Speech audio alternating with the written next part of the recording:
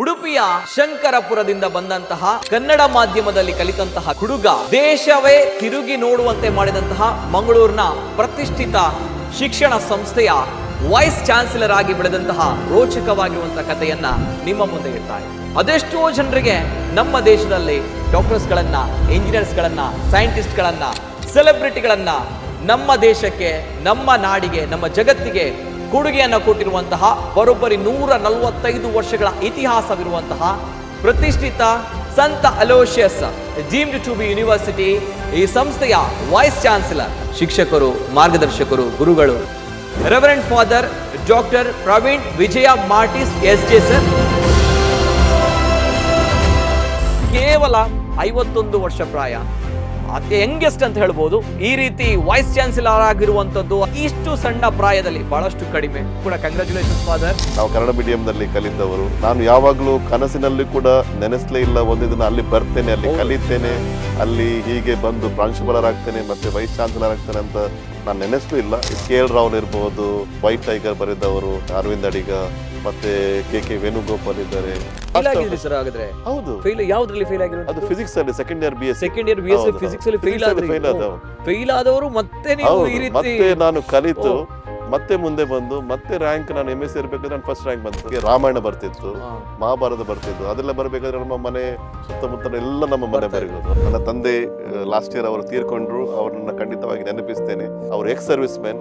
ತಂದೆ ಅವರು ತುಂಬಾ ಮಿಸ್ ಮಾಡ್ಕೊಳ್ತೀನಿ ಅಂತ ಕಾಣ್ತದೆ. ತುಂಬಾ ಮಿಸ್ ಮಾಡ್ಕೊಳ್ತೇನೆ. ಒಂದು ದಿನ ಒಂದು ನೊಣ ನನ್ನ ಪ್ಲೇಟ್ ಅಲ್ಲಿ ಬಿತ್ತು. ಆಗ ಚಿಕ್ಕ ಒಂಥರ ನಾನು ಪ್ಲೇಟ್ ಸ್ವಲ್ಪ ಹಾಗೆ ಮಾಡಿದೆ. ಆಗ ತಂದೆಯವರು ಆ ಊಟವನ್ನು ನಾನು ತಿನ್ನುವಾಗೆ ಮಾಡಿದ್ರು. ಭಿಕ್ಷುಕರು ನಮ್ಮ ಮನೆಗೆ ಬರ್ತಿರ್ಬೇಕಾದ್ರೆ ಅವರು ಯಾರು ಭಿಕ್ಷುಕರು ಬಂದ್ರು ಕೂಡ ಹಣ ಕೊಡ್ಬೇಕು. ನಾನು ಲೆಫ್ಟ್ ಹ್ಯಾಂಡ್ ಅಲ್ಲಿ ನಾನು ಕೊಡ್ಬೇಕಾದ್ರೆ ತಂದೆ ಎಲ್ಲಿಂದ ಬಂದ್ರು ಅಂತ ಗೊತ್ತಿಲ್ಲ. ಫಸ್ಟ್ ಕಟ್ಬೇಕು, ಅದೊಂದು ಕೆಲಸ ಇಲ್ಲದೆ ನಮ್ಗೆ ಎಲ್ಲಿ ಹೋಗ್ಲಿಕ್ಕಿಲ್ಲ. ನನ್ಗೆ ಈಗಲೂ ಕೂಡ ನೆನಪು, ನಾವು ಸ್ಕೂಲಿಗೆ ಹೋಗ್ಬೇಕಾದ್ರೆ ಅದನ್ನು ಕಟ್ಟಿ ಸ್ಕೂಲಿಗೆ ಹೋಗ್ಲಿಕ್ಕಿಲ್ಲ. ಅದು ಎಕ್ಸಾಮ್ ಇರ್ಲಿ ಏನಿರ್ಲಿ ಎಲ್ಲ ಜೀವನದಲ್ಲಿ ಕೊಡಬಾರದು. ಸ್ವಲ್ಪ ಅಂದ್ರೆ ಕಷ್ಟ ಇದ್ರೆ ಮಾತ್ರ ಯೋಚನೆಗಳು ಬೇರೆ ಬರ್ತವೆ. ಸ್ವಇಚ್ಛೆಯಿಂದ ನಾನು ಆಗೋದು ಸ್ವಇಚ್ಛೆಯಿಂದ, ಆದ್ರೆ ಯಾವುದು ಒಂದು ಫೋರ್ಸ್ ಇಲ್ಲ. ಪರ್ಸನಲ್ ಲೈಫ್ ಅನ್ನುವಂಥದ್ದು ಮಿಸ್ ಮಾಡ್ಕೊಳ್ಳಿ. ಹೌದು, ಪರ್ಸನಲ್ ಲೈಫ್ ಒಂದು ಡೆಫಿನೆಟ್ ಆಗಿದೆ. ಆದ್ರೆ ಒಂದು ಜೀವನದಲ್ಲಿ ಏನು ಸಾಧಿಸ್ಬೇಕು, ತ್ಯಾಗ ಅಂತ ಇರ್ತದೆ. ತ್ಯಾಗ ಇಲ್ಲದೆ ಏನು ಸಾಧಿಸ್ಲಿಕ್ಕೆ ಸಾಧ್ಯ ಇಲ್ಲ. ಗೃಹಸ್ಥಾಶ್ರಮ ಬೇಕು ಮತ್ತೆ ಸನ್ಯಾಸ ಆಗ್ಬೇಕು, ಆಗುದಿಲ್ಲ. ಅದು ಅದಕ್ಕೆ ಸ್ವಲ್ಪ ತ್ಯಾಗ ಮಾಡಬೇಕು. ಕನ್ನಡ ಮಾತಾಡ್ಲಿಕ್ಕೆ ಬರುವ ಮಕ್ಕಳು ಇದ್ರೆ ಬಹಳ ಪ್ರೀತಿ. ಚಿಕ್ಕದ್ರಿಂದ ಯಾಕೆಂದ್ರೆ ಗೊತ್ತಿರಲಿಲ್ಲ. ಅದು ಸ್ಟೇಜ್ಗೆ ಬರುದಂದ್ರೆ ಒಂದು ಭಯ ತಮ್ಗೆ ಬಹಳ. ಈಗ ನನ್ಗೆ ಯೋಚನೆ ಮಾಡ್ಲಿಕ್ಕೆ ಆಗುದಿಲ್ಲ. ಅಳುವಂತಹ ಸ್ಟ್ರಗಲ್ ಇತ್ತು PhD ಮಾಡೋ ಸಂದರ್ಭ, ಬಹಳಷ್ಟು ಇತ್ತು. ಇನ್ನು ಇಲ್ಲಿ ಇಂಡಿಯಾ ಅಲ್ಲ, ಇಲ್ಲಿ ನಗ್ಬಾರ್ದಂತ ನನ್ನ ಜೀವನದಲ್ಲಿ ಯಾರು ಹೇಳಿಲ್ಲ. ಯಾವಾಗಲೂ ಸೋತ್ರೆ ಅದು ಏನು ಅದು ಹೆದರಕ್ಕೆ ಅಗತ್ಯ ಇಲ್ಲ. ಎಲ್ಲರೂ ಸೋತ್ರೆ ಮಾತ್ರ ಜೀವನದಲ್ಲಿ ಮಾಡಿ ಏನಾದರೂ ಸಾಧನೆ ಮಾಡಲೇಬೇಕು. ಅದರ ನಂತರ ನಾನು ಹಿಂದೆ ನೋಡಿದೇ ಇಲ್ಲ. ಅದು ನಾನು 3 ವರ್ಷದಲ್ಲಿ PhD ಮುಗಿಸಿದೆ. 3 ವರ್ಷದಲ್ಲಿ? ಹೌದು. ಇಲ್ಲದ್ರೆ ಬೇರೆಯವರು ನನ್ನ ಜೊತೆ ಇದ್ರು 5 ವರ್ಷ ತೆಗೆದುಕೊಂಡಿದ್ದಾರೆ. ನಾನು ಆ ಊಟದ ಪ್ಲೇಟ್ ಅಲ್ಲಿ ನೊಣ ಬಿದ್ದಿದ್ದೆ ಅಂತ ಹೇಳಿದೆ. ಅಲ್ಲಿ ಬ್ರೆಡ್ ತಿನ್ನೋದು ಎಲ್ಲೂ ಕೂಡ ಏನು ಕೂಡ ಊಟ ತಿಂದು ಅಭ್ಯಾಸ ಆಯ್ತು. ಆದ್ರೆ ನಾನು ಈಗ ಒಂದು 60 ನಾನು ದೇಶಗಳನ್ನು ನೋಡಿದ್ದೇನೆ. ಡಿಗ್ರಿಯಲ್ಲಿ ಫೇಲ್ ಆಗ್ತೀರಿ, BSc ಅಲ್ಲಿ ಫೇಲ್ ಆಗ್ತೀರಿ. ಆಫ್ಟರ್ ದಟ್ ಅದನ್ನ ಕಂಪ್ಲೀಟ್ ಮಾಡಿ ಈಗ ನಮ್ಮ ವೈಸ್ ಚಾನ್ಸಲರ್ ಆಗಿದ್ದಾರೆ ಅಂತ ಬಂದ್ರೆ ನಿಜವಾಗ್ಲೂ ಹೆಮ್ಮೆ. ಲೈಫ್ ಅಲ್ಲಿ ಸೆಕೆಂಡ್ ಚಾನ್ಸ್ ಅಂತ ಇರುತ್ತೆ ಅಲ್ವಾ ಫಾದರ್? ಯಾವಾಗಲೂ ಇರ್ತದೆ. ಈಗಿನ ಜನರಿಗೆ ಸ್ವಲ್ಪ ಒಂದು ಫೇಲಿಯರ್ ಆದ್ರೆ ಅದೇ ಎಂಡ್ ಅಂತ ಎಣಿಸ್ತಾರೆ. ಕೂಡ್ಲೆ ಸ್ಯೂಸೈಡ್ ಮಾಡ್ಬೇಕು. ಯಾವಾಗ್ಲೂ ನಮ್ಮನ್ನು ನೋಡಿ, ನನಗೆ ಸ್ಟೇಜ್ ಫೇರ್ ಇತ್ತು, ಒಮ್ಮೆ ಫೇಲ್ ಆದೆ, ಆದ್ರೆ ಬಿಟ್ಟಿಲ್ಲ. ಅದೊಂದು ಧೈರ್ಯ, ಅದೊಂದು ಫೇತ್ ಕೂಡ, ದೇವರಲ್ಲಿ ಒಂದು ಪ್ರೀತಿಯ ಒಂದು ಧೈರ್ಯ ಇರಬೇಕು. ಪ್ರತಿಷ್ಠಿತ ಶಿಕ್ಷಣ ಸಂಸ್ಥೆಯ ವೈಸ್ ಚಾನ್ಸಲರ್ ಅಂತ ಬಂದಾಗ ಬಹಳಷ್ಟು ಸೀರಿಯಸ್ ಆಗಿರ್ತಾರೆ, ಬಹಳಷ್ಟು ಕಷ್ಟ ಅನ್ನುವಂಥದ್ದಿದ್ರೆ ಇಲ್ಲ, ನೋ ಡೌಟ್ ನನ್ನ ಜೊತೆ ಜಸ್ಟ್ ಫ್ರೆಂಡ್ ರೀತಿಯಲ್ಲಿ ಮಾತಾಡಿದ್ದಾರೆ, ಗೆಳೆಯನ ರೀತಿಯಲ್ಲಿ.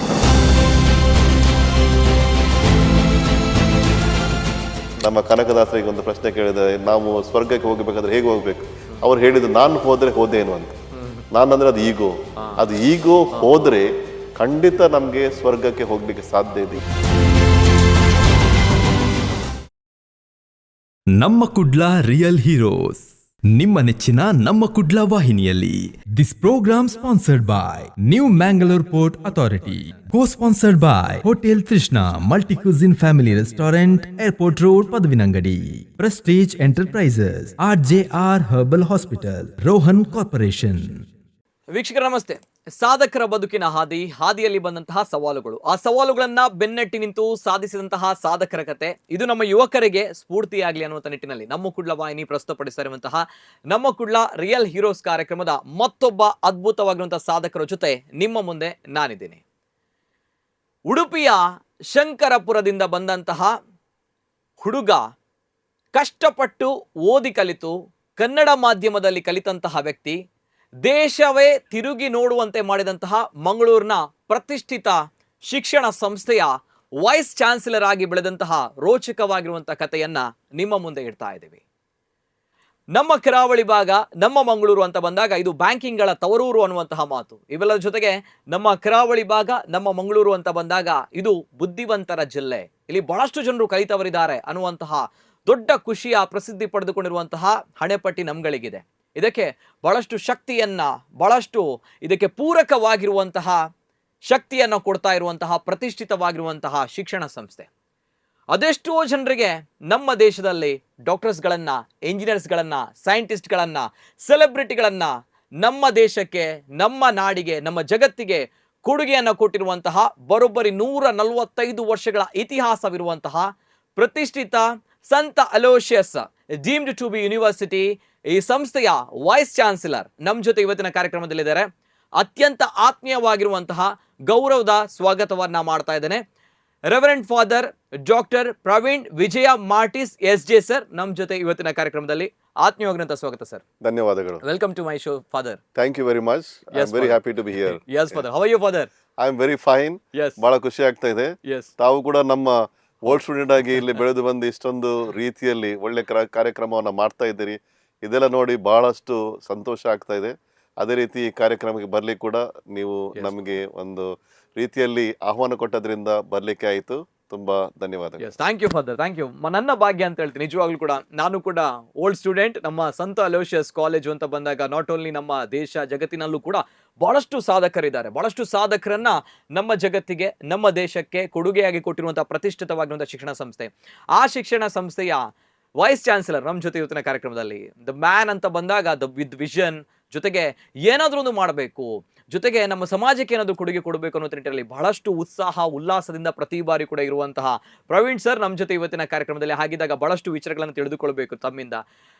ಮತ್ತೊಂದು ಖುಷಿಯ ವಿಚಾರ ಅಂತ ಬಂದಾಗ ಕೇವಲ 51 ವರ್ಷ ಪ್ರಾಯ, ಅತಿ ಯಂಗೆಸ್ಟ್ ಅಂತ ಹೇಳ್ಬೋದು. ಈ ರೀತಿ ವೈಸ್ ಚಾನ್ಸಲರ್ ಆಗಿರುವಂಥದ್ದು ಅತ್ಯಂತ ಇಷ್ಟು ಸಣ್ಣ ಪ್ರಾಯದಲ್ಲಿ ಬಹಳಷ್ಟು ಕಡಿಮೆ. ಸೊ ಹಾಗಿದ್ದಾಗ ಅದಕ್ಕೂ ಕೂಡ ಕಂಗ್ರ್ಯಾಚುಲೇಷನ್ಸ್ ಫಾದರ್. ಯಾಕಂದ್ರೆ ನಿಮ್ಮ ಒಂದು ಆ ಒಂದು ಪ್ಯಾಷನ್, ತಮ್ಮ ಒಂದು ಡೆಡಿಕೇಶನ್, ಆ ಒಂದು ವಿಷನ್, ಇದೆಲ್ಲವೂ ಕೂಡ ನಮ್ಗೆ ಯಾವತ್ತೂ ಕೂಡ ಸ್ಫೂರ್ತಿ. ಎಷ್ಟು ಖುಷಿ ಇದೆ ಫಾದರ್ ಬಂದಂತ ಒಂದು ಜರ್ನಿಯನ್ನ ಹಿಂತಿರುಗಿ ನೋಡಿದಾಗ. ಯಾಕಂದ್ರೆ ಒಂದು ಕನ್ನಡ ಮಾಧ್ಯಮದಲ್ಲಿ ಕಲ್ತಿರುವಂತವ್ರು ತಾವು. ಬಹಳಷ್ಟು ಜನರಿಗೆ ಕನ್ನಡ ಮಾಧ್ಯಮ ಕಲ್ತಿದ್ದಾಗ ಈ ರೀತಿ ಮಾಡ್ಲಿಕ್ಕೆ ಸಾಧ್ಯವೇ ಇಲ್ಲ ಅಂತ ಅನ್ಕೊಳ್ತಾರೆ. ತಾವು ಹೊರದೇಶದಲ್ಲೂ ಹೋಗಿ ಕಲ್ತು ಬಂದವರು. ಅಂಡ್ ಇದೀಗ ಪ್ರತಿಷ್ಠಿತವಾಗಿರುವಂತಹ ಶಿಕ್ಷಣ ಸಂಸ್ಥೆ ಸಂತ Aloysius deemed to be university, so ಅದರ ವೈಸ್ ಚಾನ್ಸಲರ್ ಆಗಿದ್ರೆ ಅಂತ ಬಂದಾಗ ಇಟ್ಸ್ ನಾಟ್ ಅ ಜೋಕ್, ಸಣ್ಣ ವಿಚಾರ ಅಲ್ವೇ ಅಲ್ಲ. ಏನ್ ಹೇಳ್ತೀರಾ ಫಾದರ್? ಅದೊಂದು ಕನಸಿನಲ್ಲೂ ನೆನೆಸದ ಒಂದು ಕಾರಣ. ನಾನು ಯಾವಾಗ್ಲೂ ಇಲ್ಲಿ ಬರ್ತೇನೆ, ಹೀಗೆ ಆಗ್ತದೆ ಅಂತ ಯೋಚನೆ ಕೂಡ ಮಾಡಿರ್ಲಿಲ್ಲ. ನಾನು ಚಿಕ್ಕವನಿರ್ಬೇಕಾದ್ರೆ ಯಾವಾಗಲೂ ಸೈಂಟ್ ಅಲೋಷಿಯಸ್ ಬಗ್ಗೆ ನೋಡೋದು. ನಾವು ಶಂಕರಪುರದಿಂದ ಇರುವುದರಿಂದ ಅದು ಬಹಳಷ್ಟು ದೂರ ಆಗಿನ ಕಾಲದಲ್ಲಿ. ನಾವು ಕನ್ನಡ ಮೀಡಿಯಂ ನಲ್ಲಿ ಕಲಿತವರು. ಯಾವಾಗ್ಲೂ ಸಂತ ಅಲೋಷಿಯಸ್ ಅಂದ್ರೆ ನೋಡೋ ಒಂದು ದೃಷ್ಟಿನೇ ಬೇರೆ ಆಗಿತ್ತು. ನಾನು ಯಾವಾಗ್ಲೂ ಕನಸಿನಲ್ಲಿ ಕೂಡ ನೆನೆಸ್ಲೇ ಇಲ್ಲ ಒಂದು ದಿನ ಅಲ್ಲಿ ಬರ್ತೇನೆ, ಅಲ್ಲಿ ಕಲಿತೇನೆ, ಅಲ್ಲಿ ಹೀಗೆ ಬಂದು ಪ್ರಾಂಶುಪಾಲರಾಗ್ತೇನೆ ಮತ್ತೆ ವೈಸ್ ಚಾನ್ಸಲರ್ ಆಗ್ತೇನೆ ಅಂತ ನಾನು ನೆನೆಸ್ಲೂ ಇಲ್ಲ. ಇದೊಂದು ದೇವರ ಒಂದು ಅನುಗ್ರಹ ಅಂತ ನಾನು ಹೇಳಲು ಇಚ್ಛೆ ಪಡ್ತಾ ಇದ್ದೇನೆ. ಮತ್ತೆ ಅದರ ಜೊತೆ ಖಂಡಿತವಾಗಿ ಬೇರೆಲ್ಲ ಕೆಲಸಗಳು, ಶಿಸ್ತು, ಅದಕ್ಕೆ ತಕ್ಕಂತೆ ಎಫರ್ಟ್ಸ್ ಅದೆಲ್ಲ ಆಗಿದೆ. ನಿಜವಾಗ್ಲೂ ಅನ್ಕೊಂಡಿರ್ಲಿಲ್ಲ ಅನ್ನುವಂತ. ಯಾಕಂದ್ರೆ ಉಡುಪಿಯ ಒಂದು ಶಂಕರಪುರ ಈಗಿನ ಕಾಲಘಟ್ಟ ತರ ಇರ್ಲಿಲ್ಲ, ಆ ಹಿಂದಿನ ಕಾಲಘಟ್ಟ ಅಲ್ವಾ ಫಾದರ್? ಬಹಳಷ್ಟು ಕಷ್ಟ ಇತ್ತು. ಸೊ ಆ ಸಂದರ್ಭಗಳಲ್ಲಿ ನೀವು ನಾನು ಈ ಪ್ರತಿಷ್ಠಿತವಾಗಿ ಶಿಕ್ಷಣ ಸಂಸ್ಥೆ ಇಲ್ಲಿಗೆ ಬರ್ತೀನಿ, ಇಲ್ಲಿ ವೈಸ್ ಚಾನ್ಸಲರ್ ಆಗ್ತೀನಿ ಅನ್ನೋದು ಸಾಧ್ಯವೇ ಇಲ್ಲ. ಇಲ್ಲಿ ಕಲಿಯೋದು ಕೂಡ ಸಾಧ್ಯ ಇರ್ಲಿಲ್ಲ. ಹೌದಾ? ಆದ್ರೆ ಕಲಿಲಿಕ್ಕೆ ಒಂದು ಅವಕಾಶ ಸಿಕ್ತು, ಅದೇ ಒಂದು ದೊಡ್ಡದಿತ್ತು ನಮ್ಗೆ. ಕಲಿತಾದ್ಮೇಲೆ ಇಲ್ಲಿ ಪುನಃ ಹಿಂದೆ ಬರ್ತೇನೆ, ಹೀಗೆ ಆಗ್ತದೆ ಅಂತ ಕೂಡ ಯೋಚನೆ ಮಾಡ್ಲೇ ಇಲ್ಲ ಅಲ್ವಾ? ನಿಜವಾಗ್ಲೂ ಕೂಡ ಫಾದರ್. ಅಂದಾಗೆ ತಮ್ಮ ಒಂದು ಬಾಲ್ಯದ ಜೀವನ ಯಾವ ರೀತಿ ಇತ್ತು ಅನ್ನುವಂಥದ್ದು. ಯಾಕಂದ್ರೆ ತಾವು ಶಂಕರಪುರದಿಂದ, ಉಡುಪಿಯಿಂದ ಬಂದವರು. ಹೇಗಿತ್ತು ತಮ್ಮ ಊರು, ಹೇಗಿತ್ತು ತಮ್ಮ ಮನೆ, ಅಂಡ್ ತಮ್ಮ ತಂದೆ ತಾಯಿ ಬೆನೆಡಿಕ್ಟ್ ಸರ್, ಏನ್ ಹೇಳ್ತೀರಾ? ನಮ್ದು ಶಂಕರಪುರ ಅಂದ್ರೆ ಒಂದು ಮಲ್ಲಿಗೆ ಊರು. ಹೌದು, ಅದು ಎಲ್ರಿಗೆ ಗೊತ್ತುಂಟು. ಶಂಕರಪುರ ಅಂದ ಕೂಡಲೇ ಅಲ್ಲಿ ಮಲ್ಲಿಗೆ ಬೆಳೆಯುತ್ತಾ ಇದೆ. ಅದು ನಮ್ದು ವೃತ್ತಿಯಾಗಿತ್ತು. ನಾವು ಚಿಕ್ಕಂದಿರ್ಬೇಕಾದ್ರೆ ಫಸ್ಟ್ ನಮ್ಗೆ ನೆನಪಲ್ಲಿ ಇದ್ರುದೇ ಹೂವಿನ ತೋಟಕ್ಕೆ ಹೋಗಿ ಮಲ್ಲಿಗೆಯನ್ನ ಕೀಳುವುದು, ಅದರ ನಂತರ ಅದನ್ನ ಕಟ್ಟುವುದು, ಅದರ ಜೊತೆ ನಮ್ಮ ಒಂದು ಜೀವನ. ಅದು ಇಲ್ಲದ್ರೆ ಜೀವನ ಇರ್ಲಿಲ್ಲ. ಅದರಿಂದ ನನ್ನ ತಂದೆ ಮತ್ತು ತಾಯಿ ಇಬ್ರು ಕಲಿತವರು ಆಗಿನ ಕಾಲದಲ್ಲಿ ಒಂದು 10ನೇ ತರಗತಿವರೆಗೆ ನನ್ನ ತಂದೆ ಕಲಿತಿದ್ರು. ಮತ್ತೆ ಅವರು ಎಕ್ಸ್ ಸರ್ವಿಸ್ ಮೆನ್, ಅವರು ಮಿಲಿಟರಿಗೆ ಹೋಗ್ತಾರೆ. ಮಿಲಿಟರಿಗೆ ಹೋಗಿ ಒಂದು 5 ವರ್ಷಗಳ ಮುಂಚೆನೆ ಹಿಂದೆ ಬಂದು ಅವರು LIC ಮುಂಬೈಯಲ್ಲಿ ಜಾಯಿನ್ ಆಗಿ ಮತ್ತೆ ಒಂದು 10-15 ವರ್ಷ ನಂತರ ಅವರು ಶಂಕರ್ಪುರಕ್ಕೆ ಬಂದು ನೆಲೆಸ್ತಾರೆ. ಉಡುಪಿ LIC ಅಲ್ಲಿ ಒಂದು 30 ವರ್ಷ ಕೆಲಸ ಮಾಡಿದ್ದಾರೆ ಅವರು. ಆದ್ರಿಂದ ಅವರೊಂದು ನನಗೆ ಯಾವಾಗಲೂ ಒಂದು ಪ್ರೇರಣೆ. ಯಾಕೆಂದ್ರೆ ಅವರು ಆರ್ಮಿಯಲ್ಲಿದ್ರು, ಅವರು ಡಿಸಿಪ್ಲಿನರಿ, ಅವರ ಶಿಸ್ತು ಬಹಳ ಇತ್ತು. ಚಿಕ್ಕಂದಿನಿಂದ ನಮ್ಗೆ ಶಿಸ್ತಿನಿಂದ ಬೆಳೆಸಿದ್ರು. ತಾಯಿ ಕೂಡ 8ನೇ ತರಗತಿಯವರು ಆಗನ ಕಾಲದಲ್ಲಿ ಕಲಿತಿದ್ರು. ಆದ್ರಿಂದ ನಮ್ಗೆ ಮಿಡಲ್ ಕ್ಲಾಸ್ ಫ್ಯಾಮಿಲಿಯಿಂದ ಬಂದವರು ನಾವು. ಆದ್ರೆ ನಮ್ಗೆ ಬೇಕಾದ ಇದ್ರೂ ಕೂಡ ತಂದೆ ಮತ್ತು ತಾಯಿ ಬೆಳೆಸಿದ ರೀತಿ ನನಗೆ ಬಹಳಷ್ಟು ಮೆಚ್ಚುಗೆ ಆದದ್ದು. ಯಾಕಂದ್ರೆ ಶಿಸ್ತು ಇತ್ತು ಮನೆಯಲ್ಲಿ, ಪ್ರಾರ್ಥನೆ ಇತ್ತು, ಅದರ ಜೊತೆ ಟ್ರಾನ್ಸ್ಪೆರೆಂಟ್ ಆಗಿ ಇಂಟೆಗ್ರಿಟಿಯಲ್ಲಿ ಬದುಕಬೇಕು, ಜೀವನದಲ್ಲಿ ಬೇರೆ ರೀತಿ ಏನಾದರೂ ಮಾಡಬೇಕು. ನಮಗೆ ಆ ಒಂದು ಹಂಬಲ ಚಿಕ್ಕಂದಿನಿಂದಲೇ ನನ್ನ ತಂದೆ ತಾಯಿ ಕೊಟ್ಟಿದ್ರು. ಆದ್ರಿಂದ ನನ್ನ ತಂದೆ ಲಾಸ್ಟ್ ಇಯರ್ ಅವರು ತೀರ್ಕೊಂಡ್ರು. ಅವರನ್ನ ಖಂಡಿತವಾಗಿ ನೆನಪಿಸ್ತೇನೆ. ಯಾಕೆಂದ್ರೆ ಅವರು LICಯಲ್ಲಿ ಆದಷ್ಟು ಮಂದಿಗೆ ಕೆಲಸ ಕೊಟ್ಟಿದ್ದಾರೆ. ಮಂಗಳೂರಿನಲ್ಲಿ, ಇತರ ಕಡೆಯಲ್ಲಿ ಅವರು ಎಲ್ಲರ ಜೊತೆ ಸೇರಿ ಕೆಲಸ ಮಾಡಿದವರು. ಅದೊಂದು ನಮಗೆ ಒಂದು ಸಿಕ್ಕಂತ ಬಹಳ ಒಂದು ಪ್ರೇರಣೆ ಚಿಕ್ಕ ವಯಸ್ಸಿನಲ್ಲಿ. ಮತ್ತೆ ತುಂಬಾ ಸೋಷಿಯಲ್ ವರ್ಕರ್, ಕೆಲಸದ ಜೊತೆ ಏನಾದ್ರೂ ಮಾಡಬೇಕು, ಎಲ್ಲಿಗಾಗಿ ಹೋಗಿ ಬೇರೆಯವರಿಗೆ ಸಹಾಯ ಮಾಡಬೇಕು, ಅದು ಯಾವಾಗಲೂ ಅವರ ಮನಸ್ಸಿನಲ್ಲಿ ಇತ್ತು. ಆ ಒಂದು ಕಾರಣ ನನಗೆ ಯಾವಾಗಲೂ ಒಂದು ಪ್ರೇರಣೆ. ಅವ್ರ ತರ ಒಮ್ಮೆ ಆಗ್ಬೇಕು, ಹೇಗೆ ಆಗುದಂತ ನಮ್ಗೆ ಗೊತ್ತಿಲ್ಲ. ಆದ್ರೆ ಕಲಿತು ಅವರು ಮುಂದೆ ಬಂದು ಅವರು 10ನೇ ತರಗತಿ ಕಲಿತು ಮುಂದೆ ಹೋಗಿದ್ರು ಕೂಡ ಮತ್ತೆ LICಯಲ್ಲಿ ಸೇರಿದ ನಂತರ ಅವರು BA ವರೆಗೆ ಪೂರ್ಣಪ್ರಜ್ಞ ಕಾಲೇಜಲ್ಲಿ, ಈವ್ನಿಂಗ್ ಕಾಲೇಜಲ್ಲಿ ನನ್ನ ತಾಯಿ ಯಾವಾಗಲೂ ಹೇಳಿದಿತ್ತು, ನನ್ನ ತಂದೆ ಕೆಲಸ ಮಾಡಬೇಕಾದ್ರೆ ಒಂದೊಂದು ವಾರ ಅಲ್ಲಿ ನಿಂತೆ ಸಾಯಂಕಾಲ ಕಲಿತು ಆ ಒಂದು ಡಿಗ್ರಿ ವರೆಗೆ ಅವರು ಅವರ ಶಿಕ್ಷಣವನ್ನ ಮುಗಿಸಿದ್ರು. ಮತ್ತೆ LICಯಲ್ಲಿ ಬೇರೆ ಬೇರೆ ರೀತಿಯಲ್ಲಿ ಹುದ್ದೆಯಲ್ಲಿ, ಅಡ್ಮಿನಿಸ್ಟ್ರೇಟರ್ ಹುದ್ದೆಯಲ್ಲಿ ಅವ್ರ ಮೇಲೆ ಬಂದು ಕೊನೆಗೆ ಆ ಒಂದು ಕೆಲಸ ಮಾಡಿದ ರೀತಿ ನೋಡ್ಬೇಕಾದ್ರೆ ನಮ್ಮ ತಾಯಿ ಯಾವಾಗಲೂ ಹೇಳುದಿತ್ತು, ತಂದೆ ತರ ಇರ್ಬೇಕು. ಯಾವಾಗಂದ್ರೆ ಅದೊಂದು ಕಷ್ಟ ಅವರಿಗೆ, ನಮಗಿಂತ ಜಾಸ್ತಿ ಅವರಿಗೆ ಕಷ್ಟ ಇತ್ತು. ಆದ್ರೆ ಅವರ ಒಂದು ರೀತಿ ನಮಗೆ ಬೆಳೆಸಿದ ರೀತಿ ಬೇರೆನೆ. ಅದಂದ್ರೆ ಅವರಿಗೆ ಕಷ್ಟ ಇತ್ತು, ಮತ್ತೆ ಅವರಿಗೆ ಒಳ್ಳೆ ರೀತಿಯಲ್ಲಿ ನಮ್ಗೆ ಬೆಳೆಸಲಿಕ್ಕೆ ಅವಕಾಶ ಇದ್ರೂ ಕೂಡ ನಾವು ಕೂಡ ಕಷ್ಟದಿಂದ ಬೆಳೆದ್ರೆ ಮಾತ್ರ ಜೀವನ ಏನಂದ್ರೆ ನಮ್ಗೆ ಅರ್ಥ ಆಗ್ತದೆ ಅಂತ ಅವರ ನಂಬಿಕೆ. ಅದೊಂದು ಅದಕ್ಕೆ ಕಾರಣಕ್ಕಾಗಿ ನಾವು ಹೀಗೆ ಆಗ್ಲಿಕ್ಕೆ ಕಾರಣ. ಇಲ್ಲದ್ರೆ ಅವರಿಗೆ ನಮ್ಗೆ ಕಂಫರ್ಟಬಲ್ ಜೀವನವನ್ನು ಕೊಡ್ಬೋದಿತ್ತು, ಇಂಗ್ಲಿಷ್ ಮೀಡಿಯಂದಲ್ಲಿ ಅವತ್ತು ಹಾಕ್ಬೋದಿತ್ತು. ಆದ್ರೆ ಅವರು ಯಾವಾಗ ನಾನು ಕಲಿತ ರೀತಿ ನನ್ನ ಮಕ್ಕಳು ಕೂಡ ಕಲಿಬೇಕು, ಅವರಿಗೆ ಕಷ್ಟ ಅರಿವಾಗಬೇಕು. ಕಷ್ಟ ಅರಿವಾದ್ರೆ ಮಾತ್ರ ಅವರು ಜೀವನದಲ್ಲಿ ಏನಾದ್ರೂ ಮಾಡ್ಲಿಕ್ಕೆ ಸಾಧ್ಯ ಇದೆ. ಆದ್ರೆ ಅದೊಂದು ಫಿಲಾಸಫಿ, ಆ ಫಿಲಾಸಫಿಯಲ್ಲಿ ಬಹಳ ನಂಬಿದ್ರು ಅವರು. ಆ ಫಿಲಾಸಫಿ ಇದ್ದಿದ್ರಿಂದ ನಮ್ ಕೂಡ ಇವತ್ತು ಹಿಂದೆ ನೋಡ್ಬೇಕಾದ್ರೆ ಅವತ್ತು ಸ್ವಲ್ಪ ಕಷ್ಟ ಅಂತ ಅನಿಸುತ್ತಿತ್ತು, ಯಾಕೆ ತಂದೆಯವರು ಹೀಗೆ ಮಾಡ್ತಾ ಇದಾರೆ ಅಂತ. ಇವತ್ತು ನೋಡ್ಬೇಕಾದ್ರೆ ಬಹಳ ಸಂತೋಷ ಆಗ್ತದೆ. ಆ ಒಂದು ಶಿಸ್ತು, ಆ ಒಂದು ಪ್ರೀತಿ, ಅದರ ಜೊತೆ ನಮ್ಗೆ ಬೆಳೆಸಿದ ರೀತಿ, ಎಲ್ಲಾ ರೀತಿಯಲ್ಲಿ ನಾವು ಕಷ್ಟಪಟ್ಟು ಕಲಿತು ಹೇಗೆ ಮುಂದೆ ಬರಬೇಕು, ಆ ಒಂದು ನಮಗೆ ಕೊಟ್ಟ ಒಂದು ಅವಕಾಶ ಅವರು ಕಷ್ಟದಲ್ಲಿ. ಆದ್ರೆ ಅವರಿಗೆ ಸ್ಪೋರ್ಟ್ಸ್ ಅಲ್ಲಿ ಬಹಳ ಇಂಟ್ರೆಸ್ಟ್ ಇತ್ತು. ಅವರು LICಲಿ ಇರ್ಬೇಕಾದ್ರೆ ಕ್ಯಾಪ್ಟನ್ ಆಗಿದ್ರು ಕ್ರಿಕೆಟ್ ಅಲ್ಲಿ. ಮನೆಯಲ್ಲಿ ನಮ್ಗೆ ಬೇರೆ ಬೇರೆ ರೀತಿಯಲ್ಲಿ ಸ್ಪೋರ್ಟ್ಸ್ ಎಕ್ವಿಪ್ಮೆಂಟ್ ಎಲ್ಲ ಕೊಟ್ಟಿದ್ರು. ಆದ್ರೆ ನಾನು ಸ್ಪೋರ್ಟ್ಸ್ ಅಲ್ಲಿ ಅಷ್ಟೊಂದು ಇಂಟ್ರೆಸ್ಟ್, ಆಸಕ್ತಿ ತೋರಿಸಲಿಲ್ಲ. ನನ್ನ ಇಬ್ಬರು ಅಣ್ಣಂದಿರು ಸ್ಪೋರ್ಟ್ಸ್ ಅಲ್ಲಿ ಬಹಳಷ್ಟು ಆಸಕ್ತಿ ತೋರಿಸಿದ್ರು. ಅದರಿಂದ ನಾನು ಒಂದು 10 ವರ್ಷ ನಂತರ ಬಂದವನು. ಆದ್ರಿಂದ ನಾನು ಬೇರೆ ರೀತಿಯಲ್ಲಿ, ನನಗೆ ಶಿಕ್ಷಣದಲ್ಲಿ ಸ್ವಲ್ಪ ಆಸಕ್ತಿ ಜಾಸ್ತಿ ಇತ್ತು. ಯಾವಾಗಲೂ ಕಲಿಯೋದು, ಯಾವಾಗಲೂ ಕ್ವಿಜ್ ಅಲ್ಲಿ ಪಾರ್ಟಿಸಿಪೇಟ್ ಮಾಡೋದು, ಚೆಸ್ ಅಲ್ಲಿ ನನಗೆ ಬಹಳ ಇಂಟ್ರೆಸ್ಟ್ ಇತ್ತು. ಬ್ಯಾಡ್ಮಿಂಟನ್ ಹಾಗೆ ಬೇರೆ ಬೇರೆ ರೀತಿಯಲ್ಲಿ ಕಲಿತು ಮುಂದೆ ಬಂದ ಒಂದು ಅವಕಾಶಗಳು. ಆದ್ರೆ 2 ರೀತಿಯಲ್ಲಿ ನನಗೆ ಯಾವಾಗಲೂ ಮನೆಯಲ್ಲಿ ತಂದೆ ಕಲಿಸಿದ ಒಂದು ರೀತಿ ನನಗೆ ನೆನಪು ಬರೋದು 2 ಉದಾಹರಣೆಗಳು. ಒಂದು ಉದಾಹರಣೆ, ನಾವು ಊಟ ಮಾಡ್ಬೇಕಾದ್ರೆ ನಾನು ಚಿಕ್ಕವನಾಗಿದೆ, ನಮ್ಗೆ ಯಾವಾಗ್ಲೂ ಮೇಜು ಅವರು ಕೊಟ್ಟಿಲ್ಲ. ನಾವು ಕೆಳಗಡೆ ಕುತ್ಕೊಂಡೇ ಊಟ ಮಾಡುದಿತ್ತು, ಎಲ್ರು ಒಂದು ಕುಟುಂಬದ ತರ. ಆ ಕುತ್ಕೊಳ್ಳೋ ಊಟ ಮಾಡ್ಬೇಕಾದ್ರೆ ಒಂದು ದಿನ ಒಂದು ನೊಣ ನನ್ನ ಪ್ಲೇಟ್ ಅಲ್ಲಿ ಬಿತ್ತು. ಆಗ ಚಿಕ್ಕ ಒಂಥರ ನಾನು ಪ್ಲೇಟ್ ಸ್ವಲ್ಪ ಹಾಗೆ ಮಾಡಿದೆ. ಆಗ ತಂದೆಯವರು ಆ ಊಟವನ್ನು ನಾನು ತಿನ್ನುವಾಗೆ ಮಾಡಿದ್ರು. ಮತ್ತೆ ಸ್ವಲ್ಪ ರೀತಿಯಲ್ಲಿ ಪನಿಷ್ಮೆಂಟ್ ಕೂಡ ಕೊಟ್ಟರು ನನಗೆ, ಅದನ್ನು ಯಾಕೆ ನೀವು ಮಾಡ್ಬೇಕಂತ. ಅದರ ನಂತರ ನನಗೆ ಯಾವ ಊಟ ಕೊಟ್ಟರು, ಅಲ್ಲಿ ಕಲ್ಲು ಇದ್ರು ಕೂಡ ನಾನು ಯಾವಾಗ್ಲೂ ಇಲ್ಲ ಅಂತ ಹೇಳುದಿಲ್ಲ. ಊಟ ಮಾಡುವ ಒಂದು ನನ್ಗೆ ರುಚಿ ಅಂದ್ರೆ ಅವ್ರು ಹೇಳಿದ ರೀತಿ ಅಂದ್ರೆ ತುಂಬಾ ಮಂದಿಗೆ ಆ ಊಟ ಕೂಡ ಸಿಗೋದಿಲ್ಲ. ಸತ್ಯ. ಅಂತ ಊಟ ಸಿಗದ ಜಾಗದಲ್ಲಿ ನಿಮಗೆ ಊಟ ಇದೆ, ಸಿಗ್ತಾ ಇದೆ, ಅದಕ್ಕೆ ಬೇಕಾದ ತರ ಊಟ ಭಾವಿಸೋದು ಸರಿಯಲ್ಲ. ಅವರನ್ನ ನೆನಪು ಮಾಡಬೇಕು. ನಾವು ಯಾವಾಗಲೂ ಬಡವರನ್ನ ನೆನಪು ಮಾಡಬೇಕು. ಅವ್ರು ಹೇಳಿದ ರೀತಿ ಅದೇ ಯಾವಾಗಲೂ. ನಮ್ಗೆ ಈಗ ಸ್ವಲ್ಪ ರೀತಿಯಲ್ಲಿ ದೇವರು ಕೊಟ್ಟಿದ್ದಾರೆ, ನಾವು ಮುಂದೆ ಬಂದಿದ್ದೇವೆ, ಆದ್ರೆ ಬಡವರನ್ನು ನಾವು ಯಾವಾಗಲೂ ಮರೆಯಬಾರದು. ಅದೊಂದು ಅವರು ಕಲಿಸಿದ ಒಂದು ರೀತಿ, ಅದೊಂದು ಒಂದು ಉದಾಹರಣೆ. ಎರಡನೇ ಉದಾಹರಣೆ, ನನಗೆ ಭಿಕ್ಷುಕರು ನಮ್ಮ ಮನೆಗೆ ಬರ್ತಿರ್ಬೇಕಾದ್ರೆ ಅವ್ರು ಯಾರು ಭಿಕ್ಷುಕರು ಬಂದ್ರು ಕೂಡ ಹಣ ಕೊಡ್ಬೇಕು. ಹಣ ಕೊಡದೆ ಅವರು ವಾಪಸ್ ಮನೆಯಿಂದ ಹೋಗ್ಲಿಕ್ಕಿಲ್ಲ. ಹಾಗೆ ಕೊಡ್ಬೇಕಾದ್ರೆ ಅವರ ಹತ್ರ ಕೊಡುತ್ತಿರ್ಲಿಲ್ಲ. ನಮ್ಗೆ ಮಕ್ಕಳನ್ನ ಕರೆದು ಅಲ್ಲಪ್ಪ ಅವರಿಗೆ ಸ್ವಲ್ಪ ಹಣ ಕೊಡು ಅಂತ ನಮ್ಮ ಕೈಯಲ್ಲಿ ಕೊಡ್ತಿದ್ರು.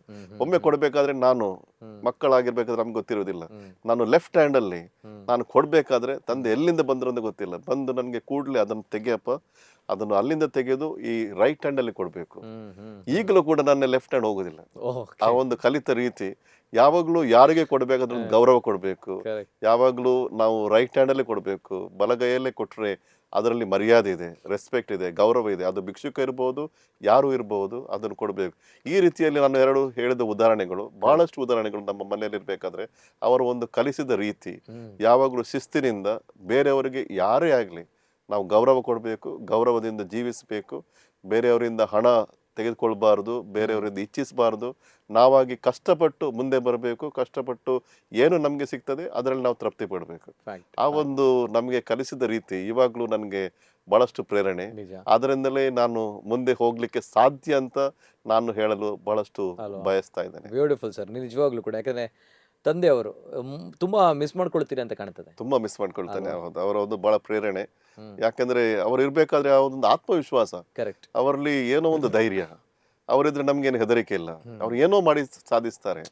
ಆ ಒಂದು ಕಾನ್ಫಿಡೆನ್ಸ್ ಅವರ ಜೊತೆ ಇರುವುದು, ಅದೊಂದು ನಮ್ಗೆ ಯಾವಾಗ್ಲೂ ಮಿಸ್ ಆಗ್ತದೆ. ನಾವು ಅಂದ್ರೆ ಮನೆಯಲ್ಲಿ ಕುಟುಂಬದಲ್ಲಿ ಇರ್ಬೇಕಾದ್ರೆ ಅವರು ಮಾಡುವ ರೀತಿ, ಎಲ್ರನ್ನ ಒಟ್ಟಿಗೆ ತರುವುದು, ಅವ್ರಿಗೆ ಎಲ್ರು ಬೇಕು. ಒಂದು ಕುಟುಂಬ ಅಂದ್ರೆ ಬಹಳಷ್ಟು ಇಂಟ್ರೆಸ್ಟ್, ಎಲ್ರು ಇಲ್ಲೇ ಇರ್ಬೇಕು. ಹಾಗೆಲ್ಲ ನಮ್ಗೆ ಮನೇಲಿ ಇರ್ಬೇಕಾದ್ರೆ, ನಾವು ಕ್ರಿಶ್ಚಿಯನ್ಸ್ ಆದ್ರೂ ಕೂಡ ದೀಪಾವಳಿ ನಮ್ಮ ಮನೆಯಲ್ಲಿ ಸೆಲೆಬ್ರೇಷನ್ ಇತ್ತು, ಕ್ರಿಸ್ಮಸ್ಗೆ ಬೇರೆಯವರು ಬರ್ಬೇಕು, ಎಲ್ರು ಒಟ್ಟಿಗೆ ಸೇರಿ ಇರ್ಬೇಕು ಅಂತ ಒಂದು ಮನೋಭಾವ. ಆ ಮನೋಭಾವದಿಂದ ನನ್ಗೆ ಈಗಲೂ ಕೂಡ ಎಲ್ರ ಜೊತೆ ಬೆರೆತು ಇರ್ಲಿಕ್ಕೆ ಬಹಳ ಸಂತೋಷ. ತಾಯಿ ಕೂಡ ಅದೇ ರೀತಿ ನಮ್ಗೆ ಬಹಳಷ್ಟು ಮನೆಯಲ್ಲಿ ಕೆಲಸ ಮಾಡಿ, ನಾವೆಲ್ಲ ಹುಡುಗರೇ, ಮನೆಯಲ್ಲಿ ಹುಡುಗರಿಲ್ಲ, ನಾವು ನಾಲ್ಕು ಮಂದಿ ಕೂಡ ಹುಡುಗರೇ ಆಗಿರೋದ್ರಿಂದ ಮನೆಯಲ್ಲಿ ಕೆಲಸ ಮಾಡಿಸ್ಲಿಕ್ಕೆ ನಾವು ಚಿಕ್ಕಂದಿರ್ಬೇಕಾದ್ರೆ ನನ್ನ ತಂದೆ ಹೇಳ್ತಿದ್ರು, ನಿಮ್ಮ ತಾಯಿ ಒಬ್ರೇ, ಅವರಿಗೆ ಕೆಲಸ ಕೊಡಬಾರ್ದು, ನಾವೆಲ್ಲ ಕೆಲಸ ಮಾಡಬೇಕು, ಮನೆಯದ್ದು ಸ್ವಚ್ಛ ಮಾಡೋದಿರ್ಲಿ, ಬೇರೆ ಎಲ್ಲಾ ರೀತಿಯಲ್ಲಿ ಆ ತರಹದ ಒಂದು ಶಿಕ್ಷಣ ನಮ್ಗೆ ಮನೆಯಲ್ಲಿ ಅವರು ಒದಗಿಸಿಕೊಟ್ಟಿದ್ರು. ಆದ್ರೆ ನಮ್ಗೆ ಎಲ್ಲಾ ಕೆಲಸ ಮಾಡಿ ಗೊತ್ತಿತ್ತು ಮನೆಯಲ್ಲಿ. ಅದರಿಂದ ನಾವು ಮುಂದೆ ಹೋಗ್ಬೇಕಾದ್ರೆ ಅದೊಂದು ದೊಡ್ಡ ಕಷ್ಟ ಅಂತ ನಮ್ಮ ಅಣ್ಣಂದಿರಿಗೆ ಆಗ್ಬೋದು, ನನ್ಗೆ ಆಗ್ಬೋದು, ನನ್ನ ತಮ್ಮನಿಗೆ ಆಗ್ಬೋದು ಅನಿಸ್ಲೇ ಇಲ್ಲ. ಆ ಒಂದು ಶಿಕ್ಷಣ ಅವರು ಕೊಡೋದ್ರಿಂದ ಎಲ್ರು ಒಟ್ಟಿಗೆ ಸೇರಿ ನಾವು ಕೆಲಸ ಮಾಡ್ತಿದ್ವಿ. ಒಬ್ರಿಗೆ ಅದು ಕೆಲಸ ಅಲ್ಲ. ತಂದೆ LIC ಗೆ ಹೋಗ್ತಿದ್ರು ಕೂಡ ಅವರು ಮನೆಯಲ್ಲಿ ಬಂದು ಸಾಟರ್ಡೆ ಆಗ್ಬೋದು, ಸಂಡೇ ಆಗ್ಬೋದು, ಹೂವಿನ ತೋಟಕ್ಕೆ ಅವರಾಗಿ ಹೋಗೋದು, ಅವರಾಗಿ ಕೆಲಸ ಮಾಡೋದು, ನೀರು ಹಾಕೋದು ಎಲ್ಲ ಮಾಡ್ತಿದ್ರು. ಅದು ನಾವೆಲ್ಲ ಮನೆಯಲ್ಲಿ ಸೇರಿ ಮಾಡ್ತಿದ್ವಿ. ಒಂದು ರೀತಿಯಲ್ಲಿ ವೈಟ್ ಕಾಲರ್ ಜಾಬ್ ಅದೇ ಮಾಡ್ಬೇಕು, ಅದರ ನಂತರ ಹೀಗೆ ಇರ್ಬೇಕು, ಇಂಗ್ಲಿಷ್ ಮಾತಾಡ್ಕೊಂಡು ಹಾಗೆ ಇರ್ಬೇಕು. ನನ್ನ ತಂದೆಗೆ ಇಂಗ್ಲಿಷ್ ಒಳ್ಳೆ ಬರ್ತಿತ್ತು ಕೊನೆಗೆ, ಆದ್ರೂ ಅವರು ನಾವು ಕನ್ನಡದಲ್ಲಿ ಕಲಿತು, ನಾನು ಕೂಡ ಕಷ್ಟಪಟ್ಟು ಕಲಿತಿದ್ದೇನೆ, ಇಂಗ್ಲಿಷ್ ಬರ್ತದೆ, ಕಲಿಬಹುದು ಮುಂದೆ. ಆ ಒಂದು ಆತ್ಮಸ್ಥೈರ್ಯ ನಮ್ಗೆ ಕೊಟ್ಟಿದ್ರು.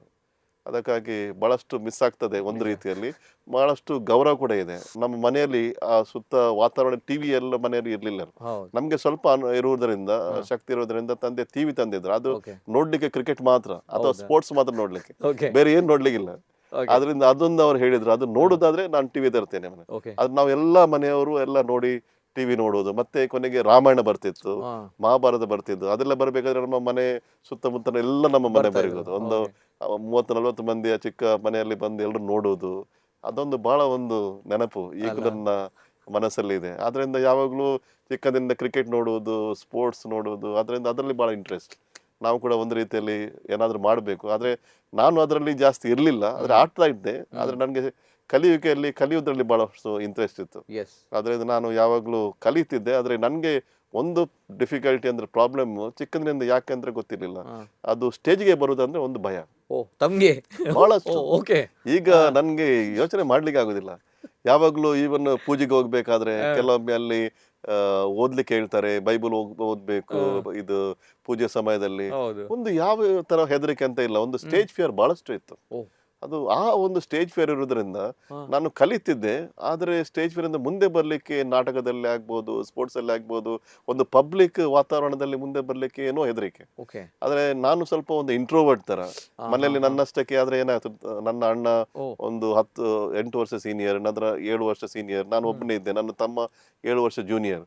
ಹಾಗೆ ಇರ್ಬೇಕಾದ್ರೆ ನಾನು ಒಬ್ಬನೇ ಮನೆಯಲ್ಲಿ ಇರ್ಬೇಕಾದ್ರೆ ಅವರು ಶಿಕ್ಷಣ ಪಡೆದು ಮುಂದೆ ಹೋಗಿದ್ರು. ಓಕೆ. ಆಗ ನಾನು ಇಂಟ್ರೋವರ್ಟ್ ಆಗಿ ನಮ್ಮ ನೇಬರ್ಸ್ ಜೊತೆ, ನಮ್ಮ ನೆರೆಹೊರೆಯವರ ಜೊತೆ ಆಟ ಆಡೋದು ಇತ್ತು. ಹಾ. ಆದ್ರೆ ಆ ಒಂದು ಸಂದರ್ಭ ಅವರ ಜೊತೆ ನಾನು ಫ್ರೀ ಆಗಿ ಆಟ ಆಡ್ತಿದ್ದೆ. ಹಾ. ಒಂದು ಹೊಸ ಸಂದರ್ಭ, ಬೇರೆಯವರು ಬರ್ಬೇಕಾದ್ರೆ ಒಂದು ಹೆದರಿಕೆ, ಯಾಕೆ ಅಂತ ಗೊತ್ತಿಲ್ಲ. ಅದು ಹೆದರಿಕೆ ಹೋಯ್ತು. ಮತ್ತೆ ಹಾ. ನಾನು ಮುಂದೆ ಬರ್ಬೇಕಾದ್ರೆ ಹೆದರಿಕೆ ಹೋಯ್ತು. ಹಾ. ಆದ್ರೆ ನಾನು ಮಕ್ಕಳಿಗೆ ಹೇಳಲಿಕ್ಕೆ ಬಯಸುವುದು ಏನಂದ್ರೆ, ಅಷ್ಟೆಲ್ಲ ಇದ್ದು ಕೂಡ Correct. ನನ್ಗೆ ಈ ರೀತಿಯಲ್ಲಿ ಇವತ್ತು ಬರ್ಲಿಕ್ಕೆ ಸಾಧ್ಯವಾಯ್ತು. ಹ್ಮ್. ಈಗ ನನ್ಗೆ ಯೋಚನೆ ಮಾಡ್ಲಿಕ್ಕೆ ಕೂಡ ಸಾಧ್ಯ ಇಲ್ಲ. ಸಾಧ್ಯ ಇಲ್ಲ. ಆದ್ರೆ ಯಾವಾಗ್ಲೂ ನಾನು ಮುಂದೆನೆ ಇರ್ತೇನೆ. ಹ್ಮ್. ಆದ್ರೆ ಆ ಒಂದು ವೇಳೆಯಲ್ಲಿ ನಾನು ಕಲಿಬೇಕಾದ್ರೆ, ನಾನು ಚಿಕ್ಕವನಿರ್ಬೇಕಾದ್ರೆ ಅದು ಯಾಕೋ ಒಂದು ಸ್ಟೇಜ್ ಫಿಯರ್ ಬಹಳಷ್ಟು ಕಾಡ್ತಾ ಇತ್ತು. Correct. ಯಾವಾಗ್ಲೂ ನಾನು ಮುಂದೆ ಬರ್ಬೇಕು, ಏನಾದ್ರೂ ಮಾಡ್ಬೇಕಂತ ಹೇಳಿದ್ರೆ ಅದೊಂದು ನನ್ಗೆ ಹೆದರಿಕೆ. ಅದು ಯಾಕೆ ಹೆದರಿಕೆ ಅಂತ ಮತ್ತೆ ಗೊತ್ತಾಯ್ತು. ಆದ್ರೆ ಹಾ, ಹಾ. ನಾನು ಸ್ವಲ್ಪ ಪರ್ಫೆಕ್ಷನಿಸ್ಟ್. ಓ. ಆದ್ರೆ ಕಲಿಯುವುದರಲ್ಲಿ ಹಾ. ಫುಲ್ ಮಾರ್ಕ್ಸ್ ಹಾ. ಬೇಕು, ಅದಾಗ್ಬೇಕು, ಸ್ವಲ್ಪ ಇದು ಹೆಚ್ಚು ಕಡಿಮೆ ಆದ್ರೆ ನಾನು ಕ್ರಿಟಿಸೈಸ್ ಮಾಡೋದು, ಯೋಚನೆ ಮಾಡೋದು ಹಾ. ತಲೆಯಲ್ಲಿ. ಆಗ Correct. ನನ್ನ ಅಣ್ಣ ಯಾವಾಗ್ಲೂ ಹೇಳ್ತಿದ್ರು, ಹಾ. ನೀನು ಯಾವಾಗ್ಲೂ ಬಹಳ ಶಾರ್ಪ್, ಏನು ತಪ್ಪಿದ್ರೆ ಕೂಡ್ಲೆ ಹೇಳ್ತೀಯ ಅಂತ. ಹಾ. ಅದು ನಾನು ಹೇಳಿದ್ರಿಂದ ನಾನು ತಪ್ಪು ಮಾಡ್ಬೇಕಾದ್ರೆ ನಾನು ಕೂಡ ಅದನ್ನ ಯೋಚನೆ ಮಾಡ್ತಿದ್ದೆ. Correct. ಜನರು ಅದನ್ನ ನೋಡಿ ನನ್ಗೆ ಹೇಳಿದ್ರೆ ಏನ್ ಹೇಗೆ ಹೇಳ್ತಾರೆ? ಆಗ್ಬಹುದು ಅಂತ. ಹಾ. ಆ ಒಂದು ಕಾರಣದಿಂದ ಯಾವಾಗ್ಲೂ ಪರ್ಫೆಕ್ಷನಿಸ್ಟ್ ಆಗಿರೋದ್ರಿಂದ ತಪ್ಪು ಮಾಡಬಾರದು, ಆ ಹೆದರಿಕೆಯಿಂದ ನಾನು ಮುಂದೆ ಹೋಗ್ತಿರ್ಲಿಲ್ಲ. ಆ ಒಂದು ಸ್ಟೇಜ್ ಫಿಯರ್ ಗೊತ್ತಿಲ್ಲದೆ ಹ್ಮ್. ಮತ್ತೆ ಕೊನೆಗೆ ನನಗೆ ಅರ್ಥ ಆಯ್ತು, ಅದರ ಬಗ್ಗೆ ಯೋಚನೆ ಮಾಡೋದೇ ಕಡಿಮೆ ಮಾಡಿ. ನಾವೆಲ್ಲ ಮನುಷ್ಯರು, ತಪ್ಪಾಗ್ತದೆ, ಮಿಸ್ಟೇಕ್ಸ್ ಬರ್ತದೆ. ಹ್ಮ್. ಅದರಿಂದ ನನಗೆ ಸ್ವಲ್ಪ ಸ್ವಲ್ಪ ಕಡಿಮೆ ಆಗಿ ಸ್ಟೇಜ್ ಫಿಯರ್ ಕಡಿಮೆ ಆಗಿ ಹಾಗೆ. ಈಗ ಒಂದು ಸ್ಟೇಜ್ ಫಿಯರ್ ಅಂತಾನೆ ಒಂದು ಮನೋಭಾವ ಬರ್ತಾ ಇಲ್ಲ. Correct. ಅಂದ್ರೆ ಯಾಕಂದ್ರೆ ನಾನು ಈಗ ಬೇರೆಯವರ ಬಗ್ಗೆ ಯೋಚನೆ ಮಾಡ್ತಾ ಇದ್ದೇನೆ. ಅಂದ್ರೆ ಬೇರೆಯವರಿಗೆ ಒಳಿತಾಗ್ಬೇಕು, ಏನಾದ್ರೂ ಮಾಡ್ಬೇಕು. Correct. ಅದು Correct. ಚಿಕ್ಕವದಿರ್ಬೇಕಾದ್ರೆ ಸ್ವಲ್ಪ ಯೋಚನೆ ನಮ್ಮ ಒಳಗಡೆ ಇರ್ತದೆ, ಸೆಲ್ಫ್ ಇಂಟ್ರೆಸ್ಟ್ ಆಗಿ. Correct. ಆ ಇಂಟ್ರೆಸ್ಟ್ ಸೆಲ್ಫ್ ಪರ್ಫೆಕ್ಷನ್ ಆಗಿ ಆ ಒಂದು ಹೆದರಿಕೆ ಬಹಳ ಕಾಡ್ತಾ ಇತ್ತು. ಈಗ ಈ ಆ ಒಂದು ಹೆದರಿಕೆಯಿಂದ ಹೊರಗೆ ಬಂದಿದ್ದೇನೆ. ನಾನು ಯುವಕರಿಗೆ ಹೇಳುವುದಷ್ಟೇ, ತುಂಬಾ ಮಂದಿ ನಮ್ಗೆ ಎಲೋಸಿಯಸ್ ಅಲ್ಲಿ ಸಿಗ್ಬೇಕಾದ್ರೆ ಕೆಲವು ಹಳ್ಳಿಯಿಂದ ಬರ್ತಾರೆ, ಬೇರೆ ಕಡೆಯಿಂದ ಬರ್ತಾರೆ. ಅವರು ಒಂದು ಹೇಳುದು, ಫಾದರ್ ನಮ್ ಕೂಡ ನಿಮ್ ತರ, ನಾನು ತುಂಬಾ ಸಲ ಹೇಳಿದ್ದೇನೆ, ಹಾ. ನಮ್ಗೆ ಸ್ಟೇಜ್ ಫಿಯರ್ ಇದೆ, ಹಾ. ಅದನ್ನು ಹೇಗೆ ನಾವು ಮುಂದೆ ಅದನ್ನ ನೋಡಿ ಮುಂದೆ ಬರ್ಬೇಕು, ಹೆದರಿಕೆ ಇಲ್ಲದೆ ಹೇಳ್ಬೇಕು. ಅದಕ್ಕೆ ತುಂಬಾ ನಾನು ಅವರಿಗೆ ಟ್ರೈನಿಂಗ್ ಕೊಡ್ತಾ ಇದ್ದೇನೆ. ಹಾ. ನನ್ಗೆ ಕೂಡ ಅದು ಇದ್ದದ್ರಿಂದ ನನ್ಗೆ ಅರ್ಥ ಆಗ್ತದೆ. Correct. ನೀವ್ ಎಲ್ಲಿದ್ದಿದ್ರಿ, ಮತ್ತೆ ಇಂಟರ್ವ್ಯೂಗೆ ಬರ್ಬೇಕಾದ್ರೆ ಮಕ್ಕಳು ಕೆಲವೊಮ್ಮೆ ಇಂಗ್ಲಿಷ್ ಮಾತಾಡ್ತಾರೆ, ನನ್ಗೆ ಈಗ ಇಂಗ್ಲಿಷ್ ಮಾತಾಡ್ಲಿಕ್ಕೆ ಬರ್ತದೆ. ಹ್ಮ್. ಆದ್ರೆ ಕನ್ನಡ ಮಾತಾಡ್ಲಿಕ್ಕೆ ಬರುವ ಮಕ್ಕಳು ಇದ್ರೆ ಬಹಳ ಪ್ರೀತಿ, Okay. ಸ್ವಲ್ಪ ಹೆದರಿದ್ರೆ ಬಹಳ ಪ್ರೀತಿ. ಯಾಕಂದ್ರೆ ನಾನು ಆ ರೀತಿ ಇದ್ದೆ, ಆ ರೀತಿ ಇದ್ದ ಯುವಕ. ಇವತ್ತು ಅವರನ್ನು ನಾನು ಒಟ್ಟಿಗೆ ತಂದ್ರೆ ನಾನು ಕೂಡ ಹಾಗೆ ಇದ್ದೆ, ನಿಮ್ ಕೂಡ ಹಾಗೆ ಬರ್ಲಿಕ್ಕೆ ಆಗ್ತದೆ, ನಿಮ್ ಕೂಡ ಮೇಲೆ ಬರ್ಬೋದು. ಆ ಒಂದು ಯೋಚನೆಯನ್ನ ಅವರ ತಲೆಯಲ್ಲಿ ನಾನು ಹಾಕಿದ್ದೇನೆ. Yes. ಆದ್ರೆ ನನಗೆ ಒಂದು ಸಂತೋಷ, ಅಂತ ಒಂದು ಮಕ್ಕಳಿಗೆ ದೇವರು ನನಗೆ ಒಂದು ಅವಕಾಶ ಮಾಡಿಕೊಟ್ಟಿದ್ದಾರೆ. ಕಲಿತವರು ಒಳ್ಳೆಯವರು ಅವರ ಮೇಲೆ ಬರ್ತಾರೆ, ಅವರಿಗೆ ಬೇಕಾದ ಅವಕಾಶ ಸಿಗ್ತದೆ. ಆದ್ರೆ ಇಂಥ ಮಕ್ಕಳಿಗೆ ಕೆಲವೊಮ್ಮೆ ಅವಕಾಶ ಸಿಗುವುದಿಲ್ಲ. ಸಿಕ್ತರೂ ಕೂಡ ಒಂದು ಹೆದರಿಕೆ ಇರ್ತದೆ. ಆ ಒಂದು ಹೆದರಿಕೆಯನ್ನ ನಾವು ದೂರ ಮಾಡಿ ಅವರಿಗೆ ಒಂದು ಅವಕಾಶ ಮಾಡಿಕೊಟ್ರೆ, ನಾನು ಕೂಡ ಹಾಗೆ ಇದ್ದೆ. ನಿಜ, ನಿಜ, ನಿಜ. ಆದ್ರೆ ಇವತ್ತು ಹಾಗೆ ಮಾಡ್ಲಿಕ್ಕೆ ಸಾಧ್ಯ ಆಯ್ತು ಅಂತ ಹೇಳ್ಬೇಕಾದ್ರೆ ಅವರು ಕೂಡ ತುಂಬಾ ಪ್ರೇರಣೆ ಆಗ್ತದೆ. ಅದರಿಂದ ನಾನು ಅದನ್ನ ಯಾವಾಗಲೂ ಹೇಳ್ತಾ ಇರ್ತೇನೆ. Yes. ಬಹಳಷ್ಟು ಖುಷಿ ಆಯ್ತು ಫಾದರ್ ನಿಮ್ ಜೊತೆ ಮಾತಾಡಿದಾಗ. ಯಾಕಂದ್ರೆ ಆ ಎಲ್ಲಿ ತನಕ ನಾವು ಒಂದು ಉತ್ಸಾಹ, ಬದುಕಿನ ಒಂದು ಉತ್ಸಾಹ, ಜೊತೆಗೆ ಒಂದು ಇಂಟ್ರೋವರ್ಟ್ ಆಗಿದ್ರೆ ಒಂದು ಕಾಲಘಟ್ಟದಲ್ಲಿ, ಜೊತೆಗೆ ಸ್ಟೇಜ್ ಫಿಯರ್ ಅನ್ನೋಂಥದ್ದು ಇತ್ತು, ಅದನ್ನೆಲ್ಲ ಹೇಗೆ ಹೊಡೆದಾಕ್ಬಿಟ್ರೆ ಅದು 100ಕ್ಕೆ 100 ಸತ್ಯ ತಾವು ಹೇಳಿರೋದು. ಯಾಕಂದ್ರೆ ಒಂದು ಪರ್ಫೆಕ್ಷನ್ ಪ್ರತಿ ಬಾರಿ ನಾವು ಹುಡುಕ್ತೀವಿ ಅಂತ ಬಂದಾಗ ಎಲ್ಲೋ ಒಂದ್ ಕಡೆ ಮಿಸ್ ಹೊಡೆದ್ರೆ ಅನ್ನುವಂಥ ಭಯ ಇರುತ್ತೆ. ಸೊ ದಟ್ಸ್ ವೈ ಹಾಗಿದ್ದಾಗ ಬಹಳಷ್ಟು ಜನರು ಇದ್ದಾರೆ ನಮ್ಮಲ್ಲಿ, ಟ್ಯಾಲೆಂಟ್ಗಳು, ಪ್ರತಿಭಾನ್ವಿತ ವಿದ್ಯಾರ್ಥಿಗಳು, ಯುವಕರಿದ್ದಾರೆ. ಬಟ್ ಎಲ್ಲೋ ಒಂದ್ ಕಡೆ ಮಿಸ್ ಹೊಡೆದ್ರೆ ಏನಾದ್ರು ಪ್ರಾಬ್ಲಮ್ ಆಗುತ್ತಾ, ಬೇರೆಯವ್ರು ಏನಾದ್ರು ಹೇಳ್ತಾರಾ ಅನ್ನುವಂಥ ಒಂದು ಮೈಂಡ್ ಸೆಟ್ ಇಂದ ಅವರು ಒಳಗಡೆ ಇರ್ತಾರೆ. ಸೊ ಅದನ್ನ ತಾವು ಹೇಗೆ ಟ್ಯಾಕಲ್ ಮಾಡಿದ್ರಿ, ಆ ಬೌಂಡ್ರಿಯನ್ನು ಯಾವ ರೀತಿ ಹೊಡೆದಾಕಿದ್ರಿ ಅನ್ನುವಂಥ ನೇರವಾಗಿ ಹೇಳಿದ್ರಿ. ಜೀವನದ ಸತ್ಯವನ್ನ ತಾವು ಹೇಳಿರುವಂತದ್ದು ಸರ್ ಫಾದರ್, ಬಹಳಷ್ಟು ಖುಷಿ ಆಯ್ತು ಕೇಳಿದಾಗ. ಯಾಕಂದ್ರೆ ಇದು ಜೀವನದ ಸತ್ಯವೂ ಕೂಡ ಹೌದು. ಯಾಕಂದ್ರೆ ಯಾರು ಪರ್ಫೆಕ್ಷನ್ ಎಲ್ಲವೂ ಕೂಡ ಸರಿಯಾಗ್ಬೇಕಂತ ಅನ್ಕೊಳ್ತಾರೆ, ಭಯ ಇರುತ್ತೆ ಒಂದ್ ಕಡೆ. ಬಟ್ ಸೋತ್ರೆ ಅನ್ನುವಂಥ ಭಯ ಇರುತ್ತಲ್ಲ ಫಾದರ್, ಅದನ್ನ ಏನ್ ಮಾಡ್ಬೇಕಂದ್ರೆ, ಸೋತ್ರೆನ ಭಯ ಅದು ಇದ್ದೇ ಇರುತ್ತೆ, ಏನ್ ಮಾಡ್ಬೇಕು, ಅದಕ್ಕೆ ಏನಾದ್ರು ಒಂದು ಮದ್ದಿದ್ಯಾ, ಏನ್ ಹೇಳ್ತೀರಿ? ಮದ್ದಂತ ಇಲ್ಲ, ಆದ್ರೆ ನಮ್ಮ ಮನಸ್ಸನ್ನ ನಾವು ಅದಕ್ಕೆ ತಯಾರು ಮಾಡ್ಬೇಕು. ಎಲ್ಲ ಇರುವುದು ಮನಸ್ಸಲ್ಲಿ. ಎಸ್. ನಮ್ಮ ಮನಸ್ಸಲ್ಲಿ ನೆಗೆಟಿವ್ ಆಗಿ ಬಂದ್ ಕೂಡ್ಲೆ ಇದು ಆಗುದಿಲ್ಲ. ಬೇರೆಯವರು ಏನಾಗಿ ಯೋಚನೆ ಮಾಡ್ತಾರೆ. ನಾನು ನೋಡುದು ಎಷ್ಟೋ ಮಂದಿ ಬರ್ಬೇಕಾದ್ರೆ ಮಕ್ಕಳು ಪ್ರಶ್ನೆಯಲ್ಲೂ ಮನಸ್ಸಲ್ಲಿ ಇದ್ರು ಕೂಡ ಅದು ಪ್ರಶ್ನೆ ಕೇಳುದಿಲ್ಲ. ಯಾಕಂದ್ರೆ ಹೆದರಿಕೆ, ನಾನು ಕೇಳಿದ ಪ್ರಶ್ನೆ ಸರಿ ಉಂಟಾ, ಅದನ್ನು ಕೇಳಿ ಅದು ಸಿಲ್ಲಿ ಇರ್ಬೋದಾ, ಬಹಳ ಸ್ಟುಪಿಡ್ ಪ್ರಶ್ನೆ ಇರ್ಬೋದಾ, ಅದಕ್ಕೆ ಜನ ಏನೋ ಹೇಳ್ತಾರೆ, ಯಾವಾಗ ನಾವು ಬೇರೆಯವರ ಬಗ್ಗೆ ಯೋಚನೆ ಮಾಡೋದು. ಅದಕ್ಕೆ ಜನರಲ್ ಆಗಿ ನಾವೀಗ ಸೈಕಾಲಜಿ ನೋಡ್ಬೇಕಾದ್ರೆ ಅಷ್ಟೊಂದು ಜನ ಯಾರ ಬಗ್ಗೆ ಕೂಡ ಯೋಚನೆ ಮಾಡೋದಿಲ್ಲ. ಅದು ನಾವು ಮಾತ್ರ ನಮ್ಮ ಮನಸ್ಸಲ್ಲಿ ಇಟ್ಕೊಂಡು ಯೋಚನೆ ಮಾಡ್ತಾ ಇರೋದು, ಅದು ಥಾಟ್ಸ್ ಬರ್ತಾ ಇರ್ತದೆ. ಆದ್ರಿಂದ ಅದರ ಬಗ್ಗೆ ಯೋಚನೆ ಮಾಡಬಾರ್ದು. ನಮ್ಗೆ ಏನಾಗ್ಬೇಕು, ಒಂದು ಕಲಿಬೇಕು. ಕಲಿಬೇಕಾದ್ರೆ ಬೇರೆಯವರವರು ಬಂದಿದ್ದಾರೆ, ಆ ವಿಷಯದಲ್ಲಿ ಪ್ರಶ್ನೆ ಕೇಳಬೇಕು. ಅದು ಕಲಿತು ನಾವು ಮುಂದೆ ಬಂದ್ರೆ ಯಾವ ಕ್ವೆಶ್ಚನ್ ಕೂಡ ಆಗ್ಬೋದು. Correct. ನನಗೆ ಗೊತ್ತಿಲ್ಲದಿದ್ರು ಕೂಡ ನಾವು ಪ್ರಶ್ನೆ ಕೇಳಿದ್ರೆ ನಮ್ಗೆ ಅರ್ಥ ಆಗ್ತದೆ, ಅವರು ನಮ್ಗೆ ಎಕ್ಸ್ಪ್ಲೈನ್ ಮಾಡ್ತಾರೆ. ಆ ಹೆದರಿಕೆ ಅಗತ್ಯನೇ ಇಲ್ಲ. ಕರೆಕ್ಟ್. ಅದರಿಂದ ಅಗತ್ಯ ಇಲ್ಲದ ಹೆದರಿಕೆ ನಮ್ಮ ಥಾಟ್ಸ್ ಬಗ್ಗೆ ಚಿಂತನೆಯಲ್ಲಿ ನಾವು ಇಟ್ಕೊಂಡು Fact. ಅದನ್ನೇ ಯೋಚನೆಯಲ್ಲಿ ಮಾಡ್ತಾ ಇರ್ಬೇಕಾದ್ರೆ ನಾವು ಸೋತು ಹೋಗ್ತೇವೆ. ಸೋತಿದ್ದೇವೆ, ಆದ್ರೆ ಅದು ಒಂದು ಥಾಟ್ ಇಂದ ಇರಬಹುದು, ಬೇರೆ ಒಂದು ಕಾರಣಕ್ಕಾಗಿ ಅದು ಪುನಃ ನಾವು ಸೋಲ್ತೇವೆ. ಯಾಕಂದ್ರೆ ಅದು ಥಾಟ್ಸ್ ತಲೆಯಲ್ಲೇ ಇರ್ತದೆ, ಯಾವಾಗ್ಲೂ ಅದು ಹೋಗ್ತಾ ಇಲ್ಲ. ಹೀಗೆ ಮಾಡಬಹುದಿತ್ತು, ಹೀಗೆ ಮಾಡಿದೆ, ಹಾಗೆ ಮಾಡಬಹುದಿತ್ತು. ಒಂದು ರೀತಿಯಲ್ಲಿ ಅದು ಒಳ್ಳೆಯದು, ಆದ್ರೆ ಜಾಸ್ತಿ ಸಮಯ ಅದು ತಲೆಯಲ್ಲಿ ಇರಬಾರ್ದು. ಸ್ವಲ್ಪ ಸಮಯ ಇದ್ದು ಅದಕ್ಕೆ ಒಂದು ಲೆಸನ್ ಅನ್ನ ನಾವು ಕಲಿತ್ರೆ ಅದರಿಂದ ಒಂದು ರೀತಿಯಲ್ಲಿ ಕಲಿತುಕೊಂಡು ಮುಂದೆ ಹೋಗ್ಬೋದು. ಬಟ್ ಹೌ ಟು ಕಂಟ್ರೋಲ್ ಅಂದ್ರೆ ನಾವು ಮೈಂಡ್ ಅಲ್ಲಿ ಅದನ್ನ ಜಾಸ್ತಿ ಥಾಟ್ಸ್ ಅನ್ನ ಇಡ್ಲಿಕ್ಕೆ ಬಿಡಬಾರ್ದು. ಅಂದ್ರೆ ನಾವು ಮನಸ್ಸಲ್ಲಿ ಆತ್ಮಸ್ಥೈರ್ಯವನ್ನು ಬೆಳೆಸಬೇಕು. ಯಾಕಂದ್ರೆ ಒಂದು ರೀತಿಯಲ್ಲಿ ಇದು ಹಾಗೆ ಆಗ್ತಾ ಇದೆ ಅಂತ ಹೇಳಿದ್ರೆ ಹೆದರಬಾರ್ದು. ಹೆದರಿಕೆ ಬರ್ತದೆ, ಆದ್ರೆ ಹೆದರನ್ನ ನಾವು ಸೆಲ್ಫ್ ಕಂಟ್ರೋಲ್ ಆಗಿ ಅದನ್ನ ನಾವು ಧೈರ್ಯದಿಂದ ಮುಂದೆ ಹೊಡ್ಕೊಂಡು ಹೋದ್ರೆ ಫೇಸ್ ಮಾಡ್ಬೇಕಂತ ಹೇಳ್ತೇವೆ ಇಂಗ್ಲಿಷ್ ಅಲ್ಲಿ. ಅದನ್ನ ಫೇಸ್ ಮಾಡ್ಬೇಕು, ಅದನ್ನ ಓಡಬಾರ್ದು. ಅದು ಒಂದು ಚಾಲೆಂಜ್ ಬಂದ ಕೂಡಲೇ ಓಡಿದಷ್ಟು ಅದು ಹಿಂದೆ ಓಡ್ಕೊಂಡು ಬರ್ತಾ ಇರ್ತದೆ. ನಿಜ. ನೀವು ಅದನ್ನ ನಿಂತು ಅಲ್ಲಿ ನೋಡಿದ ಕೂಡಲೇ ಧೈರ್ಯ ಬರ್ತದೆ. ಆಕ್ಚುಲಿ ಎಲ್ಲ ಇರೋದ್ರ ಜೀವನದಲ್ಲಿ ಕಾನ್ಫಿಡೆನ್ಸ್, ಒಂದು ಆತ್ಮವಿಶ್ವಾಸ. ನನ್ಗೆ ಆಗದಿದ್ರು ಕೂಡ ಅವರನ್ನು ನೋಡಿ ಇವರನ್ನು ನೋಡಿ ಅವ್ರು ಮಾಡಿದ್ರು, ಅವರು ಕೂಡ ನಂತರನೇ, ನಾನು ಕೂಡ ನಂತರನೇ. ಮತ್ತು ದೇವರಲ್ಲಿ ಒಂದು ತರದ ಪ್ರೀತಿ, ಪ್ರಾರ್ಥನೆ, ಒಂದು ಕೃಪಾ ಅವರು ಕೂಡ ಬೇಕಾಗ್ತದೆ. ಅದರಿಂದ ಒಂದು ಧೈರ್ಯದಿಂದ ನಾವು ಮಾಡಿದ್ರೆ ಅದೊಂದು ಫೇತ್ ಅಂತ ಹೇಳ್ತೇವೆ. ಅದು ಫೇತ್ ಬಹಳ ಮುಖ್ಯ. ಆ ಒಂದು ಜೀವನದಲ್ಲಿ ಬಂದ್ರೆ ಏನನ್ನು ಮಾಡ್ಲಿಕ್ಕೆ ಸಾಧ್ಯವಾಗ್ತದೆ ಅಂತ ಹೇಳಿಕ್ಕೆ ನಾನು ಬಯಸ್ತಾ ಇದ್ದೇನೆ. Beautiful other, beautiful. ನಿಜವಾಗ್ಲೂ ಬಹಳಷ್ಟು ಖುಷಿ ಆಯ್ತು. ಇವರ ಜೊತೆಗೆ ತಂದೆ ತಾಯಿಯ ಒಂದು ಫೋಟೋ ಬರ್ತಾ ಇದೆ. ಎಸ್ ಫಾದರ್, ಏನ್ ಹೇಳ್ತೀರಿ ಅಂಡ್ ಎಷ್ಟು ಮಿಸ್ ಮಾಡ್ಕೊಳ್ತೀರಿ ಇಬ್ರ ಒಂದು ಫೋಟೋ ಈ ಸಂದರ್ಭ ನೋಡಿದಾಗ? ಎಸ್ ಫಾದರ್, ಬಹಳಷ್ಟು ಮಿಸ್ ಮಾಡ್ತಾ ಇದ್ದೇನೆ.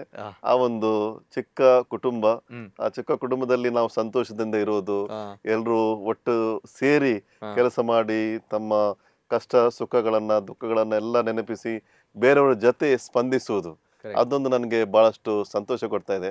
ಮನೆಯಲ್ಲಿ ಅವಳು ಬಹಳ ಶಿಸ್ತು, ಅಂದ್ರೆ 5 ಗಂಟೆಗೆ ಹೇಳ್ಬೇಕು. ನನ್ನ ತಂದೆ ಶಿಸ್ತಿನ ಸಿಪಾಯಿ, ಅವರ ಆರ್ಮಿಯಲ್ಲಿ ಇದ್ದವರು. ಅದರಿಂದ ಹೇಳಿ ಪ್ರಾರ್ಥನೆ ಮಾಡ್ಬೇಕು ಬೆಳಿಗ್ಗೆ. ಅದರ ನಂತರ ಹೂ ತೋಟಕ್ಕೆ ಹೋಗ್ಬೇಕು, ಹೂ ಕಟ್ಬೇಕು. ಅದರ ನಂತರ ನಾವು ಮಲ್ಲಿಗೆ ನಮ್ಮ ತೋಟದಲ್ಲಿ ಮಲ್ಲಿಗೆ ಬಹಳಷ್ಟು ಇತ್ತು. ಹೌದು, ಅದರಿಂದ ಅದನ್ನು ಫಸ್ಟ್ ಕಟ್ಬೇಕು. ಅದೊಂದು ಕೆಲಸ ಇಲ್ಲದೆ ನಮ್ಗೆ ಎಲ್ಲೂ ಹೋಗ್ಲಿಕ್ಕಿಲ್ಲ. ನನ್ಗೆ ಈಗಲೂ ಕೂಡ ನೆನಪು, ನಾವು ಸ್ಕೂಲಿಗೆ ಹೋಗ್ಬೇಕಾದ್ರೆ ಅದನ್ನು ಕಟ್ಟಿ ಅದು ಸ್ಕೂಲಿಗೆ ಹೋಗ್ಲಿಕ್ಕಿಲ್ಲ. ಅದು ಎಕ್ಸಾಮ್ ಇರ್ಲಿ ಏನಿರ್ಲಿ. ಹೌದಾ? ಅದಕ್ಕೆ ಅವರು ಹೇಳೋದಿತ್ತು, ಎಕ್ಸಾಮ್ ಇದ್ರು ಕೂಡ ಕನ್ಸೆಷನ್ ಇಲ್ಲ. ಯಾವ ರೀತಿಯಲ್ಲಿ ಕನ್ಸೆಷನ್ ಮುಖ್ಯ ಅಂದ್ರೆ ಎಲ್ರು ಮಾಡ್ತಾರೆ, ನೀವು ಕೂಡ ಮಾಡ್ಬೇಕು, ನಾವು ಕೂಡ ಮಾಡಿ ಬಂದವರಂತ ಅವ್ರ ತಂದೆ ತಾಯಿ ಹೇಳುದು. ಅವರು ಕೂಡ ಅದೇ ಕೆಲಸವನ್ನ ಮಾಡ್ತಾ ಇದ್ರು. ಅದು ಒಂದು ನನ್ಗೆ ಸಿಕ್ಕ ಒಂದು ಧೈರ್ಯ. ಅದು ಮಾಡಿದ್ರಿಂದ ಇವತ್ತು ಕೆಲಸ ಮಾಡ್ಲಿಕ್ಕೆ ಆಗ್ಬೋದು, ಬೆಳಿಗ್ಗೆ ಹೇಳ್ಲಿಕ್ಕೆ ಆಗ್ಬೋದು. ಅದನ್ನ ಕಂಟಿನ್ಯೂಸ್ ಆಗಿ ರಜೆಯಲ್ಲಿ ಕೂಡ ನಮ್ಗೆ ಬೇರೆ ಎಲ್ಲೂ ಹೋಗ್ಲಿಕ್ಕಿಲ್ಲ, ಅದೇ ಕೆಲಸ. ರಜೆಯಲ್ಲಿ ಕೂಡ ಅದನ್ನು ಮುಗಿಸಿ ಮತ್ತೆ ಬೇರೆ ಕೆಲಸಕ್ಕೆ ಹೋಗೋದು. ಅದರಿಂದ ಅದೊಂದು ನಮ್ಮ ತಂದೆ ತಾಯಿ ಕೊಟ್ಟ ಒಂದು ಧೈರ್ಯ, ಒಂದು ಕೆಲಸ ಮಾಡ್ಲಿಕ್ಕೆ ಒಂದು ಆಗುವಂತ ಇಚ್ಛೆ. ಅವರು ಯಾವಾಗ್ಲೂ ಕೆಲಸ ಮಾಡುದು. ಈಗ ಕೂಡ ನನ್ನ ತಾಯಿ ಇದ್ದಾರೆ, 81 ವರ್ಷ ಆಯ್ತು, ಆದ್ರೆ ಅವರು ಕೆಲಸ ಮಾಡಿ ಗಟ್ಟಿ ಇದ್ದಾರೆ. ಯಾಕೆಂದ್ರೆ ಅದು ಚಿಕ್ಕಂದಿನಿಂದ ಕೆಲಸ ಮಾಡಿ ಒಂದು ಅಭ್ಯಾಸ ಆದ ಒಂದು ವಾತಾವರಣ. ಅದು ತಂದೆ ಕಲಿತಿದ್ರು ಕೂಡ, ಒಳ್ಳೆ ಕೆಲಸದಲ್ಲಿ ಇದ್ರು ಕೂಡ ನಮ್ಗೆ ಅದು ಮಾಡ್ಬೇಕಂತ ನಮ್ಗೆ ಒಂದು ಪ್ರೇರಣೆ ಕೊಟ್ಟದ್ದು, ಅವರಾಗಿ ಮಾಡ್ತಿದ್ರು. ಅದರಿಂದ ನನಗೆ ಅದೊಂದು ಯಾವಾಗಲೂ ನೋಡಿದ್ರೆ ಬಹಳ ಸಂತೋಷ. ಹಾಗೆ ಇರ್ಬೇಕು ಕುಟುಂಬಗಳು.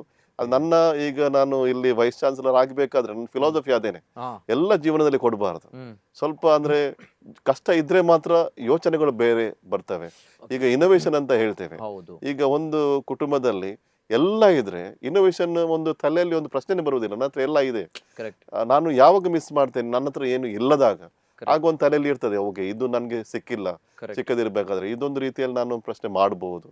ನನ್ಗೆ ಅಂದ್ರೆ ನಾನು ಕಲಿತ ವಿದ್ಯಾಸಂಸ್ಥೆಯಲ್ಲಿ ಚಿಕ್ಕ ಒಂದು ಲೈಬ್ರರಿ ಇತ್ತು, ದೊಡ್ಡ ಏನು ಲೈಬ್ರರಿ ಇರ್ಲಿಲ್ಲ. ನಾವು ಆಟ ಆಡ್ತಿದ್ದು ಎಲ್ಲ ಅಲ್ಲೇ ಕಲಿತ ಒಂದು ಅನುಭವ. ಆಗಿನ ಕಾಲದಲ್ಲಿ ಮೊಬೈಲ್ ಇಲ್ಲ, ನಾವೆಲ್ಲ ಸೇರಿ ಓಡಾಡಿ ಎಲ್ಲ ಕಲಿತವರು.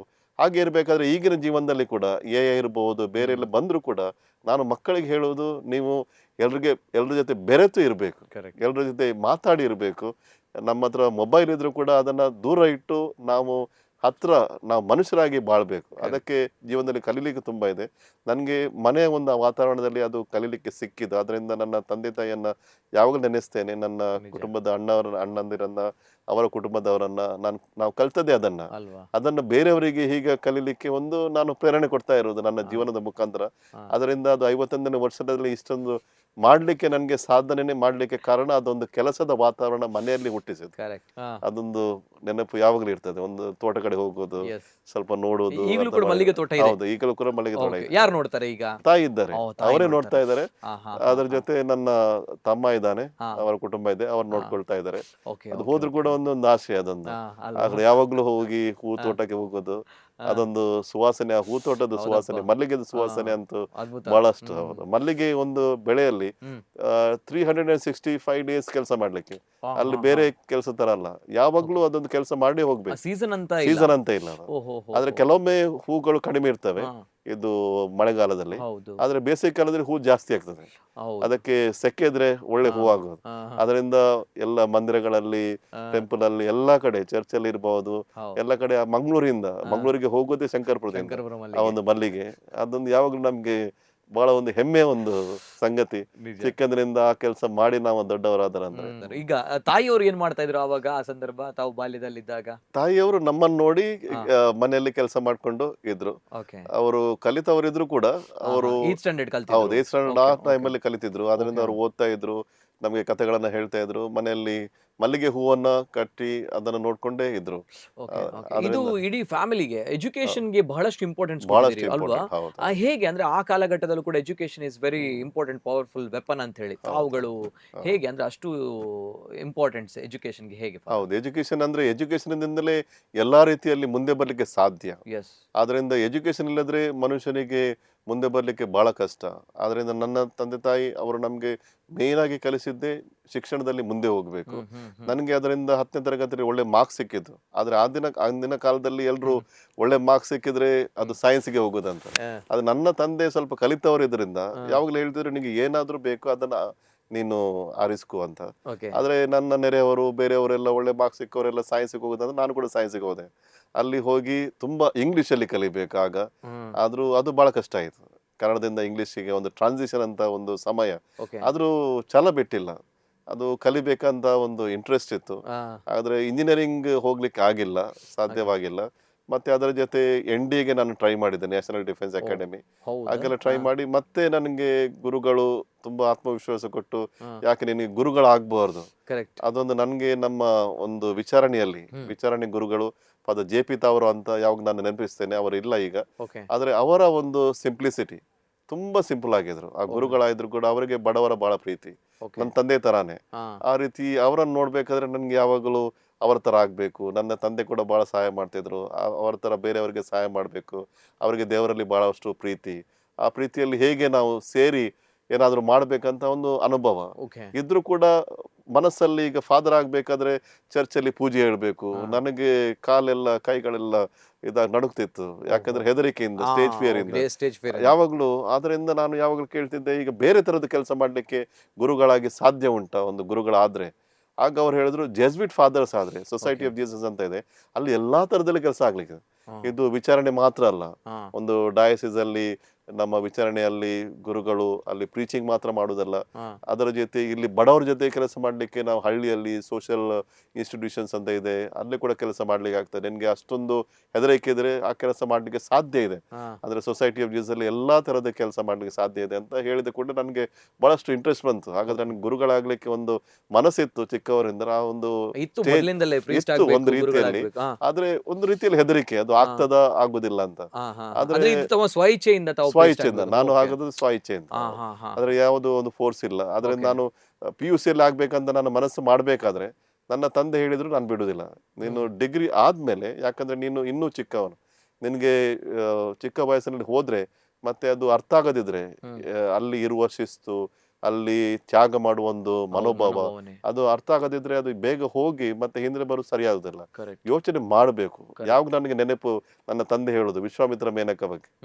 ಅವ್ರು ಎಷ್ಟು ಹೌದು, ಆ ಋಷಿ ಅವರು ಇದ್ರು ಕೂಡ ಆ ಒಂದು ತ್ಯಾಗದ ಮನೋಭಾವ ಬೇಕು, ಇಲ್ಲಾದ್ರೆ ಕಷ್ಟ ಜೀವನದಲ್ಲಿ ಇರ್ತದೆ. ಅದರಿಂದ ನೀವೆಲ್ಲ ಮಾಡ್ಬೇಕಾದ್ರೆ ಯೋಚನೆ ಮಾಡಿ ಒಂದು 21 ವರ್ಷ ಆದ ನಂತರ ಸೇರ್ಬೇಕಂತ ಹೇಳಿ, ಅದರ ನಂತರ ನಾನು ಅಡ್ಡಿ ಮಾಡುದಿಲ್ಲ. ಅದರ ನಂತರ ನೀನು ಏನು ಮಾಡು, ನಿನ್ನ ಅಡಲ್ಟ್ ಆಗಿದ್ದೀಯಾ, ನಿನ್ನ ಯೋಚನೆ ಪ್ರಕಾರ ಮಾಡ್ಲಿಕ್ಕೆ ನಾನು ಅವಕಾಶ ಕೊಡ್ತೇನೆ, ಅದಕ್ಕಿಂತ ಮುಂಚೆ ನಿನಗೆ ಅವಕಾಶ ಕೊಡುದಿಲ್ಲ. ಅದರಿಂದ ಅವರು ಡಿಗ್ರಿ ಕಲಿತಾದ್ಮೇಲೆ ನಾನು ಅವಕಾಶ ಕೊಟ್ಟು ಇನ್ನೊಂದು ರೀತಿಯಲ್ಲಿ ನಾನು ಅವರಿಗೆ ಧನ್ಯವಾದಗಳನ್ನು ಹೇಳ್ಬೇಕು. ಯಾಕಂದ್ರೆ ನಾನು ಯಂಗ್ ಆಗಿ ಸೇರಿದಿದ್ರೆ ನನ್ಗೆ ಅಷ್ಟೊಂದು ಅನುಭವ ಇರ್ತಿಲ್ಲ. ನಾನು ಆ ಅನುಭವ ಅವರು ಕೊಟ್ರು, ಡಿಗ್ರಿ ಮಾಡಬೇಕಾದ್ರೆ ನಾನು ತುಂಬ ರೀತಿಯಲ್ಲಿ ಜೀವನವನ್ನು ನೋಡಲಿಕ್ಕೆ ನನಗೆ ಅವಕಾಶ ಸಿಕ್ತು. ಅದ ನಂತರ ಅವ್ರು ಹೇಳಿದರು, ಈಗ ಮನಸ್ಸಿದ್ರೆ ಸೇರ್ಬೋದು. ಅದೇ ರೀತಿ ಆಗ ಫಾದರ್ಸ್ ನನಗೆ ಪರಿಚಯ ಆಯಿತು ಇಲ್ಲಿ ಸೈಂಟ್ ಅಲೋಷಿಯಸಲ್ಲಿ. ಆ ಸಂಸ್ಥೆಗೇನೆ, ಅದು ಸೊಸೈಟಿ ಆಫ್ ಜೀಸಸ್ ಅಂದರೆ ಯೇಸು ಸಭೆ ಅಂತ ಹೇಳ್ತೇವೆ, ಅದು ಜೆಸ್ವಿಟ್ ಸೊಸೈಟಿ. ಅದರಲ್ಲೇ ಆ ಫಾದರ್ಸ್ಗಳನ್ನು ನೋಡಿ ನನಗೆ ಕೂಡ ಭಾಳ ಪ್ರೇರಣೆ ಸಿಕ್ತು. ಆ ಫಾದರ್ JP ತಾವರವರು ನನಗೆ ಭಾಳ ಪ್ರೇರಣೆ ಕೊಟ್ಟರು. ಅವ್ರು ಹೇಳಿದರು, ನೀನು ಕಲಿಯೋದ್ರಲ್ಲಿ ಸ್ವಲ್ಪ ಹುಷಾರಿದ್ದಿ, ಅದರಿಂದ ಆ ಸಂಸ್ಥೆಗೆ ಸೇರಬೇಕು. ಅದರ ನಂತರ ಆದ ಒಂದು ಅನುಭವ ನಾನು ಹೇಳಲೇಬೇಕು. ಏನಾಯ್ತಂದ್ರೆ, ನನಗೆ ಅವರು ಸೈಂಟ್ ಅಲೋಷಿಯಸ್ ಕಾಲೇಜ್ ಡಿಗ್ರಿ ಕಲೀಲಿಕ್ಕೆ ಫಸ್ಟ್ ಇಯರ್ ನಾನು ಪೂರ್ಣ ಪ್ರಜ್ಞಾ ಕಾಲೇಜಲ್ಲಿ ಕಲಿತೆ. ಅಲ್ಲಿ ಕಲಿಬೇಕಾದ್ರೆ ಕೂಡ ಬಹಳಷ್ಟು ನೆನಪುಗಳು. ಒಂದು ನೆನಪು ನನ್ನ ತಂದೆ ಹೇಳಿದ್ರು. ಅವರ ಒಂದು ಕೊಲೀಗ್, ಅವರು ಬ್ರಾಹ್ಮಣ್, ಅವರು ಇರ್ಬೇಕಾದ್ರೆ ಅವರ ಮತ್ತು ನನ್ನ ತಾಯಿ ಆ ಒಂದು ಮಗು ಇದು ಡೆಲಿವರಿ ಆಗ್ಬೇಕಾದ್ರೆ ಸೇಮ್ ಟೈಮಲ್ಲಿ ಆಗ್ಬೇಕು. ಆ ಒಂದು ಗಳಿಗೆ ಅಂತ ಇರ್ತದೆ ನಮ್ಮ ಸಂಸ್ಕೃತಿಯಲ್ಲಿ. ಆ ಗಳಿಗೆಯಲ್ಲಿ ಹುಟ್ಟಿದ ಮಗು ಏನು ದೊಡ್ಡವಳಾಗ್ತಾಳೆ ಅಂತ ಒಂದು ವಿಶ್ವಾಸ, ಒಂದು ನಂಬಿಕೆ ಇತ್ತು. ಆ ಟೈಮಲ್ಲಿ ನನ್ನ ತಂದೆ ಅವರ ಕೊಲೀಗ್ ಜೊತೆ ಅಲ್ಲಿ ವೆಯ್ಟ್ ಮಾಡಬೇಕಾದ್ರೆ ಮಿಷನ್ ಹಾಸ್ಪಿಟಲಲ್ಲಿ ಅವರಿಗೆ ಗುಡ್ ನ್ಯೂಸ್ ಬಂತು. ನಾನು ಆ ಟೈಮಲ್ಲಿ ಹುಟ್ಟಿದ್ದೇನೆ. ಅವರ ಮಗಳು ಹುಟ್ಟಿದ್ದು 2 ನಿಮಿಷ ಲೇಟ್ ಆಗಿ. ಅದು ಅವರು ನನ್ನ ತಂದೆಗೆ ಹೇಳಿದ್ದು, ನನ್ನ ತಂದೆ ಯಾವಾಗಲೂ ಹೇಳೋದಿತ್ತು, ನಿಮ್ಮ ಮಗ ಒಂದಿನ ದೊಡ್ಡವನಾಗ್ತಾನೆ ಅಂತ. ನನ್ನ ತಂದೆ ನೆನಪಿಸುವುದು ನನಗೆ. ಆದ್ರೆ ನಾನು ಹೇಳ್ತಿದ್ದೆ, ನಾನು ಹೇಗೆ ದೊಡ್ಡವನಾಗೋದು, ಒಂದು ನನಸಿಲ್ಲ, ದೊಡ್ಡ ಒಂದು ಇಲ್ಲ, ಕೆಲಸ ಮಾಡಿ ನೀವು ಕಲಿಸಿದ್ದೀರಿ, ಕಷ್ಟಪಟ್ಟು ಕಲಿಸಿದ್ದೀರಿ. ಆದ್ರಿಂದ ಆ ಹುಡುಗಿ, ಆ ಕ್ಲಾಸ್ಮೇಟ್, ನನಗೆ ಕ್ಲಾಸ್ಮೇಟ್ ಆಗಿದ್ಲು. ಅವಳು ಎಲ್ಲಿದ್ದಾಳೆ ಗೊತ್ತಿಲ್ಲ. ಹೌದು ಹೆಣ್ಣು ಮಗಳು. ನಾವು ಇಬ್ಬರು ಒಂದೇ ಕ್ಲಾಸ್ ಅಲ್ಲಿ ಇದ್ದೇವೆ. ಆಗ BSc ಅಲ್ಲಿ PCM ಮಾಡಿ ಅದೊಂದು 1 ವರ್ಷ ಕಳೆದದ್ದು ಯಾವಾಗ ನನ್ನ ನೆನಪು. ನನ್ನ ತಂದೆ ಅವತ್ತು ಅವರು ಕೂಡ ಅಡ್ಮಿಷನ್ ಬಂದಿದ್ರು, ನಾನು ಕೂಡ ಅಡ್ಮಿಷನ್ ಬಂದಿದ್ದೆ BSc ಮಾಡ್ಬೇಕಾದ್ರೆ. ತಂದೆ ಅವರು ಇಬ್ರು ಕೊಲೀಗ್ಸ್, ಫ್ರೆಂಡ್ಸ್, ಅವರು ನಮ್ಗೆ ಇಬ್ಬರಿಗೆ ಕರೆತಂದು ಹೀಗೆ ಹೇಳಿದ್ದು ನೆನಪು ಇನ್ನೂ ಇದೆ. ಆ ಒಂದು ನೆನಪುಗಳು. ಒಂದು BSc ಮಾಡ್ಬೇಕಾದ್ರೆ ಅಲ್ಲಿ ಕಲಿಯೋದ್ರಲ್ಲಿ ಹುಷಾರಿದ್ದೆ. ಸೆಕೆಂಡ್ ಇಯರ್ ನನಗೆ ಇಲ್ಲಿ ಟ್ರಾನ್ಸ್ಫರ್ ಮಾಡಿದ್ರು ಸೈಂಟ್ ಅಲೋಷಿಯಸ್ಗೆ. ಆಗ ನಾನು ಫಸ್ಟ್ ಇಲ್ಲಿ ಬರ್ಬೇಕಾದ್ರೆ ಇಲ್ಲಿ ಕೂಡ ಎಲ್ಲ ಇಂಗ್ಲಿಷ್ ಮಾತಾಡೋದಲ್ಲಿ. ಉಡುಪಿಯಲ್ಲಿ ಪೂರ್ಣ ಪ್ರಜ್ಞದಲ್ಲಿ ಎಲ್ಲ ನಾವು ಸಂತೋಷದಲ್ಲಿ ಕನ್ನಡ ಮಾಡಿ, ತುಳು ಮಾತಾಡಿ ಎಲ್ಲ ಮಾತಾಡಿಕೊಂಡು ಇರ್ಬೇಕಾದ್ರೆ ಇದೊಂದು ಬೇರೆನೆ ಒಂದು ಲೋಕ. ಇದು ಎಷ್ಟೋ ದೊಡ್ಡ ಕಾಲೇಜ್, ನಾವು ಕಲಿತಂತ ಚಿಕ್ಕ ಕಾಲೇಜ್. ಇಲ್ಲಿ ನನ್ಗೆ ಸಂಪೂರ್ಣವಾಗಿ ನಾನು ಏನಾದ್ರೂ ಮಿಸ್ ಆಗ್ತಿದೆ ಅಂದ್ರೆ ನನ್ಗೆ ಎಲ್ಲಿ ಹೋಗ್ತಾ ಇದೆ, ಏನಾಗ್ತದೆ ಗೊತ್ತಾಗ್ತಿರ್ಲಿಲ್ಲ. ಹಾಗಾದ್ರೆ ಅದು ಕಲಿಬೇಕು. ಹಾಗೆ ಮಾಡ್ಬೇಕಾದ್ರೆ ಫಸ್ಟ್ ಇಯರ್ ಅಲ್ಲಿ, ಸೆಕೆಂಡ್ ಇಯರ್ ನಾನು ಕಲಿತು ಮುಂದೆ ಬರ್ಬೇಕಾದ್ರೆ ಫೈನಲ್ ಎಕ್ಸಾಮ್ ಅಲ್ಲಿ ನನ್ಗೆ ಫಿಸಿಕ್ಸ್ ಎಕ್ಸಾಮ್ ಅಲ್ಲಿ ಇನ್ನೂ ನೆನಪುಂಟು. ನಾನು ಕಲಿಬೇಕಾದ್ರೆ ಏನೋ ಅವತ್ತು ಬೇರೆನೆ ಪ್ರಶ್ನೆಗಳು ಬಂದಿದ್ವು. ಅದಕ್ಕೆ ನನ್ಗೆ ಏನೋ ಅಲ್ಲಿ ಕಲಿಬೇಕಾದ್ರೆ ಈ ಪ್ರಶ್ನೆ ನನ್ಗೆ ಗೊತ್ತಿಲ್ಲ, ಈಗ ಪಾಸ್ ಆಗ್ತೇನೋ ಇಲ್ವೋ ಅಂತ ಭಯ. ಆದ್ರೆ ತಲೆಯಲ್ಲಿ ಈಗ ನನ್ಗೆ ಅಲ್ಲಿ ಗುರುಗಳು ಸೇರ್ಲಿಕ್ಕೆ ನಮ್ಗೆ 2 ವರ್ಷ ಅವಕಾಶ ಕೊಡ್ತಾರೆ. ಆ ಒಂದು ಸೆಮಿನಾರ್ ಅಂತ ಹೇಳ್ತೇವೆ, ಅಲ್ಲಿ ಹಾಸ್ಟೆಲಲ್ಲಿ ನಮ್ಗೆ ಇದ್ದು ಅವಕಾಶ ಕೊಡ್ಬೇಕಾದ್ರೆ ಅವ್ರು ಹೇಳ್ತಿದ್ರು, ನೀವು ಪಾಸ್ ಆಗ್ಬೇಕು, ನೀನು ಕಲಿಯೋದ್ರಲ್ಲಿ ಹುಷಾರಿದ್ದಿ, ಫೇಲ್ ಆದ್ರೆ ನೀವು ಮನೆಗೆ ಹೋಗ್ಬೇಕು. ಆ ಒಂದು ಕಾನ್ಫಿಡೆನ್ಸ್ ಅಲ್ಲಿ ಅವ್ರು ನಮ್ಗೆ ಅವಕಾಶ ಕೊಟ್ಟಿದ್ರು. ನನ್ಗೆ ಅದು ಯಾವಾಗಲೂ ಅಲ್ಲಿ ಎಕ್ಸಾಮ್ ಹಾಲ್ ಅಲ್ಲೇ ಅದು ಹೆದರಿಕೆ. ಈಗ ಫೇಲ್ ಆದ್ರೆ ಹೋಯ್ದೆ. ನಾನು ಗುರುಗಳಾಗಲಿ ಬಂದವನು, ತಂದೆ ಎಷ್ಟೋ ನನ್ಗೆ ಒಂದು ವಿಷಯಗಳನ್ನು ಹೇಳಿದ್ರು, ನೀನು ಹೋಗ್ಬೇಡ, ಹಾಗೆ ಅಷ್ಟು ಕಷ್ಟ ಇರ್ತದೆ, ಅಷ್ಟು ಇದ್ರು ಕೂಡ ನಾನು ಮನಸ್ಸಲ್ಲಿ ಇಟ್ಕೊಂಡು ಇಲ್ಲಿ ಬಂದಿದ್ದೆ, ನನ್ಗೆ ಧೈರ್ಯದಿಂದ ಆಗ್ತದೆ ಅಂತ. ಆದ್ರೆ ಫೈನಲ್ ಸೆಕೆಂಡ್ ಇಯರ್ ಅಲ್ಲಿ ಫಿಸಿಕ್ಸ್ ಎಕ್ಸಾಮ್ ಅಲ್ಲಿ ಏನು ಅಂತ ಅರ್ಥ ಆಗ್ತಾ ಇಲ್ಲ. ಒಂದು ರೀತಿಯಲ್ಲಿ ದೇವರ ಹತ್ರ ಪ್ರಾರ್ಥನೆ ಮಾಡೋದು, ನೀವೇ ನನ್ನನ್ನು ಕರೆದದ್ದು, ಈಗ ಹೀಗೆ ಆದ್ರೆ ಹೋಯ್ತು, ನೀವೇ ನನ್ನನ್ನು ನೋಡ್ಕೊಳ್ಳಿ. ಆಗ ಒಂದು ತಲೆಯಲ್ಲಿ ಒಂದು ಆನ್ಸರ್ ಬಂತು, ನೀವು ಎಲ್ಲ ಪ್ರಶ್ನೆಗೆ ಗೊತ್ತಿಲ್ಲದಿದ್ರು ಕೂಡ ಬೇರೆ ಆನ್ಸರ್ಗಳನ್ನು ಹಾಕು, ಅವರು ವ್ಯಾಲ್ಯೂಯೇಷನ್ ಮಾಡುವವರು ಅದನ್ನ ಮಾಡಿ ನಿನ್ಗೆ ಪಾಸ್ ಮಾಡಬಹುದಂತ ಆ ಒಂದು ಧೈರ್ಯ. ಅದರಿಂದ ಎಲ್ಲದಕ್ಕೆ ಆನ್ಸರ್ ಮಾಡಿ ಬಂದೆ. 10 ಮಾರ್ಕ್ಸ್ ಇದ್ದು ಮಾತ್ರ ಸರಿ ಆನ್ಸರ್ ಮಾಡಿದ್ದೆ. ಉಳಿದದ್ದು ಆಗಿನ ಕಾಲದಲ್ಲಿ ಒಂದು 21 ಮಾರ್ಕ್ಸ್ ಸಿಕ್ಕಿದ್ರೆ ಅದು ಥಿಯರಿಯಲ್ಲಿ ಪಾಸ್, ಮತ್ತೆ ಪ್ರಾಕ್ಟಿಕಲಿ ಜಾಸ್ತಿ ಮಾರ್ಕ್ಸ್ ಸಿಗ್ತದೆ. ಹಾಗೆ ಒಂದು 56 ಅದೇ ಮಾರ್ಕ್ಸ್. ಹಾಗೆ ಅದು ಥಿಯರಿ ಎಕ್ಸಾಮ್ ಅಲ್ಲಿ ನನ್ಗೆ ಹೆದರಿಕೆ. ಮತ್ತೆ ಏನ್ ಮಾಡೋದು, ಮನೆಯಲ್ಲಿ ಒಂದು ಪ್ರಾರ್ಥನೆ ಮಾಡ್ಲಿಕ್ಕೆ ಆರಂಭಿಸಿದೆ. ಯಾವಾಗಲೂ ನಿಮ್ಗೆ ಮನಸ್ಸಿದ್ರೆ ನಾನು ಗುರುಗಳಾಗಬೇಕಾದ್ರೆ ಪಾಸ್ ಆಗ್ಬೇಕು. ಕೊನೆಗೆ ರಿಸಲ್ಟ್ ಬಂತು ಜುಲೈ ಅಲ್ಲಿ. 10 ಮಾರ್ಕ್ಸ್ ಅಂದ್ರೆ 10 ಮಾರ್ಕ್ಸ್ ಬಂದದ್ದು. ಫೇಲ್ ಆದೆ ಅಂತ 1 ಮಾರ್ಕ್ಸ್ ಕೂಡ. ಹಾಗಾದ್ರಿಂದ ಇವ್ಯಾಲ್ಯೂಯೇಷನ್ ಮಾಡಿದವರು ಎಷ್ಟು ಚೆನ್ನಾಗಿ ಮಾಡಿದ್ದಾರೆ ಅಂದ್ರೆ ಅವರಿಗೆ ಹ್ಯಾಟ್ಸ್ ಆಫ್. ಅಂದ್ರೆ 1 ಮಾರ್ಕ್ಸ್ ಜಾಸ್ತಿ ಕೊಟ್ಟಿಲ್ಲ. ಆದ್ರೆ ದೇವರ ಒಂದು ರೀತಿಯನ್ನು ನಾನು ಮೆಚ್ಚಬೇಕು, ದೇವರ ಒಂದು ಕರೆದ ರೀತಿ. ಅಲ್ಲಿಂದ ನಾನು ಮನೆಗೆ ಹೋಗ್ಬೇಕು. ಅದರಿಂದ ನಾನು ಯೋಚನೆ ಮಾಡಿದೆ. ನನ್ನ ತಂದೆ ಕೂಡ ಹೇಳಿದ್ರು, ಫೋನ್ ಮಾಡ್ಲಿಕ್ಕೆ ನನಗೆ ಧೈರ್ಯ ಇಲ್ಲ ತಂದೆಗೆ. ಇನ್ನೊಬ್ರು ನನ್ನ ಜೊತೆ ನನ್ನ ಕ್ಲಾಸ್ಮೇಟ್ ಒಬ್ಬ ಇದ್ದ, ಅವ್ರು ಹೇಳಿದ್ರು, ನನ್ಗೆ ಮನಸ್ಸಲ್ಲಿ ಏನ್ ಮಾಡ್ಬೇಕಂತ ಗೊತ್ತಾಗ್ತಿಲ್ಲ. ಈಗ ಮನೆಯಲ್ಲಿ ಹೇಗೆ ಹೇಳುವುದು, ತಂದೆಯವರು ಯಾವಾಗೂ ನಾನು ಕಲಿಯೋದ್ರಲ್ಲಿ ಹುಷಾರಿದ್ದೆ, ತಾಯಿ ಕೂಡ ಫೋನ್ ಮಾಡ್ಬೇಕಾದ್ರೆ ಒಂದು ರೀತಿಯಲ್ಲಿ ತಂದೆ ಹೇಳಿದ್ದು ಏನು ಯೋಚನೆ ಮಾಡಬೇಡ ಮಗ, ತಪ್ಪಾಯ್ತು, ಏನು ಜೀವನದಲ್ಲಿ ಹಾಗೆ ಆಗ್ತದೆ, ಅದು ನನ್ನ ಧೈರ್ಯ ತಂದೆ ಕೊಟ್ಟದ್ದು. ನಾನು ಎನಿಸ್ಲಿಲ್ಲ ಹಾಗೆ ನನಗೆ ಅವರು ಆನ್ಸರ್ ಕೊಡ್ತಾರೆ ಅಂತ. ನನ್ನ ತಾಯಿದ್ದು ಇವನು ಕಲಿಯೋದ್ರಲ್ಲಿ ಹುಷಾರಾಗಿದ್ದ, ಮಂಗಳೂರಿಗೆ ಹೋಗಿ ಏನಾಯ್ತು ಇವನಿಗೆ ಅಂತ ಅವರ ತಲೆಯಲ್ಲಿ, ಹೀಗೆ ಆಗ್ಬಾರ್ದಿತ್ತು ಅಂತ. ಅದೇ ಈಗ ಏನ್ ಮಾಡುದು, ಹೋಗಿ ಫಾದರ್ಸ್ ಗುರುಗಳಿಗೆ ಹೇಳ್ಬೇಕು.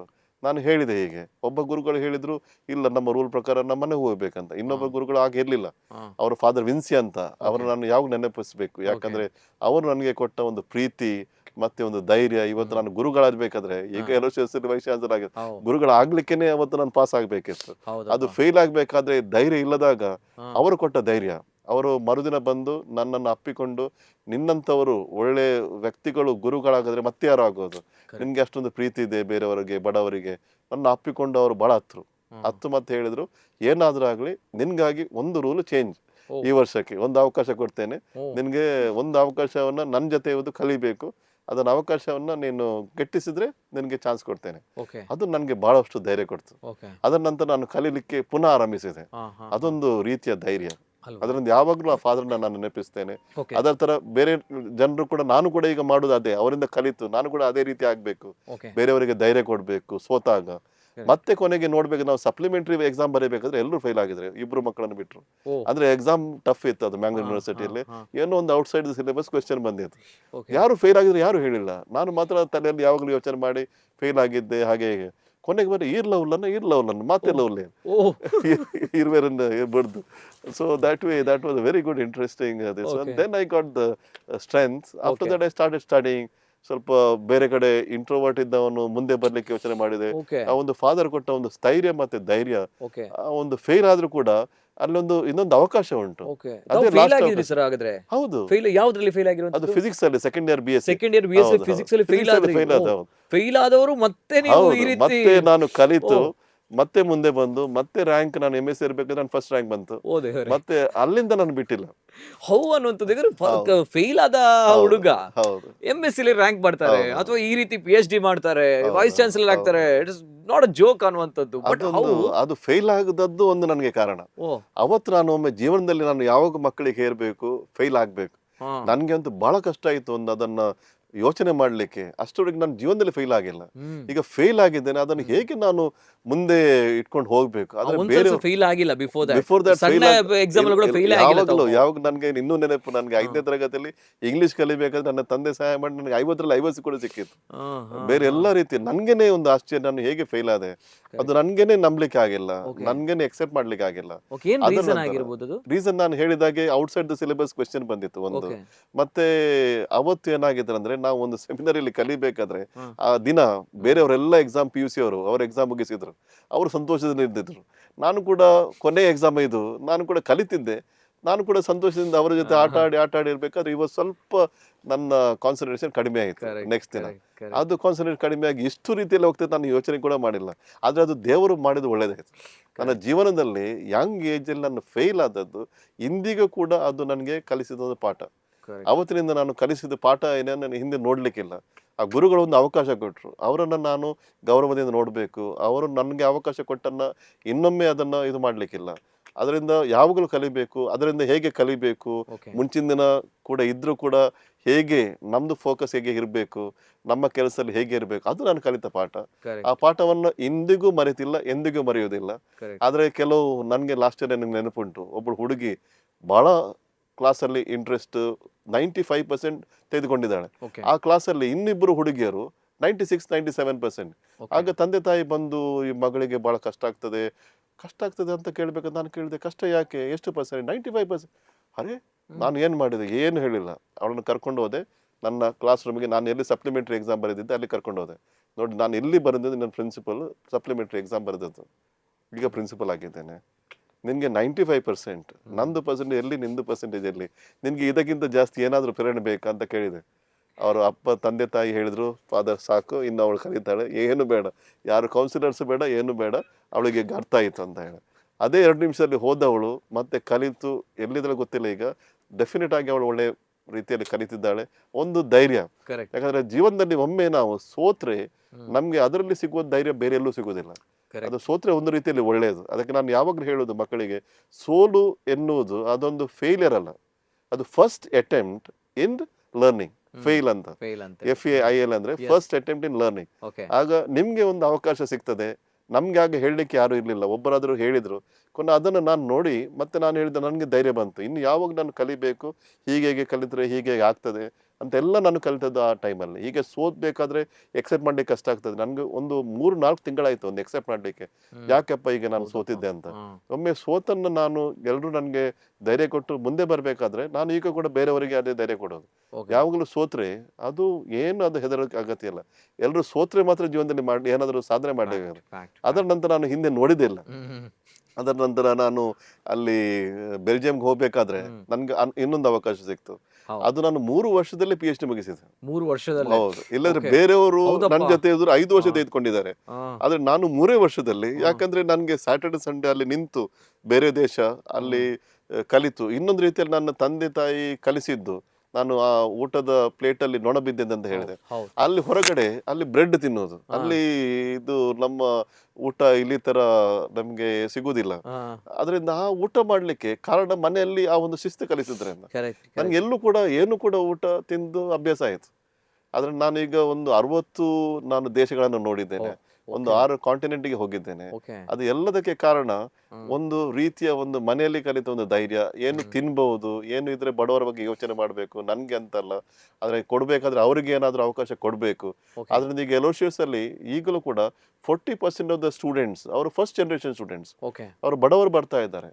ಈ ಸಲ ನಾವು ಒಂದು 1220 ಮಂದಿಗೆ ಸ್ಕಾಲರ್ಶಿಪ್ ಅನ್ನು ಕೊಟ್ಟಿದ್ದೇವೆ. ಅವರಿಗೆ ನಾವು ಕಲೀಲಿಕ್ಕೆ ಅವಕಾಶವನ್ನ ಕೊಟ್ಟು ಬಿಟ್ಟಿದ್ದೇವೆ. ಯಾಕಂದ್ರೆ ನಮ್ ಕೂಡ ಇದೊಂದು ಅನುಭವ, ನಾವು ಕೂಡ ಕಲಿತು ಹಾಗೆ ಆಗಬೇಕಾದ್ರೆ ಅಂತ ಮಕ್ಕಳಿಗೆ ಒಂದು ಅವಕಾಶ ಸಿಗ್ಬೇಕಂದ್ರೆ ನಾವು ಕೂಡ ಅಂತ ಒಂದು ಅಟ್ಮಾಸ್ಫಿಯರ್ ಇಂದ ಬಂದವರು.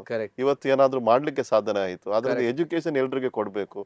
ಎಲ್ರಿಗೆ, ಯಾರಿಗೂ ಕೂಡ ಎಜುಕೇಶನ್ ಇಲ್ಲದಾಗ ನಾವು ಸೊಸೈಟಿ ಆಫ್ ಜೀಸಸ್ ಯೇಸು ಅಂತ ಹೇಳ್ತೇವೆ. ಆ ಒಂದು ನಮ್ಮ ಧ್ಯೇಯನೇ ಅದೇ, preferential option for the poor ಅಂತ ಇದೆ. ಯಾವಾಗ್ಲೂ ಬಡವರನ್ನ ನಾವು ಪ್ರೀತಿಯಿಂದ ನೋಡ್ಬೇಕು, ಅವರಿಗೆ ಒಂದು ಅವಕಾಶ ಕೊಡ್ಬೇಕು. ಅವರು ಮುಂದೆ ಬಂದ್ರೆ ನಮ್ಮ ಪ್ರಪಂಚ ಮುಂದೆ ಬಂದಾಗ, ಯಾರಿಗೂ ಏನು ತೊಂದರೆ ಇಲ್ಲದೆ ನಾವು ಮುಂದೆ ಬರ್ಬೇಕು. ಆ ಒಂದು ಧ್ಯೇಯದಲ್ಲಿ ನಾವು ಕೆಲಸ ಮಾಡ್ಬೇಕಾದ್ರೆ ನಮ್ಮ ಮನೆ ವಾತಾವರಣ ಮತ್ತೆ ಯೇಸು ಸಭೆಯಲ್ಲಿ ಸಿಕ್ಕ ಒಂದು ತರಬೇತಿ ಎರಡು ಬಹಳಷ್ಟು ನನಗೆ ಧೈರ್ಯ ಕೊಟ್ಟಿದೆ, ಮತ್ತೆ ಅವಕಾಶ ಕೂಡ ಗಿಟ್ಟಿಸಿಕೊಟ್ಟಿದೆ ಅಂತ ಹೇಳಲಿಕ್ಕೆ. Beautiful sir. ನಾನು ಗೊತ್ತೇ ಇರಲಿಲ್ಲ ತಾವು ಡಿಗ್ರಿಯಲ್ಲಿ ಫೇಲ್ ಆಗ್ತೀರಿ, BSc ಫೇಲ್ ಆಗ್ತೀರಿ. ಇದನ್ನ ಆಫ್ಟರ್ ದ್ಯಾಟ್ ಅದನ್ನ ಕಂಪ್ಲೀಟ್ ಮಾಡಿ ಈಗ ನಮ್ಮ ವೈಸ್ ಚಾನ್ಸಲರ್ ಆಗಿದ್ದಾರೆ ಅಂತ ಬಂದ್ರೆ ನಿಜವಾಗ್ಲೂ ಹೆಮ್ಮೆ. ನಿಜವಾಗ್ಲೂ ಅಂದ್ರೆ ಲೈಫ್ ಅಲ್ಲಿ ಸೆಕೆಂಡ್ ಚಾನ್ಸ್ ಅನ್ನೋದು ಇರುತ್ತೆ ಅಲ್ವಾ ಫಾದರ್? ಯಾವಾಗಲೂ ಇರುತ್ತೆ ಅಂತ ಅನ್ಕೊಳ್ತೀರಿ. ಅಂದ್ರೆ ಬಹಳಷ್ಟು ಜನ ಸೆಕೆಂಡ್ ಚಾನ್ಸ್ ಅನ್ನ ಯೂಸ್ ಮಾಡಲ್ಲ, ಯುಟಿಲೈಸ್ ಮಾಡಲ್ಲ, ಬಟ್ ಅದನ್ನ ಗುರ್ತೇ ಹಿಡಿಯಲ್ಲ. ಏನ್ ಕಾರಣ, ಏನ್ ಕತೆ? ಈಗಿನ ಜನರಿಗೆ ಸ್ವಲ್ಪ ಒಂದು ಫೇಲಿಯರ್ ಆದ್ರೆ ಅದೇ ಹೆಣ್ಣು ಅಂತ ಎಣಿಸ್ತಾರೆ, ಕೂಡ್ಲೇ ಸ್ಯೂಸೈಡ್ ಮಾಡ್ಬೇಕು, ನಮ್ಮ ಜೀವನವನ್ನ ಕಳ್ಕೊಳ್ಬೇಕಂತ. ಅವ್ರಿಗೆ ನಾನು ಹೇಳುವ ಒಂದೇ ಸಂದೇಶ, ಯಾವಾಗ್ಲೂ ನಮ್ಮನ್ನ ನೋಡಿ. ನನ್ಗೆ ಸ್ಟೇಜ್ ಫೇರ್ ಇತ್ತು, ಒಮ್ಮೆ ಫೇಲ್ ಆದೆ, ಆದ್ರೆ ಬಿಟ್ಟಿಲ್ಲ. ಒಂದು ಧೈರ್ಯ, ಅದೊಂದು ಫೇತ್ ಕೂಡ, ದೇವರಲ್ಲಿ ಒಂದು ಪ್ರೀತಿಯ ಒಂದು ಧೈರ್ಯ ಇರಬೇಕು. ಫೇತ್ ಅಂತ ಹೇಳ್ತೇವೆ, ಒಂದು ವಿಶ್ವಾಸ ಇರಬೇಕು. ಅದು ಇದ್ರೆ ಏನನ್ನು ಸಾಧ್ಯ ಮಾಡ್ಲಿಕ್ಕೆ ಸಾಧ್ಯ ಇದೆ. ಯಾವಾಗ್ಲೂ ನಾವು ಸರೆಂಡರ್ ಆಗ್ಬೇಕು.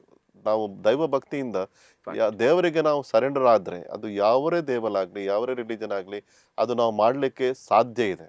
ಅದೊಂದು ಇಲ್ಲದಿದ್ರೆ ನಮಗೆ ನಮ್ಮ ಒಳಗನೆ ಒಂದು ಅಹಂಕಾರ ಬರ್ತದೆ.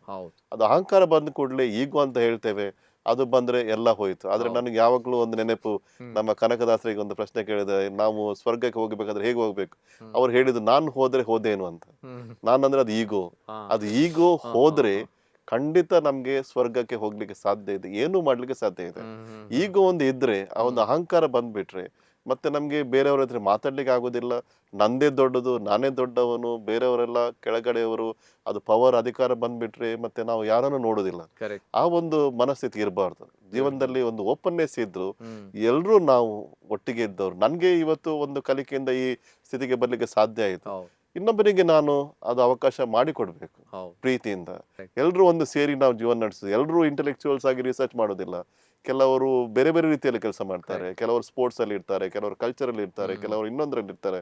ಆದ್ರೆ ಬೇರೆ ಬೇರೆ ಅವರ ಒಂದು ಆಪ್ಟಿಟ್ಯೂಡ್ ಪ್ರಕಾರ, ಅವರ ಇಂಟ್ರೆಸ್ಟ್ ಪ್ರಕಾರ ಅದನ್ನು ಕಟ್ಟಿದ್ದಾರೆ. ನೀವು ಜರ್ನಲಿಸಮ್ ಅಲ್ಲಿ ಇದ್ದೀರಿ, ಬೇರೆ ಬೇರೆ ಫೀಲ್ಡ್ ಅಲ್ಲಿ ಇದ್ದಾರೆ.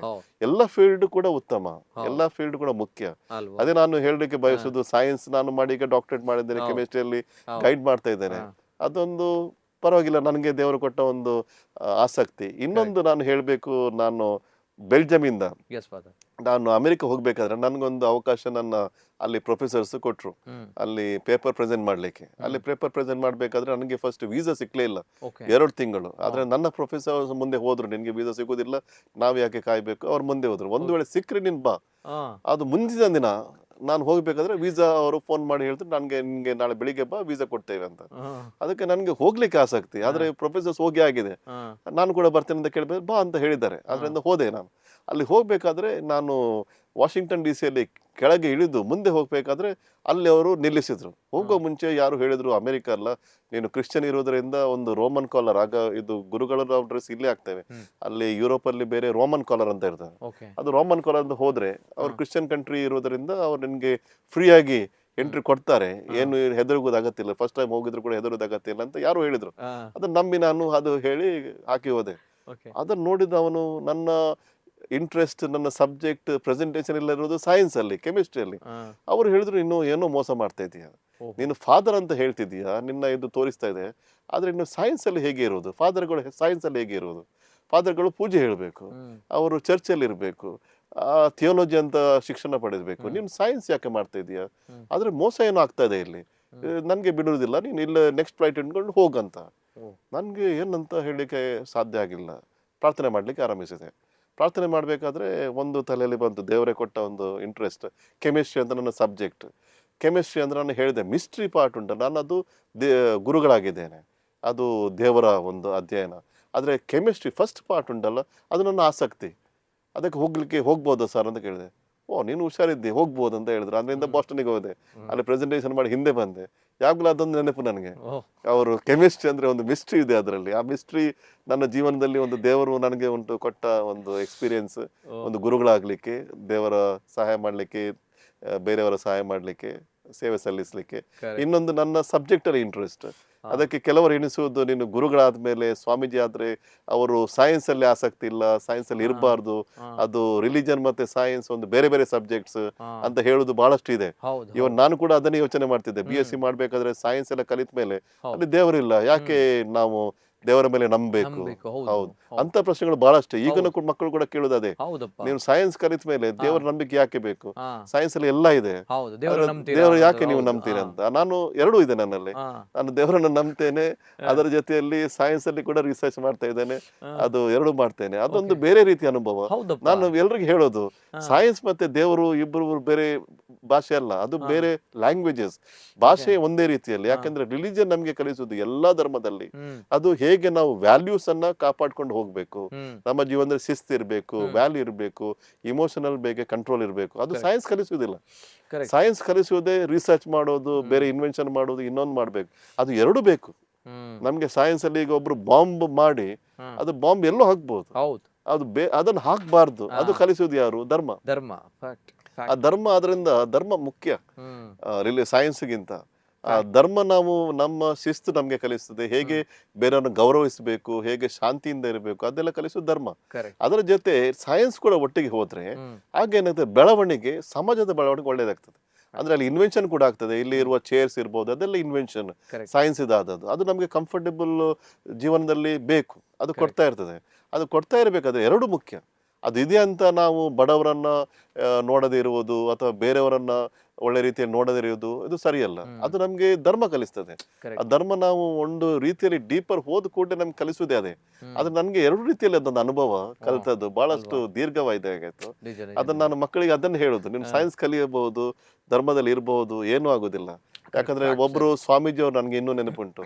ಇಲ್ಲಿ ನಮ್ಮ ಸ್ಕೂಲಲ್ಲಿ ಪ್ರೈಮರಿಯಿಂದ ಡಿಗ್ರಿವರೆಗೆ ಕಲಿತು CA ಮಾಡಿ ಈಗ ಗುರುಪುರದಲ್ಲಿ ಅವರದೇ ಒಂದು ಆಶ್ರಮ ಉಂಟು. ಅವರು ಸ್ವಾಮೀಜಿ ಆಗಿದ್ದಾರೆ. ಅವರು ಯಾವಾಗ್ಲೂ ನನಗೆ ಒಂದು ಇಂಟ್ರೆಸ್ಟ್, ಯಾಕೆ ನಾವು ಬಹಳ ಕ್ಲೋಸ್ ಫ್ರೆಂಡ್ಸ್, ನಾವು ಅಲ್ಲಿ ಹೋಗ್ತೇವೆ, ನಾವು ಅವ್ರ ಜೊತೆ ಬರ್ತೇವೆ. ಅವರಿಗೆ ಎಲೋಚಿಸ್ ಅಂದ್ರೆ ಬಹಳ ಪ್ರೀತಿ, ನನ್ಗೆ ಅವರಂದ್ರೆ ಬಹಳ ಪ್ರೀತಿ. ಎಲ್ಲೇ ಕಲಿತವರು, ಎಷ್ಟೋ ಕಲಿತು ಮತ್ತೆ ಸ್ವಾಮೀಜಿ ಅವರಾಗಿದ್ದಾರೆ. ಯಾಕೆ ಆಗ್ಬಾರ್ದು? ನಾವೆಲ್ಲ ಕಲಿತು ಆಗ್ಲಿಕ್ಕೆ ಸಾಧ್ಯವಿದೆ. ಕಲಿತು ಆದ್ರೆ ಬಹಳಷ್ಟು ಉತ್ತಮ. ಯಾಕಂದ್ರೆ ಎಕ್ಸ್ಪೀರಿಯನ್ಸ್ ಇರ್ತದೆ, ಅನುಭವ ಇರ್ತದೆ, ದೀರ್ಘವಾದ ಅನುಭವ, ಕಲಿತ ಒಂದು ರೀತಿ ಇರ್ತದೆ. ಎಷ್ಟು ನಾವು ದೀರ್ಘವಾಗಿ ಹೋಗ್ತೇವೆ ಅಷ್ಟೊಂದು ನಮ್ಗೆ ದೇವರ ಅನುಭವ ಜಾಸ್ತಿ ಆಗ್ತದೆ. ಎಲ್ಲದರಲ್ಲೂ ದೇವರಿದ್ದಾರೆ. ನಮ್ಮ ಒಂದು ಸಂಸ್ಥೆ ಯೇಸು ಸಭೆಯಲ್ಲಿ ನಾವು ಅವರು ಹೇಳುವುದೇ ಒಂದೇ, finding god in all things. ಅಂದ್ರೆ ಎಲ್ಲಾ ಕಡೆ ನಾವು ದೇವರನ್ನು ನೋಡ್ಬೇಕು.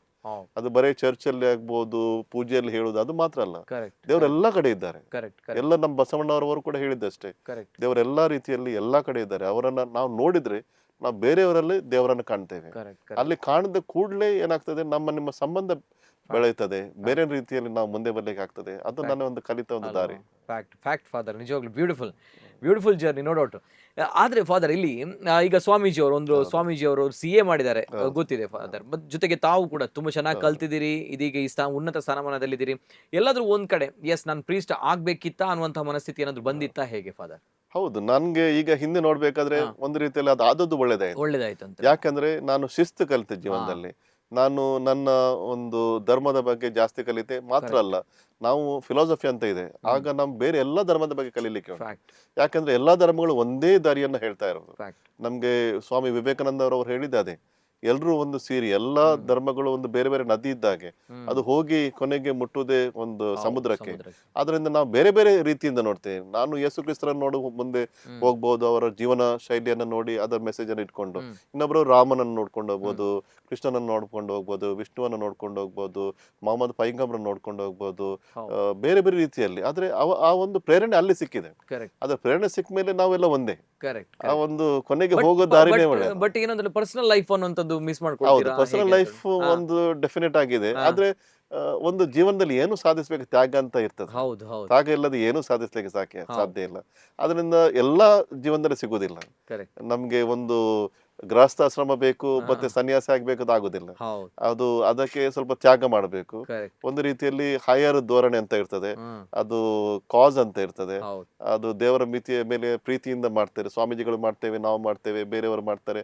ಅದೊಂದು ಬೇರೆ ರೀತಿಯ ಒಂದು ಕಾಲಿಂಗ್ ಅಂತ ಇರ್ತದೆ, ಅದು ಎಲ್ರಿಗೂ ಸಿಗುದಿಲ್ಲ. ಅದರಿಂದ ನಾನು ಯಾವಾಗಲೂ ಆಗಾಗ ಹೇಳಿದೆ ದೇವರ ಅನುಗ್ರಹ ಅಂತ, ಅದೊಂದು ಸಿಗುದು ಕೆಲವರಿಗೆ. ಅದರಿಂದ ನಾವು ಅದರ ಬಗ್ಗೆ ಅಹಂಕಾರ ಮಾಡೋದು ಅಗತ್ಯ ಇಲ್ಲ, ಒಂದು ಗಿಫ್ಟ್ ಅದು, ಅದು ದೇವರು ನಮ್ಗೆ ಕೊಟ್ಟಿದ್ದಾರೆ. ಅದಕ್ಕೆ ನಾವು ಅವರಿಗೆ ಧನ್ಯವಾದಗಳನ್ನು ಹೇಳಿ, ಕೃತಜ್ಞತೆಯನ್ನು ಹೇಳಿ, ಆ ಒಂದು ಕೊಟ್ಟ ಒಂದು ಗಿಫ್ಟ್ ಅನ್ನ, ಒಂದು ಕೊಡುಗೆಯನ್ನ ಒಳ್ಳೆ ರೀತಿಯಲ್ಲಿ ನಾವು ಯೋಚನೆ ಮುಂದುವರಿಸಿಕೊಂಡು ಹೋಗ್ಬೇಕಂತ ನಾನು ಹೇಳೋದು. Beautiful father. ಜೊತೆಗೆ ತಾವು ಸಂತ ಅಲೋಷಿಯಸ್ ಕಾಲೇಜ್ಗೆ ಜಾಯ್ನ್ ಆಗ್ತೀರಿ, ಅಂದ್ರೆ ತಾವು ಸೈಂಟ್ ಜೋಸೆಫ್ ಕೂಡ ಹೋಗ್ತೀರಿ. ತದನ ಆಫ್ಟರ್ ದಟ್ ಇಲ್ಲಿಗೆ ಸಂತ ಅಲೋಷಿಯಸ್ ಕಾಲೇಜ್, ಆ ಸಂದರ್ಭ ಕಾಲೇಜ್ ಆಗಿತ್ತು ತಾವು ಬಂದಾಗ. ತದನಂತರ ಅದು ವಿಶ್ವವಿದ್ಯಾಲಯವಾಗಿ ಆಗುತ್ತೆ, ಆ ಒಂದು ಪ್ರತಿಷ್ಠಿತ ಸ್ಥಾನಮಾನ ಸಿಗುತ್ತೆ. ಸೊ ಯಾವ ರೀತಿ ಇತ್ತು ಫಾದರ್? ಯಾಕಂದ್ರೆ ತಮ್ಮ ಅಂಡರ್ ಅಲ್ಲಿ ಎಲ್ಲವೂ ಕೂಡ ಡಿಗ್ರಿ ಮತ್ತೆ ಪೋಸ್ಟ್ ಗ್ರಾಜುಯೇಷನ್ ಜೊತೆಗೆ PhD ಬರುತ್ತೆ, ತದನಂತರ AMIT ಕೂಡ ಬರುತ್ತೆ, ಇಂಜಿನಿಯರಿಂಗ್ ಬರುತ್ತೆ, MCA ಎಲ್ಲವೂ ಕೂಡ ಬರುತ್ತೆ. ಸೊ ಹೇಗಿದೆ ತಮ್ಮ ಒಂದು ಈಗ ಒಂದು ಅಡ್ಮಿನಿಸ್ಟ್ರೇಷನ್? ಯಾಕಂದ್ರೆ ವೈಸ್ ಚಾನ್ಸಲರ್ ಅಂತ ಬಂದಾಗ ಬಹಳಷ್ಟು ಬ್ಯುಸಿ ಶೆಡ್ಯೂಲ್ ಮತ್ತೆ ಬಹಳಷ್ಟು ಕೆಲಸ ಕಾರ್ಯಗಳು, ಅದು ಕೂಡ ಅತ್ಯಂತ ಕಿರಿಯ ವಯಸ್ಸಿನಲ್ಲಿ ವೈಸ್ ಚಾನ್ಸಲರ್ ಆಗಿರುವಂತ ತಾವು. ಸೊ ಹೇಗ್ ನಡೀತಾ ಇದೆ ಫಾದರ್? ಹೌದು, ಮುಂದೆ ನಾನು ನನ್ನ ಸ್ಟಡೀಸ್ ಅನ್ನ ಮುಗಿಸಿ ನಾನು ಬೆಲ್ಜಿಯಂ ಅಲ್ಲಿ, ಅದು ಫೋಟೋ ನೀವು ಈಗ ತೋರಿಸುದು ಬೆಲ್ಜಿಯಂ ಅಲ್ಲಿ ಇದ್ದೆ ನಾನು. ಅಲ್ಲಿಂದ ನಾನು ಬರ್ಬೇಕಾದ್ರೆ ಬೆಂಗಳೂರಿಗೆ ನನಗೆ ಪೋಸ್ಟಿಂಗ್ ಮಾಡಿಸಿದ್ರು. ಅಲ್ಲಿ 1 ವರ್ಷ ಆದ ನಂತರ ಕೂಡಲೇ ನನಗೆ ಅವರು ಪ್ರಿನ್ಸಿಪಲ್ ಮಾಡಿದ್ರು, ಮತ್ತೆ ರೆಕ್ಟರ್ ಅಂತ ಹೇಳ್ತೇವೆ, ಒಂದು ಕಮ್ಯುನಿಟಿ, ಒಂದು ಸಮುದಾಯದ ಒಂದು ಲೀಡರ್ಶಿಪ್ ಅನ್ನ ತೆಗೆದುಕೊಳ್ಳಿ. ಎರಡು ನನಗೆ ಬಲು ಒಂದು ಯಂಗ್ ಇರ್ಬೇಕಾದ್ರೆ ಏಜ್ ಅಲ್ಲೇ ಸಿಕ್ತು. ಒಂದು 37 ಅಲ್ಲೇ ನನಗೆ ಸಿಕ್ತು. 37 ಅಲ್ಲಿ, ಅದು ಕೂಡ ಬೆಂಗಳೂರಲ್ಲಿ. ಹೌದು, ರೆಕ್ಟರ್ ಆಗಿ, ಹೌದು, ಸೈಂಟ್ ಅಲೋಷಿಯಸ್ ಅಲ್ಲಿ ಸೈಂಟ್ ಜೋಸೆಫ್ಸ್ ಅಲ್ಲಿ ಪ್ರಿನ್ಸಿಪಲ್ ಕೂಡ ಆಗಿದ್ದೆ. ಮತ್ತೆ ನಾನು 2013 ಅಲ್ಲಿ ನಾನೇ ಪ್ರಿನ್ಸಿಪಲ್ ಅಲ್ಲಿ ಇರ್ಬೇಕಾದ್ರೆ ರೆಕ್ಟರ್ ಕೂಡ ಆಗಿದ್ದೆ. ಆಗ ಅದು ಯೂನಿವರ್ಸಿಟಿ ಮಾಡುವ ಬಗ್ಗೆ ಒಂದು ಪ್ರಪೋಸಲ್ ಬಂದಿತ್ತು ರೂಲ್ಸದ ಪ್ರಕಾರ. ಅದು ನಾವು ಪ್ರಪೋಸಲ್ ಅಲ್ಲಿಂದ ನಾವು ಹಾಕಿಸಿ ಕೊಟ್ಟಿದ್ದೇವೆ. ಅದ ನಂತರ ಅದು ಬಂದಾಯ್ತು. ಪುನಃ 2018 ಅಲ್ಲಿ ನನ್ನ ನಂತರ ಬಂದ ಫಾದರ್ ಅವರು ಮುಂದೆ ಇಟ್ಕೊಂಡು ಹೋದ್ರು. ಆದ್ರೆ ಅದೊಂದು ಅನುಭವ, ಒಂದು ಯೂನಿವರ್ಸಿಟಿ ಮಾಡ್ಬೇಕಂತ ನನ್ಗೆ ಅಲ್ಲಿ ಯೋಚನೆ ಆದದ್ದು ಅಲ್ಲಿ. ಅದು ನನಗೆ 2015 ಇಲ್ಲಿ ಟ್ರಾನ್ಸ್ಫರ್ ಆಗಿ ಬಂತು. ಫಾದರ್ ಸ್ವೀಬರ್ಟ್ ಅವರು ರಿಟೈರ್ಡ್ ಆಗ್ಬೇಕಾದ್ರೆ. ಅದ ನಂತರ ಇದೊಂದು ಫಾದರ್ ಸ್ವೀಬರ್ಟ್ ಅವರು ತುಂಬಾ ರೀತಿಯಲ್ಲಿ ಒಂದು ಫೌಂಡೇಶನ್ ಹಾಕಿದ್ದಾರೆ. ಅದೊಂದು ಆಟೋನಮಸ್ ಕಾಲೇಜ್ ಮಾಡಿದ್ದಾರೆ. ಅದರಿಂದ ಮೊನ್ನೆ ತಾನೇ ಅವರು ತೀರ್ಕೊಂಡು ಹೋದ್ರು, ಅವರನ್ನ ನಾನು ನೆನಪಿಸ್ತಾ ಇದ್ದೇನೆ. ಅವರೊಂದು ಕೊಟ್ಟ ಒಂದು ಪ್ರೇರಣೆ, 21 ವರ್ಷ ಸಂತ ಎಲೋಷಿಯಸ್ ಇನ್ಸ್ಟಿಟ್ಯೂಷನ್ಸ್ ಅಲ್ಲಿ ಅವರು ಕೊಟ್ಟ ಸೇವೆ, ಆ ಒಂದು ಸೇವೆ ಇರುವುದರಿಂದ ನಮ್ಗೆ ಒಂದು ಆಟೋನಮಸ್ ಕಾಲೇಜ್ ಆಗಿತ್ತು. ಅದರಿಂದ ಅವ್ರು ಹೋದ ಕೂಡಲೇ ನಾವೆಲ್ಲ ಯೋಚನೆ ಮಾಡಿದೆವು, ಯಾಕೆ ಸೈಂಟ್ ಅಲೋಷಿಯಸ್ ಎಷ್ಟು ದೊಡ್ಡ ಒಂದು ಸಂಸ್ಥೆ ಯೂನಿವರ್ಸಿಟಿ ಆಗ್ಬಾರ್ದಂತ. ಆಗ ನನಗೆ ಇನ್ನೂ ನೆನಪು, ನಾವು ಮಿಸ್ಟರ್ ವಿನಯ್ ಹೆಗ್ಡೆ ಜೊತೆ ಹೋದದ್ದು, ಅಬ್ದುಲ್ಲಾ ಕುನ್ನಿ ಅವರು, ಮತ್ತೆ ಅವರೆಲ್ಲ ನಮ್ಮ ಓಲ್ಡ್ ಸ್ಟೂಡೆಂಟ್ಸ್. ನನ್ಗೆ ಗೊತ್ತಿರ್ಲಿಲ್ಲ ಆಗ, ನಾನಿಲ್ಲಿ ಬಹಳ ಒಂದು ಯಂಗ್ ಏಜ್ ಅಲ್ಲಿ 42 ಅಲ್ಲೇ ನನಗೆ ಇದು ಕೂಡ ಚುಕ್ಕಾಣಿ ಸಿಕ್ತು. ಇದನ್ನ ಕೊಂಡು ನಾನು ಅವರಿಗೆ ಭೇಟಿ ಆಗ್ಬೇಕಾದ್ರೆ ಅವ್ರು ನನ್ಗೆ ಒಂದೇ ಹೇಳಿದ್ದು, ಫಾದರ್ ನಾವೆಲ್ಲ ಅಲ್ಲಿ ಕಲಿತಿದ್ದೇವೆ, ನಮ್ದು ಯೂನಿವರ್ಸಿಟಿ ಆಯ್ತು, ನೀವ್ ಯಾಕೆ ಮಾಡುದಿಲ್ಲ? ಫಾದರ್ ಸ್ವೀಬರ್ಟ್ ಅವರು ತುಂಬಾ ಪ್ರಯತ್ನ ಪಟ್ಟಿದ್ದಾರೆ, ಆದ್ರೆ ಅವರಿಗೆ ಟ್ರಾನ್ಸ್ಫರ್ ಆಗಿ ಹೋದ್ರು, ನೀವು ಪ್ರಯತ್ನ ಪಡಿ ಅಂತ ಹೇಳಿದ್ರೆ ನನಗೆ ಇನ್ನೊಂದು ಪ್ರೇರಣೆ. ಆದ್ರೆ ನಾನು ಕೇಳಿದೆ ಅವರಿಗೆ, ಈಗ ನಮ್ಮ ಹತ್ರ ಜಾಸ್ತಿ ದೊಡ್ಡ ಬಿಲ್ಡಿಂಗ್ಗಳು ಆಗಿನ ಇಟಾಲಿಯನ್ ಸ್ಟೈಲ್ ಅಲ್ಲಿ ಇದೆ, ಆದ್ರೆ ಜಾಸ್ತಿ ಹಣ ಅಂತ ಇಲ್ಲ, ನಾನು ತೋರಿಸ್ತೇನೆ. ಅಂದ್ರೆ ನಾವು ಜಾಸ್ತಿಯಾಗಿ ಬಡವರಿಗೆ ನಾವು ಸಹಾಯ ಮಾಡಿದ್ದೆ ಹೊರತು ದೊಡ್ಡ ದೊಡ್ಡ ಇಂಟ್ರೆಸ್ಟ್ ಅಲ್ಲಿ ತೆಗೆದುಕೊಂಡು ಹೋಗಿಲ್ಲ. ರಿಲಿಜಿಯಸ್ ಸಂಸ್ಥೆ ಆಗಿರೋದ್ರಿಂದ ಟೀಚಿಂಗ್ ಅಲ್ಲೇ ನಾವು ಜಾಸ್ತಿ ಇಂಟ್ರೆಸ್ಟ್ ಕೊಟ್ಟದ್ದು. ಈಗ ಆಗ್ಬೇಕಾದ್ರೆ ಫಂಡಿಂಗ್ ಬೇಕು ಸರ್, ಇದೆಲ್ಲ ಸಾಧ್ಯ ಇಲ್ಲ ಅಂತ ಹೇಳ್ಬೇಕಾದ್ರೆ ಅವ್ರು ಹೇಳಿದ್ರು, ಫಾದರ್ ಆಗ್ತದೆ, ದೇವ್ರನ್ನ ನಂಬಿಕೊಂಡು ನೀವು ಬಂದವರು, ಯಾಕೆ ಆಗೋದಿಲ್ಲ, ನಾವೆಲ್ಲ ಇದ್ದೇವೆ. ಒಂದು ಟೀಮ್ ಬರ್ಬೇಕಾದ್ರೆ ನಾವೆಲ್ಲರೂ ಬರ್ತೇವೆ, ನಾವು ಅವರ ಟೀಮ್ಗೆ ಹೇಳ್ತೇವೆ, ಹೇಗೆ ನಾವು ಇಲ್ಲಿ ಕಲ್ತದ್ದು ನಮ್ಮ ಅಲುಮ್ನೆ ಎಲ್ಲ ಒಟ್ಟಿಗೆ ಬರ್ತೇವೆ. ಆದ್ರೆ ನಮ್ಗೆ ಅಲುಮ್ನೆ ಅವರು ಬಹಳಷ್ಟು ಪ್ರೇರಣೆ ಕೊಟ್ಟರು. ಅದು ನನ್ಗೆ ಧೈರ್ಯ ಆಯ್ತು. ನಾವೆಲ್ಲ ಪ್ರಪೋಸಲ್ ಇಟ್ಕೊಂಡು, ನನ್ಗೆ ಇನ್ನೂ ನೆನಪಿದೆ 2017 ಅಲ್ಲಿ ನಾನು 2ನೇ ವರ್ಷದಲ್ಲೇ, ನಾನು ಪ್ರಿನ್ಸಿಪಲ್ ಆದ 2ನೇ ವರ್ಷದಲ್ಲೇ ಇಟ್ಕೊಂಡು ಆ ಡೆಲ್ಲಿಗೆ ಹೋಗಿ ಅದನ್ನ ನಾನು ಪ್ರಪೋಸಲ್ ಕೊಟ್ಟದ್ದು. ಆಗಿನ ಕಾಲದಲ್ಲಿ ಅದು ಡೈರೆಕ್ಟ್ ಆಗಿ ಸಬ್ಮಿಟ್ ಮಾಡ್ಲಿಕ್ಕಿತ್ತು, ಈಗ ಅದು ಆನ್ಲೈನ್ ಸಬ್ಮಿಷನ್. ಅದು ಆದ ಕೂಡಲೇ 1ನೇ ವರ್ಷದಲ್ಲಿ ಅವರ ಟೀಮ್ ಬಂತು, ನಮ್ಮ ಕಾಲೇಜನ್ನು ನೋಡಿದ್ರು, ಎಲ್ಲ ನೋಡಿದ್ರು ಅವರು. ಆದ್ರೆ ಫಿನಾನ್ಷಿಯಲ್ ಆಗಿ ತುಂಬಾ ಸೌಂಡ್ ಇಲ್ಲ, ರಿಸರ್ಚ್ ಅಲ್ಲಿ ಅಷ್ಟೊಂದು ಸೌಂಡ್ ಇಲ್ಲ, ಇನೋವೇಷನ್ ಅಲ್ಲಿ ಸೌಂಡ್ ಇಲ್ಲ, ಅದು ಇಮಿಡಿಯೇಟ್ಲಿ ನಿಮ್ಗೆ ಮಾಡ್ಲಿಕ್ಕೆ ಆಗುದಿಲ್ಲ ಅಂತ ಅವ್ರು ಹೇಳಿದ್ರು. ಆದ್ರೆ ಇವರು ನಿಟ್ಟಿ ಅವರು, ನಮ್ಮ ಎನೆಪೋಯದವರು, ಮಣಿಪಾಲ್ ಅವರು ಎಲ್ಲ ನಮ್ಮ ಓಲ್ಡ್ ಸ್ಟೂಡೆಂಟ್, ಅವರೆಲ್ಲ ಬಂದು ಹೇಳಿದ್ರು ಅವರಿಗೆ ಸಾಧ್ಯ ಇದೆ, ಹಿಂದೆ ಈಗ ಇಲ್ಲದಿದ್ರು ಕೂಡ ಅವ್ರು ಸಾಧ್ಯ ಮಾಡ್ತಾರೆ, ನೀವು ಅವರಿಗೆ ಧೈರ್ಯವಾಗಿ ಕೊಡಿ ಅದು ಅಂತ ಹೇಳಿ. ಅದನ್ನ ನೋಡಿ ಆ ಟೀಮಿಗೆ ಬಹಳ ಸಂತೋಷ ಆಯ್ತು. ಅವ್ರು ಕೊಟ್ರು, ಇವರಿಗೆ ಮಾಡ್ಲಿಕ್ಕೆ ಸಾಧ್ಯ ಇದೆ ಅಂತ. ಆದ್ರೆ ಏನಾಯ್ತು, ಕೋವಿಡ್ ಬಂತು ಮಧ್ಯದಲ್ಲಿ. ಇನ್ನೊಮ್ಮೆ ಇನ್ನೊಂದು ರೀತಿಯಲ್ಲಿ ಅವರು ರಿಸರ್ಚ್ ಅನ್ನ ನಾವು ಸರಿಯಾಗಿ ತೋರಿಸ್ಬೇಕಂತ ಅದನ್ನೊಂದು 30ರಿಂದ 40 50 ಸಲ ನಾನು ಡೆಲ್ಲಿ ಹೋಗಿದ್ದೇನೆ ಇದು ಕಾರಣಕ್ಕಾಗಿ. ಅದು ನಮ್ಗೆ ರೆಕ್ಟರ್ ಇಂದ ಆಗ್ಬೋದು, ಫಾದರ್ ಪ್ರೊವಿನ್ಷಿಯಲ್ ಇಂದ ಆಗ್ಬೋದು, ಬಹಳಷ್ಟು ನಮ್ಗೆ ಪ್ರೋತ್ಸಾಹ ಸಿಕ್ಕಿದೆ. ಮತ್ತೆ ಬೇರೆಯವರಿಂದ ಕೂಡ, ನಮ್ಮ ಸ್ಟಾಫ್ ಇಂದ, ನಮ್ಮ ಸ್ಟೂಡೆಂಟ್ಸ್ ಇಂದ ಬಹಳಷ್ಟು ಪ್ರೇರಣೆ ಸಿಕ್ಕಿ ನಮ್ಗೆ NAAC ಕೂಡ ಒಳ್ಳೆ ಗ್ರೇಡ್ ಬಂತು, A++ ಗ್ರೇಡ್ ಬಂತು. ಅದರಿಂದ ನಮ್ಗೆ ಧೈರ್ಯ ಬಂದು ನಾವು ಪುನಃ ಮಿನಿಸ್ಟರ್ ಹತ್ರ ಕೇಳ್ಬೇಕಾದ್ರೆ UGC ಇಂದ ಎಲ್ಲ ಸಪೋರ್ಟ್ ಬಂದು ಒಂದು ಯೂನಿವರ್ಸಿಟಿ ಆಯಿತು. ಅದರಿಂದ ನಾನು ಈಗ ಎಲ್ಲರನ್ನ ಪ್ರತಿನಿಧಿಸ್ತೇನೆ, ಯಾಕಂದ್ರೆ ಎಲ್ಲರ ಫಲ ಅದು. 145 ವರ್ಷದ ಫಲ. ಒಂದು ಸಂಸ್ಥೆಯನ್ನ ಅವರು ಬೆಳೆಸಿ ಕಟ್ಟಿದ ಒಂದು ಸಂಸ್ಥೆ, ಅದ್ರ ನಾವು ಇರ್ಬೇಕಾದ್ರೆ ಅದಾಯ್ತು. ಈಗ ಅಲ್ಲಿ ಪ್ರಿನ್ಸಿಪಲ್ ಅಂತ ಇಲ್ಲ, ಈಗ ವೈಸ್ ಚಾನ್ಸಲರ್. ಈಗ ನಮ್ಮ ಹತ್ರ 11 ಸ್ಕೂಲ್ಸ್ ಅಂತ ಇದೆ. ಈಗ ಲೈಫ್ ಸೈನ್ಸಸ್ ಅಲ್ಲಿ ಒಂದು ಸ್ಕೂಲು, ಫಿಸಿಕಲ್ ಸೈನ್ಸಸ್ ಅಲ್ಲಿ ಇನ್ನೊಂದು ಸ್ಕೂಲು, ಅಂದ್ರೆ ಬೇರೆ ಬೇರೆ ರೀತಿಯಲ್ಲಿ ಈಗ 26 ಪೋಸ್ಟ್ ಗ್ರಾಜುಯೇಟ್ ಪ್ರೋಗ್ರಾಮ್ಸ್ ಇದೆ. ನೀವು ಆಗ ಕಲಿಬೇಕು, ಹೌದು, ನೀವು ಆಗ ಕಲಿಬೇಕಾದ್ರೆ ಕೆಲವೇ ಇದ್ದದ್ದು, ಈಗ 26 ಪ್ರೋಗ್ರಾಮ್ಸ್ ಗಳಾಗಿದ್ದೇವೆ. ಈಗ AIML ಅಲ್ಲಿ ಬೇರೆ ಬೇರೆ ರೀತಿಯಲ್ಲಿ. ಈಗ ಈ ವರ್ಷ ನಾವು MSc ಇನ್ ಆರ್ಟಿಫಿಷಿಯಲ್ ಇಂಟೆಲಿಜೆನ್ಸ್ ಮತ್ತೆ ಇಂಟೆಲಿಜೆನ್ಸ್ ಸಿಸ್ಟಮ್ಸ್ ಅಂತ ಸ್ಟಾರ್ಟ್ ಮಾಡಿದ್ದೇವೆ. ಡೇಟಾ ಸೈನ್ಸ್ ಮೇಲೆ ಇದೆ. BCA ದಲ್ಲಿ ತುಂಬಾ ಪ್ರೋಗ್ರಾಮ್ ಇದೆ. ಈಗ 8300 ಸ್ಟೂಡೆಂಟ್ಸ್ ಇದ್ದಾರೆ. ಈಗ PhD ಪ್ರೋಗ್ರಾಮ್ಗಳು ಸಿಕ್ಕಿವೆ. ಈ ವರ್ಷ ನಾವು ಇಂಜಿನಿಯರಿಂಗ್ ಸ್ಟಾರ್ಟ್ ಮಾಡಿದ್ದೇವೆ 4 ಬ್ರಾಂಚ್ ಅಲ್ಲಿ. ಅದರ ಜೊತೆ ನಾವು ಲಾ ಕೂಡ ಸ್ಟಾರ್ಟ್ ಮಾಡಿದ್ದೇವೆ. ಹೌದು, ಲಾ ಮಾಡೋದು ಸ್ಟಾರ್ಟ್ ಮಾಡಿದ್ದೇವೆ. BBA with law with honours ಅಂತ ತುಂಬಾ ಪ್ರೋಗ್ರಾಮ್ಸ್ ಗಳು ಈಗ ಬಂದು. ಅದರ ಸ್ಪೆಷಲೈಸ್ಡ್ 2 ಅಂದ್ರೆ ಮಂಗಳೂರಿಗೆ ನಾವು ಯೋಚನೆ ಮಾಡ್ಬೇಕಾದ್ರೆ, ಎಲ್ಲ ಸೇರಿ ಯೋಚನೆ ಮಾಡ್ಬೇಕಾದ್ರೆ ನಾವು ಎನಿಸಿದ್ದೇವೆ, ಬೇರೆ ಸಂಸ್ಥೆಗಳು ಬೇರೆ ಬೇರೆ ಕಾರ್ಯಕ್ರಮವನ್ನು ಮಾಡ್ತೇವೆ, ನಾವು ಯಾಕೆ ಲ್ಯಾಂಗ್ವೇಜಸ್ ಮತ್ತೆ ಕಲ್ಚರಲ್ ಬಗ್ಗೆ ಇಂಟ್ರೆಸ್ಟ್ ತೆಗೆದುಕೊಳ್ಬಾರ್ದು. ಅದಕ್ಕೆ ನಾವು school of languages and cultural studies ಅಂತ ಮಾಡಿದ್ದೇವೆ. ಅದರಲ್ಲಿ ನಮ್ಮೊಂದು ರೇಡಿಯೋ ಸಾರಂಗ್ ಬರ್ತದೆ, ನಮ್ದು ಮ್ಯೂಸಿಯಂ ಇದೆ, ಬೇರೆ ಬೇರೆ ರೀತಿಯಲ್ಲಿ ಸ್ವಿಮ್ಮಿಂಗ್ ಪೂಲ್, ಹೌದು, ಎಲ್ಲದಕ್ಕೆ ನಾವು ಕಲ್ಚರಲ್ ಆಗಿ. ಈಗ ನೋಡ್ಬೇಕಾದ್ರೆ LSUS ಅಲ್ಲಿ ನಾವು ರಂಗ ಅಧ್ಯಯನ ಕೇಂದ್ರದ ಮುಖಾಂತರ ವರ್ಷಕ್ಕೆ 36 ನಾಟಕವನ್ನು ಮಾಡ್ತೇವೆ. ಹೌದು, ಕಡಿಮೆ ಅಂದ್ರೆ 36 ನಾಟಕಗಳು ನಡೀತಾ ಇರ್ತವೆ. ಯಾಕಂದ್ರೆ ಮಕ್ಕಳಿಗೆ ಅದರಲ್ಲಿ ಆಸಕ್ತಿ ತುಂಬಾ ಬಂದಿದೆ. ಅದರಿಂದ ಮಕ್ಕಳು ಒಂದು ನಾಟಕದ ಮುಖಾಂತರ ಕಲಿತಾರೆ.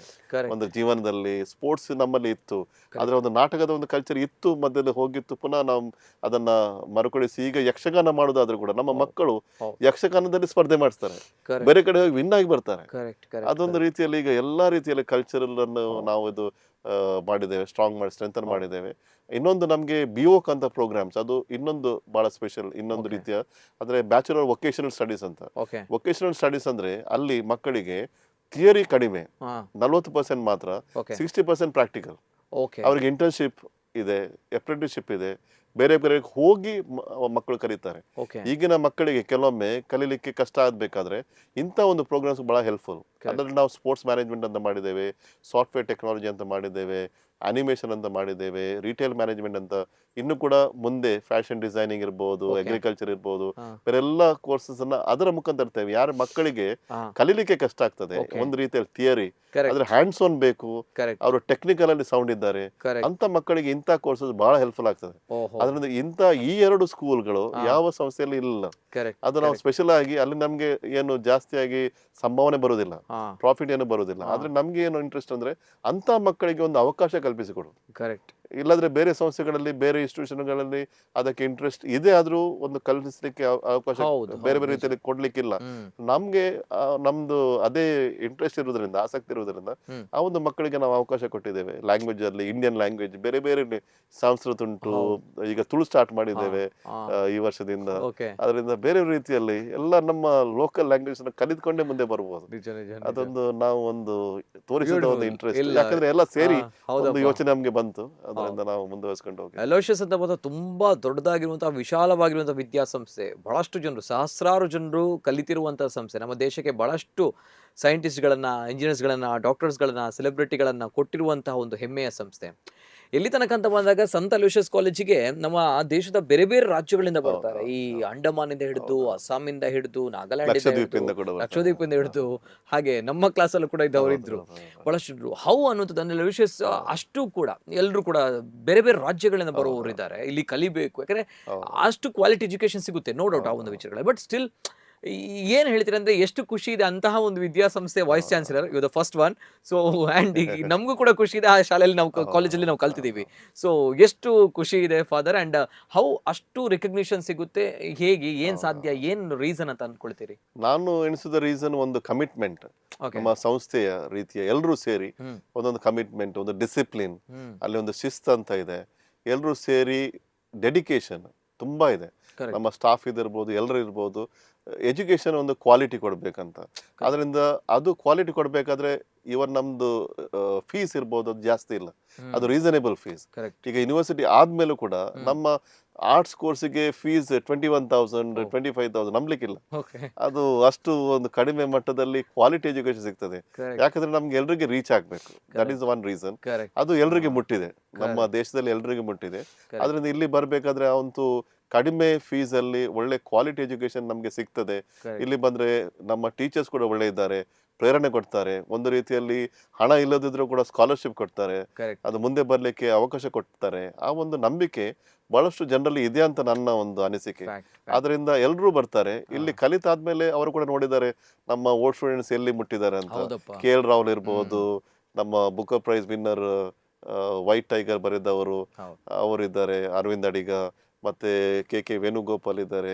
ಹಾಗೆ ಬೇರೆ ಬೇರೆಯವರು ನಮ್ಮ ಸಂಸ್ಥೆಯಿಂದ ಕಲಿತವರು ಬಹಳಷ್ಟು ರೀತಿಯಲ್ಲಿ ಒಂದು ಕಾಂಟ್ರಿಬ್ಯೂಟ್ ಮಾಡ್ತಾ ಇದ್ದಾರೆ. ಅದನ್ನು ನೋಡಿ ಅವರು ದೇಶದ ಎಲ್ಲಾ ಕಡೆ ಇದ್ದಾರೆ. ಇನ್ನೊಂದು ರೀತಿಯಲ್ಲಿ ನಾವು ನೋಡ್ಬೇಕಾದ್ರೆ TCS ಕಂಪನಿಯವರು ನಮ್ಮ ಪ್ಲೇಸ್ಮೆಂಟ್ ಒಂದು 4 ವರ್ಷಗಳ ಹಿಂದೆ ಬಂದಿದ್ರು. ನಾನು ಹೇಳಿದೆ ನಮ್ಮ ಮಕ್ಕಳಿಗೆ ಪ್ಲೇಸ್ಮೆಂಟ್ ಎಲ್ಲರಿಗೆ ಆಗ್ಬೇಕು. ಅವರು ಒಂದನ್ನು ಪ್ರಶ್ನೆ ಕೇಳಿದ್ರು, ಎಷ್ಟು ವರ್ಷ ಹಿಂದಿನ ಸಂಸ್ಥೆ ಇದು? ನಾನು ಹೇಳಿದೆ, ನಾನು 140 ವರ್ಷ ಆಯ್ತು ಆಗಲೇ. ಹಾಗಾದ್ರೆ ಫಾದರ್ ನಾನು ಎದ್ಕೊಂಡು ಹೋಗ್ತೇನೆ. ಯಾಕೆ ನಿಮ್ಗೆ ಯಾಕೆ TCS ಬೇಕು? ನಿಮ್ಮ ಸಂಸ್ಥೆನೇ TCS ಗಿಂತ ದೊಡ್ಡದು. ಯಾಕಂದ್ರೆ ಎಲ್ಲಾ ಕಡೆಯಲ್ಲಿ ನಿಮ್ಮ ಸ್ಟೂಡೆಂಟ್ಸ್ ಇದ್ದಾರೆ. ಈಗ ನಿಮ್ಮ ಸ್ಟೂಡೆಂಟ್ಸ್ ಅಲ್ಲಿ ಹೋಗ್ಬೇಕಾದ್ರೆ ಅವರೇ HR ಇರ್ತಾರೆ, ಅವರೇ ಏನೇ ಇರ್ತಾರೆ, ಅವ್ರು ನಿಮ್ಮ ಈಗಿನ ಸ್ಟೂಡೆಂಟ್ಸ್ಗೆ ಕೆಲಸ ಕೊಡುದಿಲ್ಲ. ನೀವು ಅವರಿಂದ ಕೇಳಿ. ಹಿಂಗೂ ನನ್ಗೆ ನೆನಪಿದೆ. ಅದರಿಂದ ಎಲ್ಲಾ ಕಡೆ ಹೋದ್ರು ನಮ್ಮ ವಿದ್ಯಾರ್ಥಿಗಳು ಹೇಳುವುದೇ, ಅಲ್ಲಿ ಹೋದ್ರೆ ಅಲ್ಲಿ ಅವ್ರಿಗೆ 50% ಹೈಯರ್. ಅಂದ್ರೆ ಹೋಗಿ ನಾನು ಸೈಂಟ್ ಅಲೋಷಿಯಸ್ ಅಲ್ಲಿ ಕಲಿತ ಅಂತ ಹೇಳಿದ್ ಕೂಡ ಯಾರೋ ಒಬ್ರು ಅಲ್ಲಿ ಇದ್ದಾರೆ. ಒಂದು ಯಾವುದೇ ಕಂಪನಿ ಆಗ್ಲಿ ಅವ್ರು ಹೇಳ್ತಾರೆ ಅಲೋಷಿಯಸ್ ಅಂದ್ರೆ ಅವರು ಸೀನಿಯರ್ ಅಲ್ಲಿ ಇದ್ದಾರೆ, ಅವರು ಕಲಿತವರು, ಅವರು ಒಳ್ಳೆ ರೀತಿಯಲ್ಲಿ ಕೆಲಸ ಮಾಡಿದ್ದಾರೆ, ಶಿಸ್ತಿನಿಂದ, ವ್ಯಾಲ್ಯೂಸ್ ಇಂದ. ನಮ್ಗೆ ಆ ಸಂಸ್ಥೆಯಿಂದ ಬಂದ ಸ್ಟೂಡೆಂಟ್ ಅಂದ್ರೆ ತೆಗೆದುಕೊಳ್ತೇವೆ ಅಂತ. ತಮ್ಮ ಒಂದು ಕೆಲವು ಫೋಟೋಗಳು ಬರ್ತಾ ಇದೆ. ಎಸ್, ಬೆಲ್ಜಿಯಂ ಅಲ್ಲಿ ಹೇಗಿತ್ತು ಸರ್ ಆ ಒಂದು ಜೀವನ, ಆ ಸಂದರ್ಭ? ಆಗ ನನ್ಗೆ ಒಂದು 34 ವರ್ಷ. ಹೌದು. ಆಗ ನಾನು ಬೇರೆ ಎಲ್ಲ ಕಡೆ ಸುತ್ತಾ ಇದ್ದೆ, ಬೇರೆ ಬೇರೆ ದೇಶ ಕಡೆ ಹೋಗಿದ್ದೇನೆ. ನನ್ಗೆ ಫಸ್ಟ್ ಬೆಲ್ಜಿಯಂಗೆ ಒಂದು ಅವಕಾಶ ಕೊಡ್ಬೇಕಾದ್ರೆ ಇಂಗ್ಲಿಷ್ ಅಲ್ಲಿವರೆಗೆ ಮಾತಾಡ್ಲಿಕ್ಕೆ ಸ್ವಲ್ಪ ಕಲಿತಿದ್ದೆ. ಸ್ವಲ್ಪ ಒಂದು ಧೈರ್ಯ ಮತ್ತೆ ಸ್ವಲ್ಪ ಅಹಂಕಾರ ಕೂಡ ಇತ್ತು. ಇಂಗ್ಲಿಷ್ ಅಲ್ಲಿ ಮಾತಾಡಿದ್ರೆ ಯುರೋಪ್ ತಿರುಗಬಹುದಂತ. ಅಲ್ಲಿ ಹೋಗಿ ಬೆಲ್ಜಿಯಂಗೆ ನಾನಿದ್ದ ಜಾಗದಲ್ಲಿ ಫ್ರೆಂಚ್ ಮಾತಾಡ್ತಾರೆ, ಒಬ್ರು ಇಂಗ್ಲಿಷ್ ಮಾತಾಡೋದಿಲ್ಲ. ಆಗ ಆದ ಒಂದು ಪೆಟ್ಟು. ನಾನು ಎಣಿಸಿದೆ ಇಲ್ಲಿ ಇಂಗ್ಲಿಷ್, ಮತ್ತೆ ನನ್ಗೆ ಇಂಗ್ಲಿಷ್ ಮತ್ತೆ ಫ್ರೆಂಚ್ ಅವರಿಗೆ ಆಗುದಿಲ್ಲ ಅಂತ ಗೊತ್ತಾದದ್ದು ಅಲ್ಲೇ. ಫ್ರೆಂಚ್ನವರಿಗೆ ಮತ್ತೆ ಇಂಗ್ಲಿಷ್ ಅವರಿಗೆ ನೋಡಿದ್ರೆ ಆಗುದಿಲ್ಲ. ಆ ಎರಡು ಭಾಷೆಗಳು ಕೂಡ ಹಾಗೇನೆ. ಆದ್ರಿಂದ ನನ್ಗೆ ಫಾದರ್ಸ್ಗಳು ಕರೆದು ಹೇಳಿದ್ರು, ನೋಡಪ್ಪ ನಿನ್ನ ಇದು ಸಬ್ಜೆಕ್ಟ್ ಇಂಗ್ಲಿಷ್ ಅಲ್ಲಿ ಮಾಡ್ತಿರ್ಬೋದು, ನೀನ್ ಫ್ರೆಂಚ್ ಕಲಿದಿದ್ರೆ ಇಲ್ಲಿಂದ ಹೋಗ್ಬೇಕು, ಲಂಡನ್ಗೆ ಹೋಗಿ ಕಲಿ, ಇಲ್ಲಿ ಯಾಕೆ ಬಂದಿದ್ಯಾ ಅಂತ. ಅದು ನನ್ಗೆ ಒಂದು ಧೈರ್ಯದಿಂದ ಕೊಟ್ಟ ಒಂದು ಚಾಲೆಂಜ್. ನಾನು ಕೂಡ ಚಾಲೆಂಜ್ ಸ್ವೀಕರಿಸಿದೆ. ಕೂಡಲೇ ಆದಷ್ಟು ಬೇಗ ಫ್ರೆಂಚ್ ಕಲಿತೆ. ಅಂದ್ರೆ ಫ್ರೆಂಚ್ ಕಲೀಲಿಕ್ಕೆ ಒಂದು ರೀತಿಯಲ್ಲಿ ಸುಲಭ ಆಯ್ತು. ಅಂದ್ರೆ ನಮ್ಮ ಮಂಗಳೂರಲ್ಲಿ ನಾವೆಲ್ಲ ಭಾಷೆಗಳನ್ನು ಮಾತಾಡ್ತೇವೆ ಅಲ್ಲಿ. ಅದೊಂದು ಪ್ರೇರಣೆ. ಈಗ ಆಗಲೇ ಒಂದು 5-6 ಭಾಷೆಗಳು ಬರ್ತಾ ಇದ್ವು. ಅದೊಂದು ಮನಸ್ಸಲ್ಲಿ ಎನಿಸಿದೆ, ಯಾಕೆ ನನ್ಗೆ ಇದು ಆಗುದಿಲ್ಲ. ಅದೊಂದು ನಮ್ಗೆ ಮಂಗಳೂರಿನವರಿಗೆ ಭಾಷೆ ಕಲೀಲಿಕ್ಕೆ ಇನ್ನೊಂದು ಸುಲಭ. ಬೇರೆ ಕಡೆ ಹೋದ್ರು ಕೂಡ ಇಲ್ಲಿ ಬೇರೆ ಬೇರೆ ಭಾಷೆಗಳನ್ನ ಮಾತಾಡ್ತೇವಲ್ಲ, Fact. ಬೇರೆ ಒಂದು ಜಾಗಕ್ಕೆ ಹೋದ್ರೆ ಯಾರು ಸ್ವಲ್ಪ ಚಾಲೆಂಜ್ ಕೊಟ್ರೆ ಆಗ್ತದೆ. ಚಾಲೆಂಜ್ ಕೊಡದಿದ್ರೆ ನಾವು ಅಲ್ಲೇ ಇರ್ತೇವೆ. ಕರೆಕ್ಟ್. ಅದನ್ನ ನನ್ನ ಫಾದರ್ ಸ್ವಲ್ಪ ಕೊಟ್ಟ ಚಾಲೆಂಜ್ ನನಗೆ ಒಳ್ಳೆ ರೀತಿಯಲ್ಲಿ ಆಯ್ತು. ನಾನು ಫ್ರೆಂಚ್ ಕಲಿತೆ, ಫ್ರೆಂಚ್ ಕಲಿತು ಬೇರೆಯವ್ರ ಜೊತೆ ಫ್ರೆಂಚ್ ಮಾತಾಡ್ಲಿಕ್ಕೆ ಕಲಿತು ಮತ್ತೆ ಇನ್ನೊಂದು ಒಳ್ಳೆ ಅನುಭವ. ಫ್ರೆಂಚ್ ಕಲಿತಿದ್ರಿಂದ ನನಗೆ ಬೇರೆ ಬೇರೆ ದೇಶಗಳಲ್ಲಿ ಹೋಗ್ಲಿಕ್ಕೆ ಸಾಧ್ಯ ಆಯ್ತು. ಅಲ್ಲಿಂದ ಫ್ರಾನ್ಸಿಗೆ ಹೋದೆ. ನಂದು 2 ಅನುಭವ ಅಂದ್ರೆ ನಾನು ಒಂದು 3 ರೀತಿಯಲ್ಲಿ ಯೋಚನೆ ಮಾಡಿದೆ. ನಾನು ಅಲ್ಲಿ ಇರ್ಬೇಕಾದ್ರೆ ಅಲ್ಲಿ ಹೋದ್ಮೇಲೆ ಒಂದು ನಾನು ಲ್ಯಾಂಗ್ವೇಜಸ್ ಕಲಿಬೇಕು, ಓಕೆ, ಅಲ್ಲಿ ಹಾಗೆ ಇದೆ, ಬೇರೆ ಸಂಸ್ಕೃತಿ ಇದೆ, ಬೇರೆ ಬೇರೆ ದೇಶಗಳಲ್ಲಿ ಅದು ಗೊತ್ತಿರ್ಲಿಲ್ಲ. ಕರೆಕ್ಟ್. ಇನ್ನೊಂದು ನಾನು PhD ಬೇಗ ಒಂದು ಕ್ವಾಲಿಟಿ ಟೈಮಲ್ಲಿ ಮಾಡಬೇಕು, ಕ್ವಾಲಿಟಿ ರಿಸಲ್ಟ್ ಸಿಗ್ಬೇಕು, ಅದು ಪಬ್ಲಿಷ್ ಮಾಡ್ಬೇಕಂತ. ಇನ್ನೊಂದು ಇದೊಂದು ಅವಕಾಶ ಸಿಕ್ಕದ್ದು, ಒಂದು 3-4 ದೇಶಗಳನ್ನ ನೋಡ್ಬೇಕು. ಆಗ ಆಗ ಆಗುವ ಅನುಭವ ಮುಂದೆ ಬಂದ್ರೆ ಕೂಡ ಇಂಡಿಯಾಕ್ಕೆ ಬಂದ್ರೆ ಇನ್ನೊಂದು ಅವಕಾಶ ಸಿಗ್ಲಿಕ್ಕಿಲ್ಲ. ಒಂದು ವೇಳೆ ಆ ಒಂದು ಅನುಭವ ಸಿಕ್ಕರೆ, ಅವಕಾಶ ಸಿಕ್ಕರೆ ಇಲ್ಲಿ ನಮ್ಮ ಮಂಗಳೂರಲ್ಲಿ ಅಂತ ಒಂದು ಸಂಸ್ಥೆಗೆ ಸಹಾಯ ಮಾಡಬಹುದು, ಮುಂದೆ ನೋಡ್ಲಿಕ್ಕೆ ಆಗ್ತದೆ. ಅದೊಂದು ನನ್ಗೆ ಒಂದು ಸಿಕ್ಕ ಒಂದು ವಿಷನ್. ನಾವು ಎರೋಸ್ಪೇಸ್ ಏನಾದ್ರೂ ಮಾಡ್ಬೇಕಾದ್ರೆ ಆ ಒಂದು ಬೆಲ್ಜಿಯಂ ಅಲ್ಲಿ ಕಲಿತ ಒಂದು 3-4 ವರ್ಷದ ಒಂದು ಅನುಭವ, ಅಲ್ಲಿ ನಾನು ಕಲಿಬೇಕಾದ್ರೆ ಒಂದು ಲ್ಯಾಂಗ್ವೇಜ್ ಕಲಿತೆ, ಇನ್ನೊಂದು ಅಲ್ಲಿನ ಸಂಸ್ಕೃತಿಯ ಬಗ್ಗೆ ಸ್ವಲ್ಪ ಅರ್ಥ ಆಯ್ತು, ಇನ್ನೊಂದು 3ನೇದು ಏನಂದ್ರೆ ನಾನು ದೇಶಗಳನ್ನು ನೋಡಿದೆ. ನಾನು ಆಕ್ಸ್ಫರ್ಡ್ಗೆ ಹೋದೆ, ನಾನು ಕೇಂಬ್ರಿಡ್ಜ್ಗೆ ಹೋದೆ, ಅಲ್ಲಿಂದ ಅಮೆರಿಕಕ್ಕೆ ಹೋಗಿ ಹಾರ್ವರ್ಡ್ ಅನ್ನ ನೋಡಿದೆ, MIT ಅನ್ನ ನೋಡಿದೆ, ಸ್ಟ್ಯಾನ್ಫರ್ಡ್ ಅನ್ನು ನೋಡಿದೆ, ಬೇರೆ ಬೇರೆ ಸಂಸ್ಥೆಗಳು. ಕನ್ನಡದ ನಾನು ಯೋಚನೆ ಕೂಡ ಮಾಡಿಲ್ಲ ಅದೊಂದು ಆಗ್ತದೆ ಅಂತ. ಅದನ್ನು ಕಲಿತ ಅಲ್ಲಿ ಹೋಗಿ ಫೋಟೋ ತೆಗೆಯೋದು, ಯೋಚನೆ ಮಾಡೋದು. ನಮ್ಮ ಮಂಗಳೂರಿನವರಿಗೆ ನನ್ಗೆ ಅಂತ ಅವಕಾಶ ಸಿಕ್ಕಿರ್ಲಿಲ್ಲ, ನನ್ಗೆ ಕಲೀಲಿಕ್ಕೆ ಅವಕಾಶ ಸಿಕ್ತು. ಈಗ ಆ ಒಂದು ಅವಕಾಶದಿಂದ ನಮ್ಮವರಿಗೆ ಹೇಗೆ ಆ ಒಂದು ವಿಷನ್ ಕೊಡ್ಬೋದು, ಅದೊಂದು ಶಕ್ತಿ ಕೊಡ್ಬೋದು, ಅವರು ಕೂಡ ಮಾಡ್ಲಿಕ್ಕೆ ಸಾಧ್ಯ ಇದೆ ಅಂತ ತೋರಿಸ್ಬೋದು. ಅದು ನನ್ನ ಮನಸ್ಸಲ್ಲಿ ಬಹಳ ಇತ್ತು. ನಾನು ಯೋಚನೆ ಮಾಡಿಲ್ಲ ನಾನು ಪ್ರಿನ್ಸಿಪಲ್ ಆಗ್ತೇನೆ, ವೈಸ್ ಚಾನ್ಸಲರ್ ಆಗ್ತೇನೆ, ಆದ್ರೂ ನಾನು ಒಂದು ಶಿಕ್ಷಣ ಸಂಸ್ಥೆಯಲ್ಲಿ ಇರ್ಬೋದಂತ ಯೋಚನೆ ಇತ್ತು. ಅಲ್ಲಿ ಕಲಿಸ್ಬಹುದಂತ, ಅಲ್ಲಿ ರಿಸರ್ಚ್ ಕಲಿಸಬಹುದು, ಅದರಿಂದ ಅದೆಲ್ಲ ನಮ್ಮ ಮಕ್ಕಳಿಗೆ ಕೊಡ್ಬೋದಂತ ನನ್ನ ಮನಸ್ಸಲ್ಲಿ ಬಹಳ ಇತ್ತು. ಆದ್ರೆ ದೇವರದಲ್ಲಿ ಬೇರೆನೆ ಆಯ್ತು. ನನ್ಗೆ ಒಂದು ಅಡ್ಮಿನಿಸ್ಟ್ರೇಷನ್ ಅಲ್ಲಿ ಕಲಿಯೋ ಜೊತೆಯಲ್ಲಿ ಕಲಿಸೋ ಜೊತೆಯಲ್ಲಿ ಪ್ರಿನ್ಸಿಪಲ್ ಆಗಿ ಮಾಡಿದ್ರು, ಮತ್ತೆ ವೈಸ್ ಚಾನ್ಸಲರ್ ಕೂಡ ಒಂದು ಮಾಡಿ ಅವಕಾಶ ಕೊಟ್ಟರು. ಆದ್ರೆ ನನ್ನ ಮಕ್ಕಳಿಗೆ ಅದೇ ಹೇಳ್ತಾ ಇರೋದು ಪ್ರತಿ ಸಲ, ರಿಸರ್ಚ್ ಮಾಡಬೇಕು, ಬೇರೆ ದೇಶಗಳನ್ನು ನೋಡ್ಬೇಕು. ಏನಾಗ್ತದೆ, ನೀವು ಬೇರೆ ಬೇರೆ ಕಡೆ ಹೋಗಿ ಬರ್ಬೇಕಾದ್ರೆ ನೀವು ಬೇರೆ ಬೇರೆ ಜನ, ಬೇರೆ ಬೇರೆ ರೀತಿ, ಬೇರೆ ಬೇರೆ ಕಲ್ಚರ್ ಅನ್ನ ಅರಿತು ಬರ್ಬೇಕಾದ್ರೆ ಇಲ್ಲಿ ಹಿಂದೆ ಬಂದು ಏನೋ ಮಾಡ್ಲಿಕ್ಕೆ ಸಾಧ್ಯ ಆಗ್ತದೆ. ಅದೊಂದು ನನ್ಗೆ ಒಂದು ಸಿಕ್ಕ ಒಂದು ಆತ್ಮವಿಶ್ವಾಸ. ಅಲ್ಲಿ ಕಲಿಬೇಕಾದ್ರೆ ಅದು ಸುಲಭ ಇರ್ಲಿಲ್ಲ. ನಾನು ಹೇಳಿದಾಗೆ ಒಂದು ಫ್ರೆಂಚ್, ಅದು ಕಲಿಲಿಕ್ಕೆ ಸುಲಭದ ಲ್ಯಾಂಗ್ವೇಜ್ ಅಲ್ಲ. ಅದು ಕಲಿಲಿಕ್ಕೆ 3 ತಿಂಗಳು ಆಯ್ತು ನನ್ಗೆ. ಅಷ್ಟರವರೆಗೆ ಯಾರು ಮಾತಾಡ್ಲಿಕ್ಕೆ ಬರುವುದಿಲ್ಲ. ಮತ್ತೆ ಕಷ್ಟಪಟ್ಟು ಕಲಿತು ಮಾತಾಡ್ಲಿಕ್ಕೆ ಆರಂಭಿಸಿದೆ. ಮತ್ತೆ ಅಲ್ಲಿ ರಿಸರ್ಚ್ ಮಾಡ್ಬೇಕಾದ್ರೆ ನಾವು ಇಂಡಿಯಾದಿಂದ ಹೋಗ್ಬೇಕಾದ್ರೆ ನಮ್ಗೆ ಸುಲಭದ ಪ್ರಶ್ನೆ ಕೊಡೋದಿಲ್ಲ, ಅವರು ಕಷ್ಟವಾದ ಪ್ರಶ್ನೆ ನಮ್ಗೆ ಕೊಡೋದು. ಯಾಕಂದ್ರೆ ಇವರು ಅಲ್ಲಿಂದ ಬಂದಿದ್ದಾರೆ, ಇವರಿಗೆ ಸ್ವಲ್ಪ ಕಷ್ಟ ಕೊಡಿಸ್ಬೇಕಂತ. ಅದನ್ನ ಪಡಿಸ್ಬೇಕಾದ್ರೆ ಎಲ್ಲ ಚಾಲೆಂಜಸ್ ಎಲ್ಲ ಚಾಲೆಂಜ್ಗಳು 3 ತಿಂಗಳು 6 ತಿಂಗಳು ಒಂದು ರೀತಿಯಲ್ಲಿ ನನ್ನ ಅಳ್ತಾ ಇದೆ, ಇದೆಲ್ಲ ಸಾಧ್ಯ ಉಂಟಾ ನಮ್ಗೆ ಅಂತ. ಹಾಗಾದ್ರೆ ನಾನು ಪ್ರಾರ್ಥನೆ ಮಾಡ್ಬೇಕಾದ್ರೆ ದೇವರಿಂದ ಒಂದು ವಿಶ್ವಾಸ, ಇಷ್ಟೊಂದು ಮಾಡಿದ್ಯಾ, ಸಾಧ್ಯ ಇದೆ, ಯಾಕೆ ಆಗುದಿಲ್ಲ, ಪುನಃ ಪ್ರಯತ್ನ ಪಡು, ಒಂದು ಪಾಸಿಟಿವ್ ಆಗಿರುವಂತ. ಅದು ಪಾಸಿಟಿವ್ ಆಗಿ ನಾನು ಟ್ರೈ ಮಾಡಿದೆ ಮಾತಾಡ್ಲಿಕ್ಕೆ. ಅಳುವಂತಹ ಸ್ಟ್ರಗಲ್ ಇತ್ತು PhD ಮಾಡೋ ಸಂದರ್ಭ, ಬಹಳಷ್ಟು ಇತ್ತು. ಹೌದು, ತುಂಬಾ ಕಷ್ಟ ಇದೆ. ಹೌದು, ಅಲ್ಲಿ ಅಂದ್ರೆ ಯಾರದ್ದು ಸಹಾಯ ಸಿಗುದಿಲ್ಲ. ಇಂಡಿಯಾದಿಲ್ಲ ಆದ್ರೆ ಗೈಡ್ಸ್ ಗಳು ನಿಮ್ಗೆ ಸ್ವಲ್ಪ ಸಹಾಯ ಕೊಡ್ತಾರೆ, ಇದೆಲ್ಲ ಮಾಡ್ಬೋದು. ಹೌದು, ಅಲ್ಲಿ ಏನು ಕೇರ್ ಮಾಡೋದಿಲ್ಲ, ಅವರು ಇಮೋಷನ್ ಅಂತಾನೆ ಇರುವುದಿಲ್ಲ. ಅವರೊಂದು ಪ್ರಶ್ನೆ ಕೊಟ್ರೆ ಅದನ್ನ ನಾವು ಸಾಲ್ವ್ ಮಾಡ್ಬೇಕು. ಅದು ಕೂಡ ನಾವು ಇಂಡಿಯಾದಿಂದ ಹೋಗ್ಬೇಕಾದ್ರೆ ಅಷ್ಟೊತ್ತಿಗೆ ಸ್ಮೈಲ್ ಮಾಡ್ತಿದ್ದೆ ನಾನು. ನನ್ಗೆ ಇನ್ನೂ ನೆನಪು, ನನ್ನ ಪ್ರೊಫೆಸರ್ ಬಂದು ಆ ವಿಂಟರ್ ಅಲ್ಲಿ ವಿಂಟರ್ ಅಂದ್ರೆ -20 ವರೆಗೆ ಹೋಗ್ತದೆ. ಆಗ ಯಾರು ನಗೊಳ್ಳೋದಿಲ್ಲ, ಎಲ್ಲ ಸೀರಿಯಸ್ ಆಗಿರ್ತಾರೆ. ನನ್ಗೆ ಅದ್ರ ಬಗ್ಗೆ ಯೋಚನೆ ಇರ್ಲಿಲ್ಲ. ಫಸ್ಟ್ ಇಯರ್ ಅಲ್ಲಿ ನಾನು ಹೋದದ್ದು ಅಕ್ಟೋಬರ್ ಅಲ್ಲಿ, ನವೆಂಬರ್ ಡಿಸೆಂಬರ್ ಅಲ್ಲಿ ಎಲ್ಲರೂ ಸೀರಿಯಸ್. ನನ್ಗೆ ಅವಾಗ ಯಾಕೆ ಆಶ್ಚರ್ಯ, ಯಾಕೆ ಅಪ್ಪ ಇವರು ಸೀರಿಯಸ್ ಅಂತ. ನನ್ ಕೂಡ ಕಷ್ಟ ಆಗಿತ್ತು ಚಳಿಯಲ್ಲಿ, ಆದ್ರೆ ನಾನು ಸ್ಮೈಲ್ ಮಾಡ್ತಾ ಇದ್ದೆ. ಒಮ್ಮೆ ಪ್ರೊಫೆಸರ್ ಬಂದು ಕೇಳಿದ್ರು, ನೀನು ಇಲ್ಲಿ ಇಂಡಿಯಾ ಅಲ್ಲ, ಇಲ್ಲಿ ನಗ್ಬಾರ್ದಂತ. ನಗ್ಬಾರ್ದಂತ ನನ್ನ ಜೀವನದಲ್ಲಿ ಯಾರು ಹೇಳಿಲ್ಲ. ಯಾಕಮ್ಮ, ಯಾಕೆ ಪ್ರೊಫೆಸರ್ ಯಾಕೆ ಹೇಳ್ತೀರಾ ಅಂತ. ಅಲ್ಲ, ಇದು ಗೊತ್ತಾಗೋದ್ರೆ ನನಗೆ ಇಲ್ಲಿ ಚಳಿ ಅಲ್ಲ, ಇಲ್ಲಿ ಚಳಿ ನಗಡ್ಲಿಕ್ಕೆ ಏನಿದೆ, ಇಲ್ಲಿ ಚಳಿಯಲ್ಲಿ ಎಲ್ರಿಗೆ ಕಷ್ಟ ಅಲ್ಲ. 6 ತಿಂಗಳು ಯಾರು ನಗಡೋದಿಲ್ಲ ಇಲ್ಲಿ. ಮತ್ತೆ ಸಮ್ಮರ್ಗೆ ವೇಟ್ ಮಾಡ್ತಾರೆ, ಅಲ್ಲಿ ಅವ್ರು ನಗಡೋದು, ಅಲ್ಲಿ ಅವರಿಗೆ ಸಂತೋಷ ಆಗ್ತದೆ. ಇಲ್ಲಿ ಡಿಪ್ರೆಷನ್ ಟೈಮ್ ಅಂತ. ಅದೊಂದು ನನಗೆ ಕಲೀಲಿಕ್ಕೆ ಸಿಕ್ಕದ್ದು. ನಾನು ಹೇಳಿದೆ, ಯಾಕೆ ಕಷ್ಟ ಇದ್ರು ಕೂಡ, ಡಿಪ್ರೆಷನ್ ಇದ್ರು ಕೂಡ, ಅಷ್ಟೊಂದು ಚಳಿ ಇದ್ರೆ ಎಲ್ರು 5-6 ಕೋಟಿ ಇಟ್ಕೊಂಡು ಹೋಗೋದು ಅಷ್ಟು ಚಳಿಯಲ್ಲಿ. ಆದ್ರೆ ನಾನು ಇಂಡಿಯಾದಿಂದ ಬಂದವನು, ಹೊಸತು ನೋಡ್ತಾ ಇದ್ದೇನೆ, ಹಿಮ ಬೀಳ್ತಾ ಇದೆ, ಹಿಮ ಬೀಳ್ಬೇಕಾದ್ರೆ ಖುಷಿ. ಹೌದು, ಹಿಮ ಬೀಳಿದ್ರೆ ಬಹಳ ಖುಷಿ. ನನ್ಗೆ ಇನ್ನೊಂದು ನೆನಪು, ಹಿಮ ಬೀಳಿ ಹಿಮದಲ್ಲಿ ನಡೆಯುವಾಗ, ಅದು ನೀವು ನಡೆದಿದ್ರೆ ಗೊತ್ತಿಲ್ಲ, ನನ್ಗೆ ಕೂಡ ಅದು ಫಸ್ಟ್ ಟೈಮ್ ಒಂದು ಅವಕಾಶ. ನಾನು ಸಾಯಂಕಾಲ ಹೊರಗಡೆ ಬಂದು ಅದರಲ್ಲಿ ನಡೆಯೋದು. ಒಮ್ಮೆ ನಡೆದುಕೊಂಡು ಮುಂದೆ ಹೋಗ್ಬೇಕಾದ್ರೆ ಹಿಮ ಸ್ವಲ್ಪ ಗಟ್ಟಿಯಾಗಿತ್ತು, ನನ್ ಕೂಡ ಗೊತ್ತಿರ್ಲಿಲ್ಲ. ಇಬ್ರು ಅದು ಹುಡುಗಿಯರು ನಡ್ಕೊಂಡು ಹೋಗ್ಬೇಕಾದ್ರೆ ಬಿದ್ರು ಅಲ್ಲಿ. ನನ್ಗೆ ಆಶ್ಚರ್ಯ, ಯಾಕಪ್ಪ ಇದ್ರಲ್ಲಿ ಬೀಳ್ತಾ ಇದಾರೆ, ಸ್ವಲ್ಪ ನಗಾಡಿದೆ ಆಕಾರದಿಂದ, ಇವರು ನಡಿಲಿಕ್ಕೆ ಬರುದಿಲ್ಲ ಅಂತ. ನಾನು ಕೂಡ ಅವರು ಹೋದ್ಮೇಲೆ ನಾನು ಕೂಡ ಅಲ್ಲಿ ಹೋದೆ. ಅಲ್ಲಿ ಹೋದ್ರೆ ನನ್ ಕೂಡ ಹಾಗೇನೆ ಆಯ್ತು, ನಾನು ಕೂಡ ಬಿದ್ದು ಬಿಟ್ಟೆ. ನಾನು ಬಿದ್ದು ಬಿಟ್ಟು ಹೋಗ್ಬೇಕಾದ್ರೆ ಅಲ್ಲಿ ಯುರೋಪ್ ಅಲ್ಲಿ ಯಾರು ಸಹಾಯ ಮಾಡೋದಿಲ್ಲ. ಅಲ್ಲಿ ನನ್ಗೆ ಸರಿ ಇದಾಯ್ತು, ನೋವಾಯ್ತು. ಅದು ಆ ಹಿಮದಲ್ಲಿ ಒಂದು ಅರ್ಧ ಗಂಟೆ ನಾನು ಉರುಳಿ ಬೇರೆ ಕಡೆ ಹೋಗಿ ಕ್ವಾಯ್ಟ್ ಆಗಿ ಬಂದೆ. ಅವತ್ತು ನನ್ಗೆ ನೆನಪಾಯ್ತು, ಬೇರೆಯವ್ರು ನೋಡಿ ನಗ್ಬಾರ್ದು, ಅವರು ಕಷ್ಟಪಟ್ಟು ನನ್ಗೆ ಆಗ್ತದಂತ ನಗ್ಬಾರ್ದು, ಸ್ವಲ್ಪ ಸಿಂಪ್ಲಿಸಿಟಿಯಾಗಿ ಹ್ಯುಮಿಲಿಟಿಯಲ್ಲಿ ಇರ್ಬೇಕು, ಆಗ ಮಾತ್ರ ಅರ್ಥ ಆಗ್ತದೆ ಅಂತ ನಾನು ದೇವರಿಗೆ ಏನು ದೊಡ್ಡ ನೋವಾಯ್ತು ಅಷ್ಟೇ, ದೊಡ್ಡ ಏನು ಆಘಾತ ಆಗಿರ್ಲಿಲ್ಲ. ಅದೊಂದು ಕಲಿತೆ. ಅದರಿಂದ ಹಿಮದಲ್ಲಿ ನಡಿಬೇಕಾದ್ರೆ ಸ್ವಲ್ಪ ಕಷ್ಟ, ಅದೊಂದು ಮಂಜು ಗಟ್ಟಿಯಾಗಿ ಅದು ಜಾರ್ತದೆ, ನನ್ಗೆ ಗೊತ್ತಿರ್ಲಿಲ್ಲ. ಮತ್ತೆ ನನ್ಗೆ ಬೇರೆಯವರು ನನ್ನ ಕ್ಲಾಸ್ಮೇಟ್ಸ್ ಎಲ್ಲ ಹೇಳಿದ್ದೇನೆಂದ್ರೆ, ನೀನು ಕೋಟ್ ಒಳಗಡೆ ಕೈ ಇಟ್ಕೊಂಡು ಹೋಗ್ಬಾರ್ದು, ಯಾವಾಗ್ಲೂ ಕೈ ಹೊರಗಡೆ ಇರ್ಬೇಕು, ಒಂದ್ ವೇಳೆ ಬಿದ್ರೆ ನಿನ್ಗೆ ಕೈ ಕೊಡ್ಬಹುದು, ಇದಿಲ್ಲದಿದ್ರೆ ತಲೆಗೆ ಪೆಟ್ಟಾದ್ರೆ ನೀನು ಹೋದೆ. ಸೊ ಅದೆಲ್ಲ ಅನುಭವಗಳು ಬೇರೆ ಬೇರೆ ರೀತಿಯಲ್ಲಿ. ಹಿಮದಲ್ಲಿ ಹೇಗಿರುವುದು, ಫಸ್ಟ್ 1 ತಿಂಗಳು 2 ತಿಂಗಳು ನೋಡ್ಬೇಕಾದ್ರೆ ಬಹಳ ಇಂಟ್ರೆಸ್ಟ್, ಆದ್ರೆ ಅದರ ಜೊತೆ ಹಿಮ ಅದೊಂದು ಬೇರೆನೆ ಒಂದು ಅನುಭವ, ಅಲ್ಲಿ ಕಲಿಯುವುದು ಇನ್ನೊಂದು ಅನುಭವ ಆ ಚಳಿಯಲ್ಲಿ. ಮತ್ತೆ ಸಮ್ಮರ್ ಬರ್ಬೇಕಾದ್ರೆ ಜನರಿಗೆ ಆದ ಒಂದು ಸಂತೋಷ, ಯಾಕಂದ್ರೆ ಅವ್ರು 6 ತಿಂಗಳ ಡಿಪ್ರೆಷನ್ ಅಲ್ಲಿ ಇರ್ತಾರೆ. ಮತ್ತೆ ಸ್ಪ್ರಿಂಗ್ ಬರ್ತದೆ, ಮತ್ತೆ ಪುನಃ ಸಂತೋಷ ಸಮ್ಮರ್ ಅಲ್ಲಿ. ಅದಕ್ಕೆ ಎಲ್ರು ಬೇರೆ ಬೇರೆ ಕಡೆ ಸೈಕಲ್ ಅಲ್ಲಿ ಹೋಗ್ಬೋದು, ರಜೆಯಲ್ಲಿ ಹೋಗ್ಬೋದು. ಆದ್ರೆ ನಾನು ಕೂಡ ಅಲ್ಲಿ ಸೈಕ್ಲಿಂಗ್ ಮಾಡ್ತಿದ್ದೆ, ಸ್ವಲ್ಪ ಆ ಕಡೆ ಈ ಕಡೆ ಹೋಗೋದು, ಒಂದು 20-30 ಕಿಲೋಮೀಟರ್ ಕೂಡ ಸೈಕ್ಲಿಂಗ್ ನಡ್ಕೊಂಡು ಹೋದದ್ದು ಆ ಸಮ್ಮರ್ ಅಲ್ಲಿ ಇನ್ನೂ ಅನುಭವ.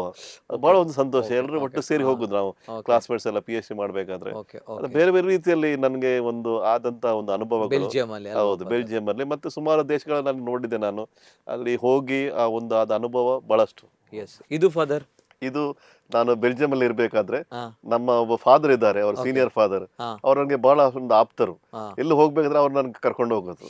ಇದು ಆಮ್ಸ್ಟರ್ಡಮ್ ಅಲ್ಲಿ, ಇದು ಆಮ್ಸ್ಟರ್ಡಮ್ ಹತ್ರ ನನಗೆ ಒಂದು ಸಮುದ್ರ ಹತ್ರ ಅವ್ರು ಕರ್ಕೊಂಡು ಹೋಗಿ ಆ ಒಂದು ಜಾಗ ಒಂದೇ ತೋರಿಸಿದ್ದು, ಅದು ಇನ್ನೂ ನೆನಪು ನನಗೆ. ಅಂದ್ರೆ ಹೇಗೆ ಕಲಿಬೇಕು, ಏನಾಗ್ತದೆ ಕಲೀಲಿಕ್ಕೆ, ನನ್ಗೆ ಬಹಳಷ್ಟು ಇಂಟ್ರೆಸ್ಟ್ ಕಲಿಯುವುದ್ರಲ್ಲಿ. ಆ ಒಂದು ಫಾದರ್ ಸೀನಿಯರ್, ಅವರು ಅಲ್ಲಿ ಅವರೇ, ಅದರಿಂದ ಅವ್ರು ನನ್ಗೆ ಅವರ ಅನುಭವಗಳನ್ನ ಹೇಳ್ತಿದ್ರು. ಅಲ್ಲಿ ಫಸ್ಟ್ ವರ್ಲ್ಡ್ ವಾರ್ ಆಗ್ಬೇಕಾದ್ರೆ ಏನಾಗ್ತಿತ್ತು, ಸೆಕೆಂಡ್ ವರ್ಲ್ಡ್ ವಾರ್ ಬಗ್ಗೆ ಏನಾಗಿತ್ತು ಎಲ್ಲ ಹೇಳಿ, ಅದರಿಂದ ನನ್ಗೆ ಒಂದು ಕಲಿಯುವುದನ್ನು ಬಹಳ ಇಷ್ಟ. ಎಲ್ಲವನ್ನು ನಾನು ಅರಿತುಕೊಂಡು ಬರ್ತಿದ್ದೆ. ಹೌದು, ಇದೊಂದು ನಾನು ಲಾಸ್ಟ್ ಇಯರ್ ಕೊಲಂಬಿಯಾ ಹೋಗಿದ್ದೆ. ಇದು ಈ ಬೊಗೋಟಾ ಅಂತ ನಮ್ಮ ಸೌತ್ ಅಮೆರಿಕಾದಲ್ಲಿ. ಅಲ್ಲಿ ಒಂದು ನಮ್ದು ಸಭೆ ಇತ್ತು, ಮೀಟಿಂಗ್ ಇತ್ತು. ಅಲ್ಲಿ ಬೇರೆ ಬೇರೆ ಸಂಸ್ಥೆ ಜನರು ಬಂದಿದ್ರು. ಅಲ್ಲಿ ನಾನು MOU ಮಾಡಿದ್ದೆ. ಇದು ಸೌತ್ ಅಮೆರಿಕಾ, ಇದು ಅರ್ಜೆಂಟೀನಾ ಜೊತೆ ಅವರು ನಾವು MOU ಮಾಡಿದ್ದು ಒಂದು ಸಂದರ್ಭ. ಆದ್ರೆ ಈಗ ನಮ್ಮ ಏರೋಸ್ಪೇಸ್ ಅಲ್ಲಿ 48 ಬೇರೆ ಬೇರೆ ವಿಶ್ವದ ಸಂಸ್ಥೆಗಳ ಜೊತೆ MOU ಇದೆ. ಅದ್ರ ಮೆಮೊರಾಂಡಮ್ ಆಫ್ ಅಂಡರ್ಸ್ಟ್ಯಾಂಡಿಂಗ್ ಇರೋದ್ರಿಂದ ನಮ್ಮ ಮಕ್ಕಳಿಗೆ ಬಹಳಷ್ಟು ಸುಲಭ ಅಲ್ಲಿ ಹೋಗ್ಬೇಕಾದ್ರೆ ಕಲೀಲಿಕ್ಕೆ. ಅದ್ರ ರಿಸರ್ಚ್ ಇರ್ಬೋದು, ಎಕ್ಸ್ಚೇಂಜ್ ಪ್ರೋಗ್ರಾಮ್ ಇರ್ಬೋದು, ಅಲ್ಲಿಂದ ಮಕ್ಕಳು ಬರ್ತಾರೆ, ಇಲ್ಲಿಂದ ನಮ್ಮ ಮಕ್ಕಳು ಹೋಗ್ತಾರೆ. ಈ ವರ್ಷ ಒಂದು 2-3 ಮಕ್ಕಳಿಗೆ ಅವಕಾಶ ಸಿಕ್ಕಿದೆ ಸ್ಪೇನ್ ಅಲ್ಲಿ ಹೋಗಿ ಅಲ್ಲಿ 6 ತಿಂಗಳು ಕಲಿಯೋ ಒಂದು ಅವಕಾಶ. ನಾವು ರಾಷ್ಟ್ರಪತಿ ಅವರಿಗೆ, ಹೌದೌದು, ಇದು ಯೂನಿವರ್ಸಿಟಿ ಆದ ಕೂಡಲೇ ನನ್ಗೊಂದು ಯಾವಾಗ್ಲೂ ಒಂದು ಕನಸಿತ್ತು, ಯೂನಿವರ್ಸಿಟಿ ಆಗ್ಬೇಕಾದ್ರೆ ರಾಷ್ಟ್ರಪತಿಯನ್ನು ಕರೆಸ್ಬೇಕಂತ. ಅದು ಹೋಗುವ ಒಂದು ಸಂದರ್ಭ ಸಿಕ್ತು, ಅವ್ರಿಗೆ ಹೋಗಿ ಭೇಟಿ ಆದೆ. ಅದೇ ಒಂದು ದೊಡ್ಡ ಕೊಟ್ಟ ಅವಕಾಶ, ನನ್ಗೆ ದೇವರು ಕೊಟ್ಟ ಅವಕಾಶ. ಅವಳು ಬಹಳಷ್ಟು ಸಿಂಪಲ್, ನಮ್ಮ ರಾಷ್ಟ್ರಪತಿ. ನಮ್ಗೆ ಒಂದು 20 ನಿಮಿಷ ಅವರು, ನಮ್ಮ ಆನರೇಬಲ್ ಪ್ರೆಸಿಡೆಂಟ್, ನನ್ಗೆ ರಾಷ್ಟ್ರಪತಿಯವರು ಕೊಟ್ಟ ಒಂದು ಅವಕಾಶ ಬಹಳಷ್ಟು ಖುಷಿ ಆಯ್ತು. ಬಹಳ ಒಳ್ಳೆ ಮನುಷ್ಯರು ಅವರು. ಅದರಿಂದ ಅವ್ರ ಜೊತೆ ನಾವು ಸೇರಿ ಮಾತಾಡಿದ. ಅವ್ರು ಹೇಳಿದ್ರು ನಾನು ಬರ್ತೇನೆ, ಆದ್ರೂ ಈ ವರ್ಷ ಈವರೆಗೆ ಅದು ಸಂದರ್ಭ ಬಂದಿಲ್ಲ, ಬಂದ್ರೆ ಅವರು ಬರ್ಬಹುದು. ನಾನು ಇನ್ನೂ ಕೂಡ ಅದನ್ನು ಬಿಟ್ಟಿಲ್ಲ. ಹೌದೌದು, ನಾನು ಛಲ ಬಿಡುವುದಿಲ್ಲ ಯಾವಾಗ್ಲೂ. ಯೂನಿವರ್ಸಿಟಿ ಕೂಡ ಹಾಗೆ, ನನಗೆ ಯೂನಿವರ್ಸಿಟಿ ಆಗುದಿಲ್ಲ ಅಂತ ಎಷ್ಟೋ ಸಲ ಹೇಳಿದ್ರು, ಆಗ್ಲಿಕ್ಕೆ ಕಷ್ಟ ಹೀಗೆಲ್ಲ. ನಾವು ಪುನಃ ಹೋಗಿ ಯಾಕೆ ಆಗ್ಬಾರ್ದು ಅಂತ ಕೇಳ್ಬೇಕಾದ್ರೆ ಅದೊಂದು ಪರ್ಸೀವರ್ ಅಂತ ಹೇಳ್ತೇವೆ, ಅದೊಂದು ಆಯ್ತು. ಈಗಲೂ ಕೆಲವರು ನನ್ಗೆ ಹೇಳೋದುಂಟು, ನೀನ್ ಎಷ್ಟು ಸಲ ಕರಿತೀಯ, ಅವರಿಗೆ ಬರ್ತಾರ ಅವರು, ಇನ್ನು ಇನ್ಸ್ಟಿಟ್ಯೂಷನ್ ಆಗಿ 2 ವರ್ಷ ಆಯ್ತು. ನಾನು ಹೇಳಿದ್ರೆ ಬರ್ಬೋದು, ಯಾಕೆ ಬರ್ಲಿಕ್ಕಿಲ್ಲ, ನೋಡೋಣ, ಪ್ರಯತ್ನ ಮಾಡ್ತಾ ಇದ್ದೇವೆ. ತುಂಬಾ ಜನ ನನ್ನ ಜೊತೆ ಇದ್ದಾರೆ, ಪ್ರಯತ್ನ ಪಡ್ತಾ ಇದ್ದೇವೆ. ಬಂದ್ರೆ ನಮ್ ಕೂಡ ಬಹಳ ಸಂತೋಷ. ಮಂಗಳೂರಿಗೆ ಬಂದ್ರೆ ನಮ್ ಕೂಡ ಅವ್ರ ಜೊತೆ ಮಾತಾಡಿದಾಗ ಆಗ್ತದೆ, ಮಂಗಳೂರು ಜನರಿಗೆ ಅವರಿಗೆ ನೋಡಿದಾಗ ಆಗ್ತದೆ. ಹೌದು, ಎಲ್ಲರಿಗೂ ಖುಷಿ ಆಗ್ತದೆ. ಅದೊಂದು ನನ್ಗೆ ಸಿಕ್ಕ ಒಂದು ಅವಕಾಶ. ಮತ್ತೆ ಭಾರತ ರತ್ನ CV ರಾಮನ್, ಹೌದು, ನಮ್ಮ ಇವರು ಬಂದಿದ್ರು ನಮ್ಮ ಸಂಸ್ಥೆಗೆ, TNR ರಾವ್ ಅವರು. ಹೌದು, ಅವರು CV ರಾಮನ್ ಅವರ ಗುರು ಆಗಿದ್ರು. ಅವರು ಇಲ್ಲಿ ಬಂದು ಹೇಳಿದ್ದು ನನಗೆ ಫಸ್ಟ್ ಆಗಿ, ನನ್ಗೆ ಕರೆದದ್ದು, ನನಗೆ ಬಂದದ್ದು ಯಾಕೆ ಅಂದ್ರೆ, ನಾನು CV ರಾಮನಿಂದ ಬಹಳಷ್ಟು ಪ್ರೇರಣೆ ತೆಗೆದುಕೊಂಡು ಕಲಿತವನು. ಅವರ ಜೊತೆ ಅಷ್ಟೊಂದು ದೊಡ್ಡ ಆಗ್ಲಿಕ್ಕೆ ಆಗಿಲ್ಲ, ಆದ್ರೆ ನಾನು ತುಂಬಾ ಕೆಲಸ ಮಾಡಿದ್ದೇನೆ. ನಾನು ನಿಂಗೆ ಬಂದ ಕೂಡ್ಲೆ ನನ್ನನ್ನು ನೋಡಿ ಬೇರೆಯವರು ಹಾಗೆ ಆಗ್ಲಿಕ್ಕೆ ಸಾಧ್ಯತೆ ಇದೆ. ಅದರಿಂದ ಅವರಿಂದ ಕಲಿತು ನಾನು ಇಲ್ಲಿ ಕಸ್ತೂರಂಗನ್ ಅವರು ಬಂದಿದ್ದಾರೆ, ನಮ್ಮ ಸಂಸ್ಥೆಗೆ. ನಾನು ಆದಷ್ಟು ಬೇರೆ ಬೇರೆಯವ್ರನ್ನ ಕರೀತಾ ಇದ್ದೇನೆ. ಈಗ ನೋಬೆಲ್ ಲಾರಿಯಟ್ಸ್ ಅನ್ನ ಕರೀಲಿಕ್ಕೆ ಪ್ರಯತ್ನ ಪಡ್ತಾ ಇದ್ದೇನೆ, ಯಾರಾದ್ರೂ ಬಂದ್ರೆ.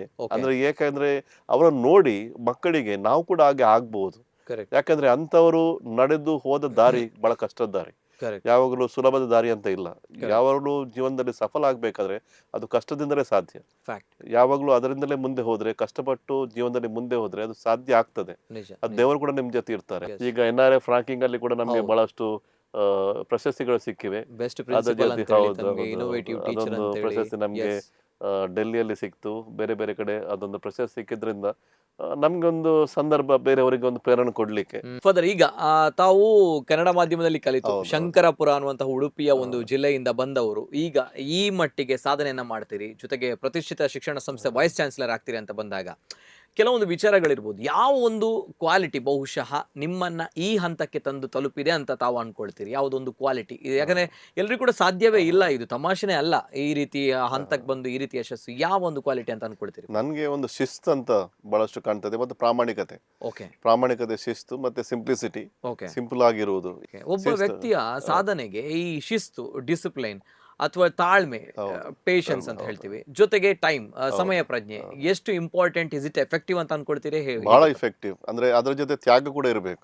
ಎಲ್ಲ ಜೀವನದಲ್ಲಿ ಸಿಗುದಿಲ್ಲ. ಈಗ ನಾನು ಕೆಲವೊಮ್ಮೆ ಊಟ ಮಾಡ್ಬೇಕಾದ್ರೆ 3 ಗಂಟೆ ಆಗ್ತದೆ, ಕೆಲವೊಮ್ಮೆ ಊಟ ಕೂಡ ಮಾಡುದಿಲ್ಲ, ಕೆಲವೊಮ್ಮೆ ಬೇರೆ ಬೇರೆ ಸಂದರ್ಭಗಳು ಇರ್ತದೆ. ಅಂದ್ರೆ ನಮ್ಗೆ ಏನು ಮುಖ್ಯ ಅಂದ್ರೆ ಕಾಸ್, ಅದು ನಮ್ಮ ಮುಂದೆ ಇರುವುದು, ಆ ಶಕ್ತಿ ಮುಖ್ಯ. ಏನ್ ನಾವು ಮಾಡ್ಲಿಕ್ಕೆ ಬಯಸ್ತೇವೆ, ಸೇವೆ ಸಲ್ಲಿಸಿ ಏನು ಮಾಡ್ಬೇಕು, ಅದು ಮುಖ್ಯ. ಹಾರ್ಡ್ ವರ್ಕ್ ಮತ್ತು ಸ್ಮಾರ್ಟ್ ವರ್ಕ್ ಅಂತ ಹೇಳ್ತೀವಿ ಅಲ್ವಾ? ಇದೊಂದು ಎರಡು. ಯಾವ್ದನ್ನ ತಾವು ಚೂಸ್ ಮಾಡ್ತೀವಿ? Hard work and smart work, which is the best one ಅಂತ ಹೇಳಿ? ಹಾರ್ಡ್ ವರ್ಕ್ ಬೇಕು, ಆದ್ರೆ ಸ್ಮಾರ್ಟ್ ವರ್ಕ್ ಇನ್ನೂ ಜಾಸ್ತಿ ಬೇಕು. ಹೌದಾ? ಯಾಕಂದ್ರೆ ಯಾಕೆ ಕ್ಲಿಕ್ ಆಗ್ತಾರೆ? ಸ್ಮಾರ್ಟ್ ವರ್ಕ್ ಕ್ಲಿಕ್ ಆಗ್ತಾರಾ, ಹಾರ್ಡ್ ವರ್ಕ್? ಎರಡು ಬೇಕು. ಹಾರ್ಡ್ ವರ್ಕ್ ಬೇಕು, ಆದ್ರೆ ಸ್ಮಾರ್ಟ್ ವರ್ಕ್ ಇರುವವರು ಕ್ಲಿಕ್ ಆಗ್ತಾರೆ. ಯಾಕಂದ್ರೆ ಥಿಂಕಿಂಗ್ ಇಸ್ ಇಂಪಾರ್ಟೆಂಟ್. ಈಗ ಥಾಟ್ ಲೀಡರ್ಸ್ ಅಂದ್ರೆ ಬಹಳ ಕಡಿಮೆ ಇದ್ದಾರೆ, ನಮ್ಗೆ ಫಾಲೋ ಮಾಡುವವರು ಬಹಳ ಇದ್ದಾರೆ. ಈಗ ಲೀಡರ್ಸ್ ನಮ್ಮ ಸಮಾಜದಲ್ಲಿ ಕಡಿಮೆ ಆಗಿದ್ದಾರೆ. ಲೀಡರ್ಸ್ ಅಂದ್ರೆ ಯಾರನ್ನು ಫಾಲೋ ಮಾಡ್ತಾರೆ. ಅದ್ರ 2 ಟೈಪ್ ಲೀಡರ್ಸ್ ಇದೆ. ಒಂದು ಥಾಟ್ ಲೀಡರ್ಸ್ ಇದ್ದಾರೆ, ಒಂದು ಟ್ರಾನ್ಸ್ಲೇಷನಲ್ ಲೀಡರ್ಸ್ ಅಂತ ಇದೆ, ಅದು ಫಾಲೋ ಮಾಡುವವರು. ಆದ್ರೆ ಥಾಟ್ ಲೀಡರ್ಸ್ ಮುಖ್ಯ. ಅಂದ್ರೆ ಯೋಚನೆ ಮಾಡಿ. ಅದಕ್ಕೆ ನನ್ಗೆ ಇನ್ನೂ ನೆನಪುಂಟು, ಒಬ್ರು ನೊಬೆಲ್ ಲಾರಿಯೇಟ್ ರುದರ್ಫೋರ್ಡ್ ಅಂತ, ಕೆಮಿಸ್ಟ್ರಿ ಅವರು, ಅವರೊಂದು ಟಾಕ್ ಕೊಡ್ಲಿಕ್ಕೆ ಹೋಗ್ಬೇಕಾದ್ರೆ ಅವರ ಮಕ್ಕಳಲ್ಲಿ ಕೇಳಿದ್ರು, ನೀವು ಎಷ್ಟು ಹೊತ್ತು ಕಲಿತೀರಿ? ಕೆಲವರು ಹೇಳಿದ್ರು 10 ಗಂಟೆ ಕಲಿತಾ ಇದ್ದೇನೆ, ಸ್ಟಡಿ ಮಾಡ್ತೇನೆ, ಇನ್ನೊಂದು 11 ಗಂಟೆ, ಜಾಸ್ತಿ ಹೇಳಿದ್ರು. ಅದಕ್ಕೆ ಎಲ್ಲ ತಪ್ಪು ಅಂತ ಹೇಳಿದ್ರು. ಅದು ನೀವು ಅಷ್ಟು ಕಲಿಬೇಕಾದ್ರೆ ಎಷ್ಟು ಸಮಯ ನೀವು ಯೋಚನೆ ಮಾಡ್ಲಿಕ್ಕೆ, ಚಿಂತನೆ ಮಾಡ್ಲಿಕ್ಕೆ, ಐಡಿಯಾದ ಮೇಲೆ ಕಲಿಸ್ತೀರಿ? ಯಾರು ಹೇಳಿಲ್ಲ. ಅವ್ರು ಹೇಳಿದ್ರು, ನಾನು ಇದು ನೊಬೆಲ್ ಪ್ರೈಸ್ ಸಿಕ್ಕಾದ್ರೆ ಜಾಸ್ತಿ ಸಮಯ ನಾನು ಕೊಟ್ಟದ್ದೇ ಇದಕ್ಕೆ, ಯೋಚನೆಗೆ, ಚಿಂತನೆಗೆ, ಐಡಿಯಾಕ್ಕೆ. ಐಡಿಯಾ ಮುಖ್ಯ. ಈಗ ಐಡಿಯಾ ಮುಖ್ಯ ಆಗ್ಬೇಕಾದ್ರೆ ಥಾಟ್ ಲೀಡರ್ಸ್ ಬೇಕು, ನಮಗೆ ಸ್ಮಾರ್ಟ್ ಲೀಡರ್ಸ್ ಬೇಕು. ಬರೀ ಹಾರ್ಡ್ ವರ್ಕ್ ಸಾಧ್ಯವಾಗುದಿಲ್ಲ. ಆದ್ರೆ ನಾವು ಪ್ರತಿ ಸಲ ಯೋಚನೆ ಮಾಡಬೇಕು, ಯಾವ ಹೊಸ ಐಡಿಯಾ ಬರಬೇಕು, ಹೊಸ ಚಿಂತನೆ ಬರಬೇಕು, ಯಾವ ಕ್ರಿಯೇಟಿವಿಟಿ ಬರಬೇಕು, ಏನು ಹೊಸತನ್ನು ಮಾಡಬೇಕು. ಅದು ಇಲ್ಲದಿದ್ರೆ ಹಾರ್ಡ್ ವರ್ಕ್ ಮಾಡಿನೇ ಮುಂದೆ ಬರ್ಲಿಕ್ಕೆ ಆಗೋದಿಲ್ಲ. ಅದಕ್ಕೆ ನಾನು ಈಗಿನ ಸಮಯದಲ್ಲಿ ಹೇಳೋದಂದ್ರೆ ಸ್ಮಾರ್ಟ್ ವರ್ಕ್, AI ಜೊತೆ ನಾವು ಒಟ್ಟಿಗೆ ಸೇರಿ ಆ ಸ್ಮಾರ್ಟ್ ವರ್ಕ್ ಅನ್ನು ಮಾಡಿದ್ರೆ ನಮ್ಗೆ ಬಹಳಷ್ಟು ಸಾಧನೆ ಮಾಡ್ಲಿಕ್ಕೆ ಸಾಧ್ಯ ಆಗ್ತದೆ. ಸ್ಮಾರ್ಟ್ ವರ್ಕ್ ಅಂತ ಹೇಳ್ತೀರಿ. ಜೊತೆಗೆ ಈ ಅದೃಷ್ಟವನ್ನ ನಂಬ್ತೀರಾ ಅಂತ ಹೇಳಿ? ಯಾಕೆ ಗೊತ್ತಾ ಫಾದರ್, ಈಗ ಬಹಳಷ್ಟು ಹೇಳ್ಬೋದು ನೋಡಿ, ಈಗ ಫಾದರ್ ಅವರು 37 ವರ್ಷಕ್ಕೆ ತಾವು ರೆಕ್ಟರ್ ಆದವರು, ಜೊತೆಗೆ 50 ಇಯರ್ಸ್ಗೆ ತಾವು ವೈಸ್ ಚಾನ್ಸಲರ್ ಆದವರು. ಸೊ ಹಾಗಿದ್ದಾಗ ತಾವು ಬಹಳಷ್ಟು ಸಕ್ಸಸ್ ಗಳನ್ನ ನೋಡ್ತೀರಿ, ಫೇಲ್ಯೂರ್ ಇದ್ದವರು ತಾವು ಸಕ್ಸಸ್ ಅನ್ನು ನೋಡ್ತೀರಿ. ಬಟ್ ಕೆಲವರು ಹೇಳ್ಬೋದು, ಏನೋ ಅವ್ರ ಅದೃಷ್ಟ ಚೆನ್ನಾಗಿತ್ತಪ್ಪ, ಆಗ ಅವರು ಕ್ಲಿಕ್ ಆದ್ರು ಅನ್ನುವಂಥದ್ದು. ಏನ್ ಹೇಳ್ತೀರಿ? ಅದೃಷ್ಟ ಅನ್ನುವಂಥದ್ದು ಇದೆಯಾ ವ್ಯಕ್ತಿಗೆ, ಅಥವಾ ಅದೃಷ್ಟ ವರ್ಕೌಟ್ ಆಗುತ್ತೆ ಹೇಗೆ? ಅದೊಂದು ಕಾಂಪ್ಲೆಕ್ಸ್ ರಿಯಾಲಿಟಿ. ನಾನು ಹೇಳಿದೆ ಒಂದು ಉದಾಹರಣೆ ಗಳಿಗೆ ಅಂತ, ಅದು ಕೆಲವರು ಹೇಳ್ತಾರೆ ನಾನು ಹೇಳ್ಬೇಕಾದ್ರೆ ಅದೇ ಇರ್ಬೋದಂತ. ಅದು ಇರ್ತದೆ, ಆದ್ರೆ ಅದು ಕಾಂಪ್ಲೆಕ್ಸ್ ರಿಯಾಲಿಟಿ ಅಂತ ಹೇಳೋದಕ್ಕೆ ನಾನು ಅಗತ್ಯ ಪಡ್ತೇನೆ. ಯಾಕಂದ್ರೆ ಅದು ಒಂದೇ ಇದ್ರೆ ಸಾಧ್ಯ ಇಲ್ಲ. ಅದು ಜೀವನದಲ್ಲಿ ನಾವು ಕಷ್ಟಪಡ್ಬೇಕು, ಎಫರ್ಟ್ ಇರದಿದ್ರೆ ಅದು ಇದ್ರೂ ಕೂಡ ಅದು ಸ್ವಲ್ಪ ಹೊತ್ತು ಇರ್ತದೆ, ಅದು ಹೋಗ್ತದೆ. ಅದರಿಂದ ಅದೃಷ್ಟ ಒಂದು ನಾವು ನಂಬಿದ ಒಂದು ವಿಷಯ, ಫೇತ್ ಅಂತ ಹೇಳ್ತೇವೆ, ದೇವರನ್ನು ನಂಬಿದ ಒಂದು ವಿಷಯ ಇರ್ತದೆ. ಅದರ ಜೊತೆ ನಾವು ಕಷ್ಟಪಡ್ಬೇಕು, ತ್ಯಾಗ ಪಡ್ಬೇಕು, ಸೇವೆ ಸಲ್ಲಿಸಬೇಕು, ಶಿಸ್ತು ಇರ್ಬೇಕು, ಎಲ್ಲ ಇರ್ಬೇಕು. ಅದು ಒಂದೇ ರೀತಿಯಲ್ಲಿ ಅದು ಸಾಧ್ಯ ಇಲ್ಲ. ಅದಕ್ಕೆ ನಾನು ಏನು ಹೇಳಿದ್ರೆ ಕಾಂಪ್ಲೆಕ್ಸ್ ರಿಯಾಲಿಟಿ ಅದೊಂದು ಇದ್ರೂ ಕೂಡ, ಒಂದು ಅದೃಷ್ಟವರೆಗೆ ಬಂದ್ರೆ ಕೂಡ ಅದು ಜಾಸ್ತಿ ಹೊತ್ತಿರೋದಿಲ್ಲ. ನಿಮ್ಗೆ ಎಲ್ಲಾ ಸೇರಿ ನೀವು ಇದ್ರೆ ಅದು ಇರ್ತದೆ, ಇರಬಹುದು, ಅದು ನಂಬಿಕೆ ಇದ್ದವರಲ್ಲಿ.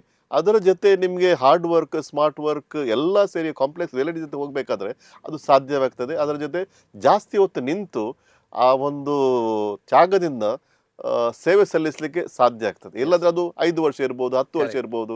ಈಗ ನಾಳೆ ನಂದು ವೈಸ್ ಚಾನ್ಸಲರ್ ಆಗಿ ನನ್ನ ಟರ್ಮ್ ಮುಗೀತದೆ, ಅದರ ನಂತರ ಏನಂತ ಯೋಚನೆ ಮಾಡಬಹುದು. ಅದಕ್ಕೆ ನಮಗೆ ಯೋಚನೆ ಥಾಟ್ ಲೀಡರ್ ಆದ್ರೆ, ಸ್ಮಾರ್ಟ್ ಲೀಡರ್ಸ್ ಆದ್ರೆ ನಾವು ಎಲ್ಲೂ ಯಾವ ಸಂದರ್ಭದಲ್ಲೂ ಏನು ಕೆಲಸ ಮಾಡ್ಲಿಕ್ಕೆ ಸಾಧ್ಯ ಇದೆ. ಅದೃಷ್ಟದ ಜೊತೆ ಅದು ಬರಬಹುದು, ಅದು ಸಾಧ್ಯ ಇದೆ ಅಂತ ಹೇಳಲಿಕ್ಕೆ ನಾನು ಬಯಸ್ತೇನೆ. ಎಸ್ ಫಾದರ್, ನಿಮ್ಮ ಜೊತೆ ಬಹಳಷ್ಟು ಖುಷಿ ಆಯ್ತು ಸರ್ ನನಗೆ ಮಾತನಾಡಿ.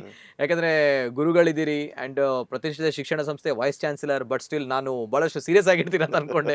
ಇಲ್ಲ, ಲೈವ್ಲಿ ಆಗಿ ತುಂಬಾ ಅದ್ಭುತವಾಗಿ ನನಗೆ ಬಹಳಷ್ಟು ಖುಷಿ ಆಯ್ತು. ನಾನು ಬಹಳಷ್ಟು ವಿಚಾರಗಳನ್ನ ಕಲ್ತೇನೆ ತಮ್ಮಿಂದ. ಕೊನೆಯದಾಗಿ ಒಂದು ರಿಕ್ವೆಸ್ಟ್ ಇದೆ, 1 ವರ್ಡ್ ಅಲ್ಲಿ ಪ್ರಶ್ನೆಗಳನ್ನ ಕೇಳ್ತೀವಿ. 1 ವರ್ಡ್ ಅಲ್ಲಿ ಪ್ರಶ್ನೆ, ಸೊ 1 ವರ್ಡ್ ಅಲ್ಲಿ ಫಟಾಫಟ ಅಂತ ಹೇಳಿ ಉತ್ತರವನ್ನ ಕೊಡ್ಬೇಕು ಫಾದರ್. ರೆಡಿ ಅಲ್ಲ ಫಾದರ್? ಹೌದ್ರಿ. ತಮ್ಮ ರೋಲ್ ಮಾಡೆಲ್? ನನ್ನ ರೋಲ್ ಮಾಡೆಲ್ ನನ್ನ ತಂದೆ. ಓಕೆ. ತಮ್ಮ ಪ್ಲಸ್ ಪಾಯಿಂಟ್? ನನ್ನ ಪ್ಲಸ್ ಪಾಯಿಂಟ್ ಅಂದ್ರೆ ಪಾಸಿಟಿವ್ ಥಿಂಕಿಂಗ್. ಓಕೆ. ತಮ್ಮ ಮೈನಸ್ ಪಾಯಿಂಟ್? ನಮ್ಮ ಮೈನಸ್ ಪಾಯಿಂಟ್ ಸ್ವಲ್ಪ ಲೇಜಿನೆಸ್. ಓಕೆ. ತಮ್ಮಲ್ಲಿರುವಂತಹ ಒಳ್ಳೆ ಗುಣ? ಒಳ್ಳೆ ಗುಣ ಅಂದ್ರೆ ಶಿಸ್ತು ಮತ್ತೆ ಪ್ರೀತಿ. ಓಕೆ. ತಮ್ಮಲ್ಲಿರುವಂತಹ ಕೆಟ್ಟ ಗುಣ, ಇದನ್ನ ನಾನು ಬದಲಾವಣೆ ಮಾಡಬೇಕು ಅಂತ ಅನ್ಕೊಂಡಿದ್ದೀರಿ? ಸ್ವಲ್ಪ ಟೈಮ್ ವೇಸ್ಟ್ ಮಾಡೋದು ಕೆಲವೊಮ್ಮೆ ನನ್ನ ಫ್ರೆಂಡ್ ಸಿಕ್ಕರೆ. ಓಕೆ. ಬಡತನ ಅಂತ ಹೇಳಿದ್ರೆ? ನಾನು ಬರೇ ಪಾವರ್ಟಿ ಅಂದ್ರೆ ಮೆಟೀರಿಯಲಿಸ್ಟ್ ಅಲ್ಲ, ಜೀವನದಲ್ಲಿ ಯೋಚನೆ ಮಾಡುವುದರಲ್ಲಿ ಕೂಡ ಬಡತನ ಇರ್ತದೆ. ಅದರಿಂದ ಎಲ್ಲ ಸೇರಿ ಒಂದು ಸ್ಟ್ರಾಂಗ್ ಪಾಯಿಂಟ್ ಆಗಿ ನಾವು ಕೆಲಸ ಮಾಡಿದ್ರೆ ಅಲ್ಲಿ ಬಡತನ ಇರೋದಿಲ್ಲ. ಅಂತ ಬಡತನದಲ್ಲಿ ಇರುವವರಿಗೆ ಅವೇರ್ನೆಸ್ ಕೊಟ್ಟು, ಅರಿವು ಕೊಟ್ಟು ಮುಂದೆ ತರುವುದೇ ನನ್ನ ಜೀವನದ ಧ್ಯೇಯ. ಓಕೆ. ಸಿರಿತನ ಅಂತ ಹೇಳಿದ್ರೆ? ಶ್ರೀಮಂತಿಕೆ? ಹೌದು, ಶ್ರೀಮಂತಿಕೆ ಅಂದ್ರೆ ಅದು ಗುಣದಲ್ಲಿರ್ಬೇಕು. ಓಕೆ. ಅದು ಬರೀ ವೆಲ್ತ್ ಅಲ್ಲಿ ಅಲ್ಲ, ವೆಲ್ತ್ ಅಲ್ಲಿ ಇದ್ದವರು ಕೂಡ ಶ್ರೀಮಂತಿಕೆಯಲ್ಲಿ ಇದ್ದಾರೆ, ಅದು ಬಹಳ ಉತ್ತಮ. ಆಗ ಅವರಿಗೆ ಜಾಸ್ತಿ ಬೇರೆಯವರಿಗೆ ಸಹಾಯ ಮಾಡ್ಲಿಕ್ಕೆ ಆಗ್ತದೆ, ಆ ಧನವನ್ನ ಬೇರೆಯವರಿಗೆ ಹಂಚಿ ಒಟ್ಟಿಗೆ ಜೀವನ ನಡೆಸಲಿಕ್ಕೆ ಸಾಧ್ಯ. ಓಕೆ. ದೇವರು ಅಂದ್ರೆ ಯಾರು? ದೇವರು ನನ್ನ ನಂಬಿಕೆ. ಅದು ನನಗೆ ಆತ್ಮದಲ್ಲಿ ಒಂದು ರೀತಿಯಲ್ಲಿ ಕಮ್ಯುನಿಯನ್ ಮಾಡಿ, ಅವ್ರ ಜೊತೆ ಸಂಭಾಷಣೆ ಮಾಡಿ, ನನ್ನ ಫ್ರೆಂಡ್ಸ್ ಜೊತೆ ಸಂಭಾಷಣೆ ಮಾಡಿ ನನಗೆ ಪ್ರೇರಣೆ ಕೊಡುವ ಒಂದು ಶಕ್ತಿ. ಓಕೆ. ದೇವರು ಪ್ರತ್ಯಕ್ಷ ಆಗಿ ಬಂದ್ರೆ 3 ವಾರ ಕೇಳಿ ಅಂತ ಹೇಳಿದ್ರೆ ಏನ್ ಕೇಳ್ತೀರಾ? ಶಿಕ್ಷಣ. 3 ವಾರ. ಇನ್ನೆರಡು ವಾರ ನಾನು ಬೇರೆಯವರ ಜೊತೆ ಹಂಚಿ ಜೀವನ ನಡೆಸಲಿಕ್ಕೆ. ಇನ್ನೊಂದು ವಿಸ್ಡಮ್. Okay, beautiful. ಲೈಫ್ ಅಂತ ಹೇಳಿದ್ರೆ? ಲೈಫ್ ಅಂತ ಹೇಳಿದ್ರೆ ನಗುಮುಖದಿಂದ ಬೇರೆಯವರಿಗೆ ಆ ಒಂದು ಕೊಟ್ಟ ಒಂದು ಗಿಫ್ಟ್ ಅನ್ನ ಶೇರ್ ಮಾಡುವ ಒಂದು ಹಂಬಲಿಕೆ. Okay, beautiful. ಲಾಂಗ್ ಡ್ರೈವ್ ಹೋಗ್ತೀರಾ ತಾವು? ಬಹಳಷ್ಟು ಕಂಟ್ರಿಗಳಿಗೆ, 60 ಕಂಟ್ರಿ ಹೋಗಿದ್ದೀರಿ. ಲಾಂಗ್ ಡ್ರೈವ್ ಹೋಗ್ತೀರಿ ಅಂತ ಬಂದಾಗ ಯಾವ್ದಾದ್ರು ಒಂದು ವಸ್ತು ನಿಮ್ ಜೊತೆ ಇರ್ಬೇಕು ಅಂತ ಹೇಳಿದ್ರೆ ಯಾವ್ದು? ನಾಲೆಜ್. ಓಕೆ. ಅಂದ್ರೆ ಬುಕ್ಸ್ ಅನ್ನ ಇಟ್ಕೊಂಡು ಹೋಗ್ತೀರಾ? ಓಕೆ. ಓಕೆ. ಎಜುಕೇಶನ್ ಅಂತ ಹೇಳಿದ್ರೆ? ಎಜುಕೇಶನ್ ಅಂದ್ರೆ ಅದು ಎಜುಕಾರೆ ಅಂತ ಲ್ಯಾಟಿನ್ ಶಬ್ದ ಬಂದದ್ದು. ಒಳಗಡೆಯಿಂದ ಏನು ನಮ್ಮಲ್ಲಿ ಹುದುಗಿದೆ ಆ ಒಂದು ಶಕ್ತಿ, ಅದನ್ನು ಹೊರಗೆ ತರುವುದು. ಅದಕ್ಕೆ ಗುರು ಅಂತ ಹೇಳ್ತೇವೆ, ಡಿಸ್ಪೆಲ್ ದ ಡಾರ್ಕ್ನೆಸ್ ಅಂತ. ಆ ಶಕ್ತಿಯನ್ನ ಹೊರಗಡೆ ತಂದ್ರೇನೆ ನಮ್ಗೆ ಜೀವನ ಸಿಗೋದು. Okay. Saint Joseph college? Saint Joseph's ಕಾಲೇಜಲ್ಲಿ ನಾನು ಕಲಿತದ್ದು ಅದೊಂದು ಶಿಕ್ಷಣ, ಮತ್ತೆ ಕಲಿಸಿದ್ದು, ಮತ್ತೆ ಅಡ್ಮಿನಿಸ್ಟ್ರೇಷನ್ ಆದದ್ದು. ಓಕೆ. ಸಂತ ಅಲೋಷಿಯಸ್ ಕಾಲೇಜ್? ಸಂತ ಅಲೋಷಿಯಸ್ ಯೂನಿವರ್ಸಿಟಿ. ಈಗ ಯೂನಿವರ್ಸಿಟಿ ಆಗಿ ವೈಸ್ ಚಾನ್ಸಲರ್ ಆಗಿ ಬೇರೆ ಬೇರೆ ರೀತಿಯಲ್ಲಿ ಒಂದು ಚಿಂತನೆ ಮಾಡಿ ಆ ಒಂದು ಫ್ಯಾಮಿಲಿ ನನಗೆ. ಫಾದರ್ ಪ್ರವೀಣ್ ಮಾರ್ಟಿಸ್ ಎಸ್ ಜೆ ಯಾರು? ನಾನು ಒಬ್ಬ ಸರಳ ಜೀವಿ, ಮತ್ತೆ ಗುರುಗಳಾಗಿ ಬೇರೆಯವರ ಜೊತೆ ಒಟ್ಟಿಗೆ ಜೀವನ ನಡೆಸುವ ಒಂದು ಹಂಬಲ ವ್ಯಕ್ತಿ. ಓಕೆ, ಅದ್ಭುತ ಶಕ್ತಿ ಅಂತ ನಾನು ಹೇಳ್ತೀನಿ father. Yes, thank you so much and very beautiful. ಬಹಳಷ್ಟು ಅದ್ಭುತವಾಗಿ ಬಹಳಷ್ಟು ವಿಚಾರಗಳನ್ನ ನಮ್ಮ ಸಮಾಜಕ್ಕೆ ತಿಳಿಸಿಕೊಟ್ಟಿದ್ದಾರೆ. ಜೊತೆಗೆ ಸಾಧನೆಗಳು ಕೇವಲ ಒಂದು ಟಾಪ್ ಗ್ರೇಡೆಡ್ ಹೋಗುವವರು ಮಾಡುವಂಥದ್ದಲ್ಲ, ಫೇಲ್ಯೂರ್ ಅಲ್ಲೂ ಕೂಡ ಸಾಧನೆಯನ್ನ ಕಂಡುಕೊಳ್ಳಬಹುದು ಅನ್ನುವಂಥ ನಿಟ್ಟಿನಲ್ಲಿ ತೋರಿಸಿಕೊಟ್ಟಂತಹ ಅದ್ಭುತವಾಗಿನ ಸಾಧಕರು ನಮ್ಮ ಜೊತೆ ಇವತ್ತಿನ ಕಾರ್ಯಕ್ರಮದಲ್ಲಿ ಫಾದರ್ ಪ್ರವೀಣ್ ಮಾರ್ಟಿಸ್ ಎಸ್ ಜಿ ಅವರಿದ್ದಾರೆ. ಇವರಿಗೆ ನಮ್ಮ ಕುಡ್ಲ ವಾಹಿನಿಯ ನಮ್ಮ ಕುಡ್ಲ ಹೀರೋಸ್ ಕಡೆಯಿಂದ ಗೌರವದ ಸನ್ಮಾನ ಇದೀಗ ನಿಮ್ಮ ಮುಂದೆ. ಎಸ್, ಈ ವಾರದ ನಮ್ಮ ಕುಡ್ಲ ರಿಯಲ್ ಹೀರೋಸ್ ಕಾರ್ಯಕ್ರಮದಲ್ಲಿ ಉಡುಪಿಯ ಶಂಕರಪುರದಿಂದ ಬಂದಂತಹ ಯುವಕ ಕನ್ನಡ ಮಾಧ್ಯಮ ಶಾಲೆಯಲ್ಲಿ ಕಲಿತು ದೇಶವೇ ತಿರುಗಿ ನೋಡುವಂತೆ ಮಾಡಿದಂತಹ ಪ್ರತಿಷ್ಠಿತ ಶಿಕ್ಷಣ ಸಂಸ್ಥೆಯ ವೈಸ್ ಚಾನ್ಸಲರ್ ಆಗಿ ಬೆಳೆದಂತಹ ರೋಚಕ ಕಥೆಯನ್ನು ತಾವೆಲ್ಲರೂ ಕೂಡ ಕೇಳಿದ್ದೀರಿ.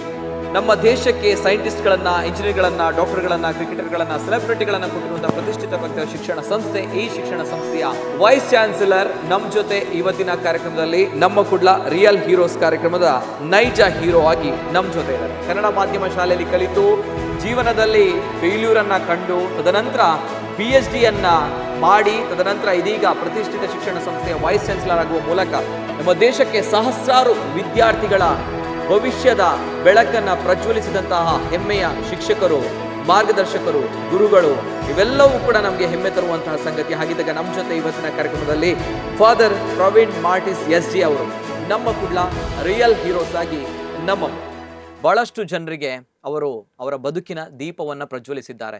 ಬಹಳಷ್ಟು ವಿದ್ಯಾರ್ಥಿಗಳು ವಿದ್ಯಾರ್ಜನೆಗೋಸ್ಕರ ಬಂದು ಆ ಕಾಲೇಜಿನಲ್ಲಿ ಕಲಿತು ದೇಶದಲ್ಲಿ ನಾಡಿನಲ್ಲಿ ಬಹಳಷ್ಟು ಒಳ್ಳೆಯ ಸ್ಥಾನಮಾನದಲ್ಲಿ ಜಗತ್ತಿನ ಬಹಳಷ್ಟು ಕಡೆಗಳಲ್ಲಿ ಒಳ್ಳೆಯ ಕೆಲಸವನ್ನು ಮಾಡೋದ್ರ ಮೂಲಕ ಅವರ ಜೀವನವನ್ನು ನೋಡಿಕೊಳ್ಳುವುದರ ಜೊತೆಗೆ ಸಮಾಜಕ್ಕೆ ಕೊಡುಗೆಯನ್ನು ಕೊಡ್ತಾ ಇದ್ದಾರೆ. ಜೊತೆಗೆ ಈ ಒಂದು ಪ್ರತಿಷ್ಠಿತವಾಗಿರುವಂತಹ ವಿಶ್ವವಿದ್ಯಾನಿಲಯದಿಂದ ಬಹಳಷ್ಟು ಜನರಿಗೆ ಉದ್ಯೋಗ ಸಿಕ್ಕಿದೆ. ಅದರಿಂದ ಅವರ ಮನೆಯ ದೀಪ ಬೆಳಗ್ತಾ ಇದೆ. ಸೊ ಹಾಗಿದ್ದಾಗ ತಮ್ಮ ಮುಂದೆ ದೀಪದ ಬೆಳಕು, ಅದನ್ನೇ ಗೌರವದ ರೀತಿಯಲ್ಲಿ ನಿಮ್ಮ ಮುಂದೆ ಕೊಟ್ಟಿದ್ದೀವಿ ಫಾದರ್.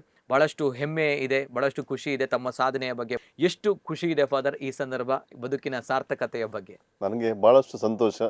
ಯಾಕಂದ್ರೆ ಇದೊಂದು ಅವಕಾಶ, ಬೇರೆಯವ್ರ ಜೊತೆ ಸೇರಿ ಸೇವೆ ಸಲ್ಲಿಸುವುದು ಇದು ಅಪರೂಪ ಸಿಗುವ ಒಂದು ಸಂದರ್ಭ. ನನ್ನ ಜೊತೆ ನನ್ನ ಬಗ್ಗೆ ಯೋಚನೆ ಮಾಡಲಿಕ್ಕೆ ಬಹಳಷ್ಟು ಕಡಿಮೆ ಸಮಯ, ಬೇರೆಯವ್ರಿಗೆ ಬಗ್ಗೆ ಯೋಚನೆ ಮಾಡಲಿಕ್ಕೆ ಬಹಳಷ್ಟು ಹೆಚ್ಚಿನ ಸಮಯ. ಇದರಿಂದ ಏನಾಗ್ತದೆ ಅಂದರೆ ಎಲ್ಲರೂ ಪ್ರೀತಿಯಿಂದ ಬಾಳಲಿಕ್ಕೆ ಸಹಾಯ ಆಗ್ತಾ ಇದೆ.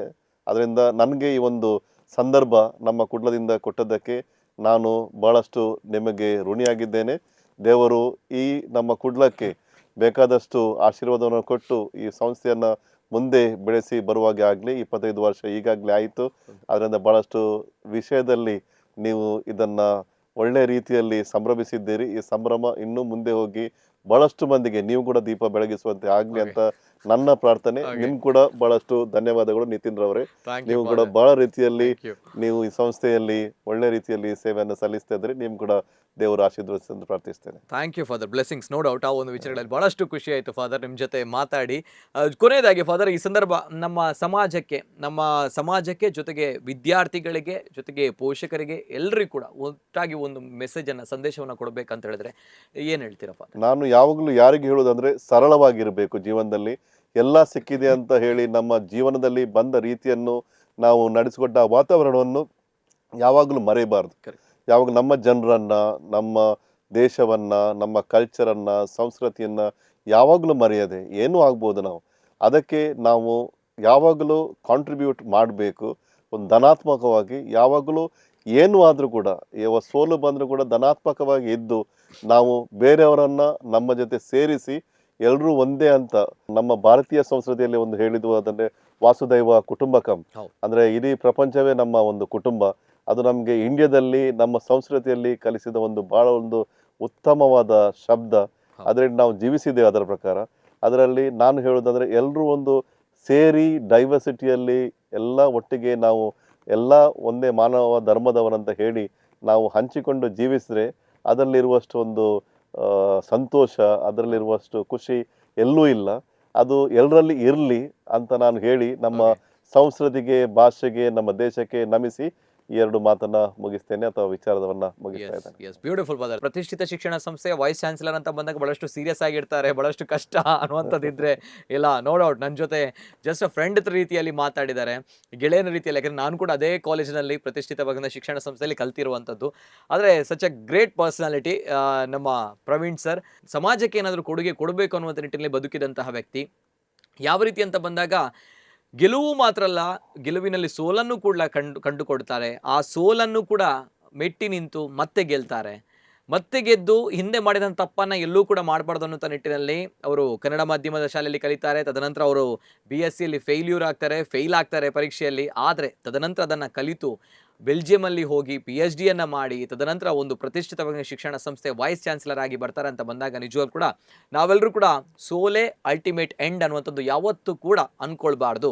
ಅದರ ನಂತರವೂ ಕೂಡ ಲೈಫ್ ನಮಗೆ ಸೆಕೆಂಡ್ ಚಾನ್ಸ್ ಕೊಡುತ್ತೆ ಅನ್ನೋದಕ್ಕೆ ನೇರವಾಗಿರುವಂತಹ ನೈಜವಾಗಿರುವಂಥ ಉದಾಹರಣೆ ನಮ್ಮ ಸಂತ ಅಲೋಷಿಯಸ್ ಪ್ರತಿಷ್ಠಿತ ವಿಶ್ವವಿದ್ಯಾನಿಲಯದ ವೈಸ್ ಚಾನ್ಸಲರ್ ನಮ್ಮ ಪ್ರವೀಣ್ ಸರ್. No doubt. ಹಾಗಿದ್ದಾಗ ಒನ್ಸ್ ಅಗೇನ್ ಬಹಳಷ್ಟು ವಿದ್ಯಾರ್ಥಿಗಳನ್ನು, ಬಹಳಷ್ಟು ನಮ್ಮ ಸಮಾಜ ಕಟ್ಟುವಂತಹ ಶಕ್ತಿಗಳನ್ನು ಸೃಷ್ಟಿಸಿದಂತಹ ಶಿಕ್ಷಕರು, ಮಾರ್ಗದರ್ಶಕರು, ಗುರುಗಳು ನಮ್ಮ ಜೊತೆ ಇವತ್ತಿನ ಕಾರ್ಯಕ್ರಮದಲ್ಲಿ.